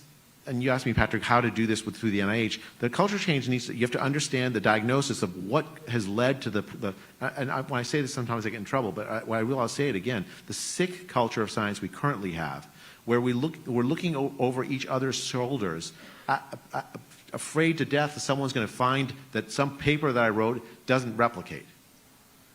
The way to do this is a few things. So one is, it's impossible, or all but impossible, for some scientist who wants to do replication and does it well for a living, again, replication considered broadly, not just narrow replication, for a living, to make a scientific career out of it. There's very few examples of successful careers I can point to that, of people like that. And that happens because, in part, because the NIH tends not to fund researchers who want to do that. So step one, we're going to start to fund researchers who are really good at replication. We'll start to fund, and now it's really important, I think, that there be independent replication, right? But I also think that people should get funding, should propose for their own projects sort of inbuilt replication, right? So we're going to start to fund that. And what we'll start to see then is scientists get NIH funding, will be able to get promotions at their universities, the capacity for the kind of honors that normally go to people who publish really novel science. If you think about it, replication is a form of novelty, because knowing that other people, independent people looking at the same thing, tend to find the same answer from different points of view, that's new, right? So we're going to start to fund that. That's one. Sorry, Patrick, I got a whole spiel on this, and this is on professor mode now. So, right, so you got to start to fund that. One really important thing about that is I do not want the government to decide what things should be replicated. The government then could potentially be used as a weapon against new ideas, controversial ideas. And I want the scientific community to determine the rate-limiting step ideas. The ideas that are the sort of pivotal, that if it turns out to be true, science moves one way. If it turns out to be false, science moves another way. We'll crowdsource that. And we'll have it in the normal same peer review structure that you've been hearing about all day, which is the most professional peer review organization in the world that the NIH has. Right? It's a scientific approach to replication, not a political approach to replication. Okay, Patrick, two. Sorry. I'm in professor mode, you guys. You all have to suffer. Step two, you cannot publish your replication studies almost anywhere. It's very difficult. Every time I ask scientists, there'll be like a couple of scientists raise their hand and say, oh yeah, I managed to publish replication. But if you're a good scientist, you're trying to do replication work all the time, and it's almost impossible to publish it anywhere. And that means you can't get credit for it. That means the rest of the world won't know about it. Actually, if you have a failed result, I mean, I've had failed hypotheses. That's my entire career. Is like I've had a whole series of failed hypotheses, and you all don't know about them because I've stuck them in my pocket because I can't publish them anywhere. Any scientists in the room who have failed results? I mean, look at that. Every successful scientist I know has a whole drawer full of failed results, and yet we don't talk to each other about it. It's a huge part of science that's like just left behind. We need to change the culture of science so that those kinds of productive failures are part of the scientific conversation. It's not a shame to have a failed result, especially if we can learn from it, right? And so we'll have a journal at the NIH, and I'm really bad at marketing. You can tell I'm not good at acronyms, also bad at marketing, but a journal failed results doesn't seem like the right thing. But a journal where you can publish your replication studies, you publish your constructed failed results. One of the key things about this journal is it has to have a sort of limited gatekeeping, right? So that if someone fails to replicate my result, they should still be able to publish it. But I should be able to have a say, right? So I'll be able to I as an author will be able to be a referee, and that referee report will be published along with my name about what I think about the replication. The idea is to foster conversation rather than attack each other. And then you have this journal. Now here's the really revolutionary idea. You search for a paper. Who's ever searched on PubMed for a paper in this room? Everyone's in the room search for a paper. What if we had a replication button? And you click the replication button, and all the relevant replication studies would be summarized by some very clever AI with the relevant paper, so you can click and check to see if the AI is hallucinated. And then that becomes the standard of whether you believe the idea or not. It won't be, am I published in New England Journal or wherever? That doesn't matter so much as have other people looked at my idea. If you click on the replication button and no one's looked at your idea, you're not going to believe it. Right? It's only when independent scientists check the results of others, that's when scientists really start to believe. Albert Einstein doesn't become Albert Einstein until Eddington does his study of the transit of Mars across the sun to test the general theory, right? That is a fundamental aspect of how we think about truth in science, that independent replication. And yet somehow we've gotten to the point where you publish in a top journal and therefore what you publish is automatically true, when we all as scientists know that's not the case. That replication button is the very center of the second scientific revolution, right? And we're gonna put that on PubMed. And then third, and I promise I'll get out of professor mode after this. The third, we're introducing an Office of Meta-Science that's going to start measuring scientists' productivity on more bases than just how many papers have you published and how influential you are. That's, by the way, that is how scientists' productivity is currently measured. How influential are you? How many citations do you have to your papers? And how many how many papers you publish? If you think about it, not a single person alive, and certainly not no scientist, really believes that those are truly the true metrics by which scientists ought to be judged. It's like judging a baseball player based on how many home runs you hit on nothing else. Right? You can have 200 strikeouts and you'd be a great baseball player because you happen to hit 30 home runs. Well, no, you probably hurt your team with 30 home runs and hundreds and hundreds of strikeouts. You need a broader base of metrics to judge scientific productivity. How often do you share your data with others on your published work? How often do you share your code, your tissue samples? How often are your papers subject to replication? All of these are like positive measures that encourage pro-social behavior by scientists. I think and the NIH is fully capable, we're going to do all three of those things. We're going to do all three of those steps. And if we do all three of those things, I anticipate a fundamental culture shift in science. It's going to take time. Culture shifts always take time, but it is the very base of the second scientific revolution. Jay, would you like to also talk about the journal? The journal that you're going to create for replication? Oh, one more time. The journal that you're going to be creating for replication? Yeah, so I'm still open to you're going to tell I don't even know the name for it because I'm bad at marketing. But I'm still open to suggestions for exactly how to get this to work. We're gonna probably run the journal out of the National Library of Medicine. It'll, as I said, the key ideas of the journal will be that there'll be minimal gatekeeping, right? If you have a replication study, you should be able to put it into the journal without having to go through 3 years of fighting referee number 3. But referee number 2, number 3, and 1 will still have their say, right? So it'll be referees, and those referee reports will be published alongside the papers, the replication papers, and they'll be attached to the original papers you're trying to replicate. That's the key thing about the journal, right? It's a pretty transformative, I think, approach to this replication because it's the key bottleneck. How do you get the journals to pay attention to replication studies? Well, the NIH can solve that problem. Thanks, Jay. Do you have a sense around the time horizon it will take for replication as a concept to get to a level of maturity where there is strong adoption? Because what you want is a young scientist to view replication as novel and not as second-class work. So what does that time horizon look like? I mean, that's a really tough question, Patrick. I mean, and it's one of these things where we're talking about a culture shift, right? I do think that some things can happen quickly, right? So the marker of success as a biomedical scientist in this country and many other countries is are you able to get an NIH grant? Are you able to win it for extramural research? Are you able to win an NIH grant?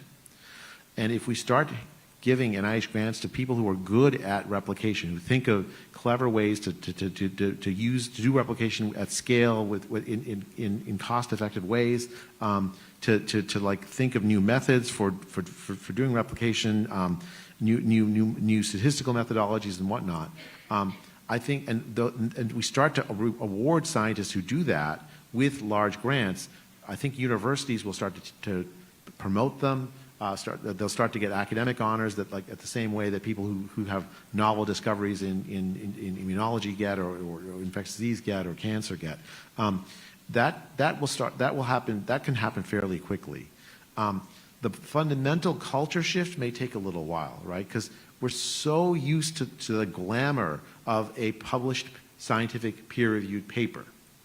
Every single journalist I've ever talked with you say something about, well, I don't think this is right, and they'll throw back at you some horrible crap paper that's been peer reviewed and published as if it were definitive on the issue, even though you've identified a problem with the whole underlying sort of thinking around this, right, or whatever. The desire to say we need to have an authoritative source. You know, all of the remember the fact checkers and the censorship and the disinformation. Paul Thacker writes a great column called the Disinformation Chronicle at Substack. It's really fun to read. It's the whole structure is premised on the idea that there exists a few people, some gurus out there that can unerringly distinguish true from false for you. I'm just telling you, no such guru exists. I'm not the science, you guys, and I will never be the science. But I'm a scientist, and I can argue with you or discuss with you and learn from you about ideas, and hopefully change my mind when I'm wrong, right? That's the ethos and the culture shift I want to bring about with this replication initiative, this second scientific revolution. Excellent. Thank you, Jay. Now, one of the prerequisites that would facilitate that level of independent verification is the real-world data platform, something that was also mentioned in the MAHA strategy report that came out in September. Can you tell us, what is the real-world data platform? What has that journey been like? Where are we at in bringing that to life? Well, I'm frustrated, Frank. Well, first before I talk about the frustration, I should talk about what it is and why I think it's so important. So the key to doing scientific work is getting good data, getting access to good data. Sometimes you generate the data yourself, right? So you conduct an experiment, you produce the data, and you have ownership over the data you produced, right? So you can write papers with it. Sometimes the data come from outside. Real-world data may include passively collected information that happens in the normal course of events. So for instance, when you go surf Facebook or Twitter or Instagram or whatever, they passively collect all of your interactions with the platform. They thoroughly analyze them, and they send you ads to make you click and buy, right? That's literally their business. They are using real-world data collected to solve a problem, which is how you make money off of people surfing the interwebs. So there's lots and lots of real-world questions that need data and analyze. Now, some questions you have to analyze using data collected by scientists. Randomized trials are a good example of that. Other questions, like when you approve a new drug, when it's used in real-world populations, does it have the same effect size as as found in the randomized trials? When it's used by populations in ways that are different than was envisioned in the randomized trial, does it actually have the same effect, right? In this country and elsewhere, drugs can be used off-label. A doctor can use a drug in a way that the FDA did not approve for it to be used. That's normal. But it's a legitimate question, is that drug being used off-label correctly being used? Is it helping patients or not? Very often, researchers can answer those questions using, again, passively collected data sets. And here's the frustration, it's often very difficult to get access to those data sets, those large-scale data sets. Now, before I get into the frustration, before I really launch into the frustration, let me say something that I think is really important around this. Patients have a right to their data being protected and private, an absolute right to that. And nothing I'm saying should convince you that I don't think that's the case. In fact, I fundamentally believe that that's the case. Right? Patients should be able to own their own data. They should have the right to say, no, I don't want my data passively used and collected in ways that are relatively, I think you can opt out of these social media companies using your data. But you got to read 50 paragraphs into some lawyerly document and then click weirdly phrased things, and then eventually you can opt. Have you tried to opt out of these? No, me neither. I got lost. They have all my data.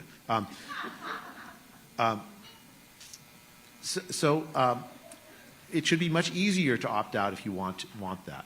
And another thing that's really important about this, the research questions the scientists ask should come up from the public that we're analyzing, right?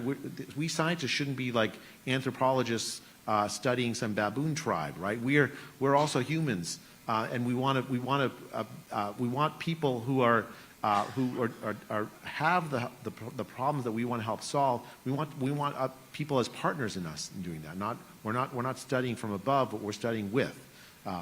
And so that's a really important philosophy and part of this real-world data platform idea. But now finally the frustration. The access to those data are tightly controlled. The NIH, for instance, pays over and over and over again for the same data sets, and we often police what questions you're allowed to ask with those data sets. And it makes people who have other ideas about how the science works tremendously frustrated because they can't have access to the data sets that other people have to ask the question, to check the work. It's part of replication, of course, but also a part of allowing a whole range of hypotheses to flourish. I've heard this frustration, for instance, from the autism community, right? Well, the data sets that people are publishing with, how come we can't analyze them also ourselves, right? And I think so there's a policy challenge there. You see the policy challenge. How can we allow these passively collected data sets, electronic health records would be an example of it, be used and analyzed by scientists in ways that protect the legitimate privacy interests of the public? Right now, only a few people can get access to them. And they get to ask whatever questions they want, but there may be many, many other questions that are worth asking. And so that's the frustration, solving that, like actually having an honest conversation about how to solve that policy challenge, right? A conversation about how can we use these data to address real health problems, to essentially also to democratize science so that more people have access to the data so they can ask the questions they want, while at the same time protecting privacy rights of patients, protecting the rights of patients to make sure that the data are not used in ways that are malicious or can harm them. But as an initial step, do you envision connecting just the federal data sets that you have access to and allowing for the general public or scientists to really access that data to come up with their own inferences? I mean, I think that would be a great first step, right? So many questions. Like if you're interested in child health, now you can't answer every question with this, but if you're interested in child health, well, 70% of all children in this country are covered by Medicaid. And so through Medicaid, states collect a whole bunch of information about children. And it's very difficult for researchers to get access to those data sets to answer basic questions about child health. I mean, I thought as an NIH director, when I first came in, I thought it would be just a trivial thing. We'll snap my fingers and it would just happen. And it's been incredibly challenging even inside the federal government to get that to happen. And again, it has to be happen in a way that protects patients' rights and protects patients' interests. But there's a real public interest and interest of parents to make sure to answer fundamental questions about diseases in childhood, the longitudinal questions you can ask with these kind of like even just federal data sets are like amazing, right? You can actually address a whole bunch of challenges, including some of the questions that we've talked about over the last several hours. And yet it's been very challenging to like get agreement. Sometimes you can get agreements. Like the Autism Data Science Initiative is a good example of a success story on that front. Right? I went to Dr. Oz and told him about this opportunity, and he immediately said, yeah, let's do this. And so now, in a protected way, the Autism Data Science Initiative researchers can have access to the data sets for the purpose of answering what is the etiology of autism. And I'm hoping to start to see real answers to that. I mean, I'll clap as soon as I can say what the answer is, but that's another thing. But yeah, I think that's a success story. But I want that success story repeated on condition after condition after condition after condition, because there's so many diseases and conditions that we don't know the answer to, And I think getting a richer set of data available in the hands of more people with different ideas in ways that where truth is determined by replication, that's the way forward. Again, with protecting patient privacy rights as sort of the number one priority there. Jay, how do we take that example you mentioned, the autism data science, how do we put that on steroids where researchers from across the country could actually access it? You had mentioned like there is a lot of impedance with connecting these federal data sets. Is that impedance policy? Is it legacy? Is it infrastructure? Where is that impedance coming from? I mean, it's a lot of it's all of the above, actually. I mean, but we're used to doing things a certain way, and it's really hard to change. Part of it is also economics. So forget about the federal data sets. Let's just talk about the private health data sets. You know, your private health data is often sold to other companies. There's relatively little regulation around health insurers getting access to private health data so they can do, you know, underwriting and all this other stuff, right? That's normal. But if you want researchers to get access to it, it's going to cost a lot of money. People, the health groups tend to view the data that they generate as a corporate secret, and so there's issues around that, right? So other countries, I mean, I'm frankly jealous of the Scandinavian countries' data set access, right? In part because they have a health system that encourages that's like integrated. I don't know that we want necessarily. That's a whole other conversation. But the integration of the data is really, really important, and they allow researchers to ask fundamental questions. So as a result, a lot of the basic things that I learned about COVID came out of foreign research, right? Research out of Sweden, research out of Denmark, research out of Qatar of all places, research out of the UK, where researchers have had access to these data sets so they can ask questions like, is there such a thing as recovered immunity after COVID? The answer is yes. But that answer came out of data from other countries long before it came out of the United States. It's a real problem when the United States, which has made the biggest investments in biomedicine in the world, have been unable to, where these other countries are eating our lunch because we don't have access to the data sets that they have access to. So if we actually let that movie play, replication's now a thing. We've got the real world data platform in place. Do you envision that scientists, the public, they can access and run their own analysis as to what the COVID vaccine effectiveness was, or what's the root causes of autism? Would NIH have to fund those initiatives for people to get access to those systems? I mean, right now, the NIH funds people and they get access through that. We also make data sets available more broadly, so public use versions of the data sets more broadly for the public at large. I want to see more of the latter, right? I want to see more of the latter. People should be, I mean, this is one of the things that was really interesting during COVID. Like, you know, everyone became a scientist overnight. And I saw some of my friends complain about that. They'd say, well, my friends, fellow professors at Stanford, complain, say, well, that's not, you know, these guys don't know anything. How come they're like they're just throwing noise in? But I actually was really heartened by that.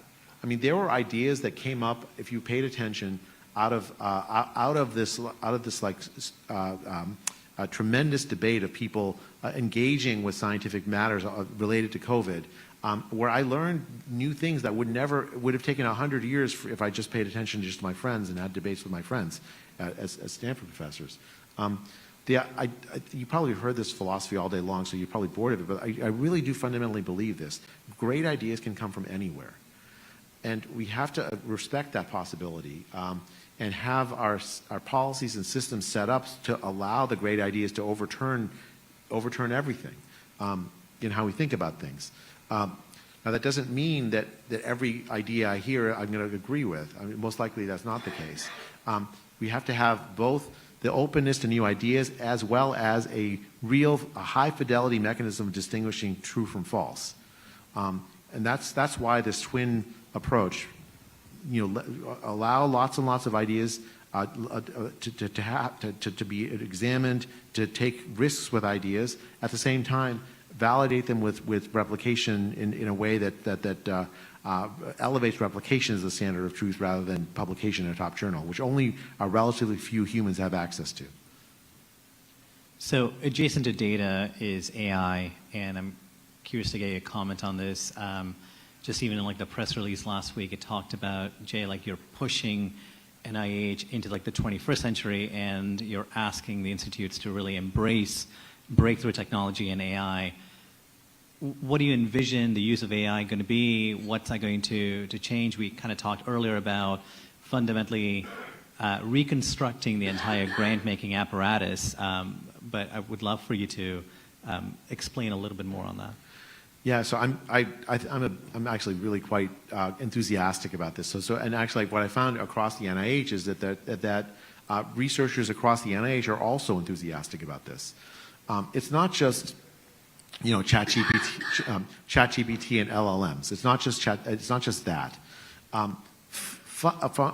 In every stage of the research process, AI is in the business of like fundamentally transforming how we work. Right, so everyone's heard of AlphaFold, right? This is the AI that can predict the protein folding. Not every protein, so we have big investments to like improve our knowledge of proteins that fold differently than where AlphaFold doesn't do good predictions. But it solves it doesn't fully solve, but at least partly solves a problem that has been fundamentally held back. Drug discovery, disease pathogenesis, a whole host of like sort of basic science problems are solved by knowing how proteins fold. And these then lead to better, like treatments and cures that are fundamental to drug discovery. So we're gonna continue our investments in that. Taking the genetic code, right? So the Human Genome Project was this landmark achievement by my predecessor who led it, Francis Collins. I tremendous admiration for his ability to lead that because it took a real act of intellectual courage to say, look, we should do this, right? The problem was like you have this massive code of the human genome, and we don't know what most of it does. What I've seen is that the AI investments we're making can potentially help annotate parts of the human genome in ways that were unimaginable before, speed up the process of that kind of annotation so that we have a deeper understanding of the genetic causes of disease and how the genetic causes of disease interact with environmental exposure. This whole field of exposomics relies in part on AI, where the environmental exposures that we all commonly face, which may be the cause of so many of our diseases and conditions, interact with our genetic disposition, right? So some people respond to the same environment and they have a very different response to, some people get sick and some people are just fine, right? This whole field of exposomics relies on AI fundamentally. I already talked about the replication button. Well, I mean, and I mentioned AI as a tool for doing some summaries of literatures. One thing that AI is really good at is like ingesting vast amounts of information and then trying to summarize it for you. If anyone's played with ChatGPT, you can see that, right? So, I mean, in field after field after field after field, I've seen tremendous promise. And I'm really glad to have the cover, the enthusiasm of the president and Michael Kratsios, who leads OSTP, on this. But I don't need that cover to get enthusiastic. I can just look at the scientific literature, see how it's being transformed by AI, how it's speeding up discovery, and also allowing us to check the discoveries to see if they're true. And I'm a big believer. Great, thank you, Jay. I probably have just like one last question. We talked about the structure of NIH. It's a federation of 27 different institutes, semi-autonomous for the most part. There are deeply embedded orthodoxies. It's bureaucratic. So reform is not easy. From your vantage point, what are some of the limiting factors that is, again, impeding your progress that, if you could change, would really accelerate a lot of what you're trying to drive? Well, so I'll just keep, you've heard all day long a lot of those initiatives. Well, let me talk about something we haven't really talked about a ton, which is breaking down barriers across the institutes. Jeff Taubenberger mentioned this with NIAID. A lot of the fights over what the right structure for the NIH ought to be are actually thinking about the organization as determining automatically the outcome. But I actually think it's mistaken. The real question is, given the organization that exists, does it facilitate collaboration across scientific areas that lead to fruitful discoveries and fruitful advances? So this is something I've been working at really hard to encourage collaboration across institutes. I mean, this is a perennial thing that the Office of Director normally would do, the Director of the NIH would do. But what I've seen, I've been really, really pleasantly surprised by, is that these cross NIH initiatives just pop up out of the initiatives, out of the institutes themselves, right? So we have something called the Whole Person Initiative that I learned about from several institute directors. One of them leads the National Eye Institute, right? So, and he and some folks, other folks from other different institutes, including the National Institute of Complementary Medicine and Integrative Health, they led this whole of NIH approach to this whole person health, where fundamentally the point is that we should not be thinking about each disease system at a time alone in isolation. You have to think about these in the context of all of the human being, right? You heard this in the context of the NIAID, right? So you don't just, of course, you still have to analyze the pathogen and the bug, but that has to be done in the context of who is it infecting, what are the immune responses to that bug. That person-centered approach is fundamental. It automatically ties together, no matter what the organization of the NIH, it ties together scientifically in this intellectual endeavor of how to make people healthier. And it's been really, really heartening to see the NIH from up close and personal, to see that kind of scientific collaboration happen. There are still institutional barriers to this. I'm still trying to learn about them and break them down. But I think the spirit is there to make that happen.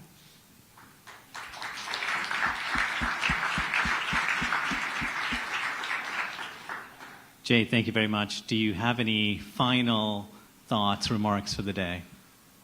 First of all, thank you for staying all day long. I went on Professor Mode way too many times. But I want to just finish with, I hope you got to see some of the amazing people that are leading the change in the NIH. And you guys have clapped for me all day. Please, can you clap for them?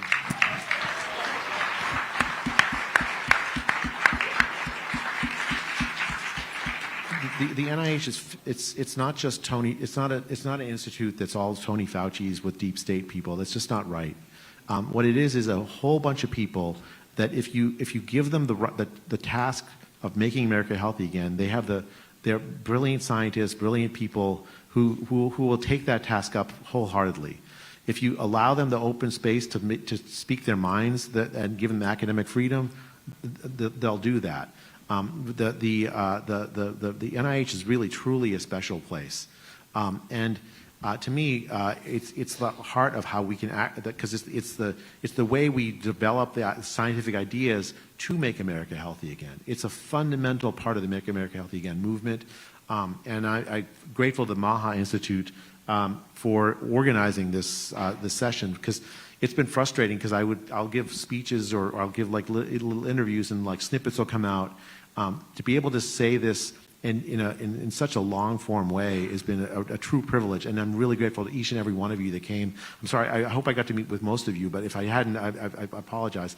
But I'm really truly grateful for your interest in the NIH, for the reforms that we're doing, and for your continued support. And if you see me doing something you think is wrong, or you have a better idea, let me know. I'm open.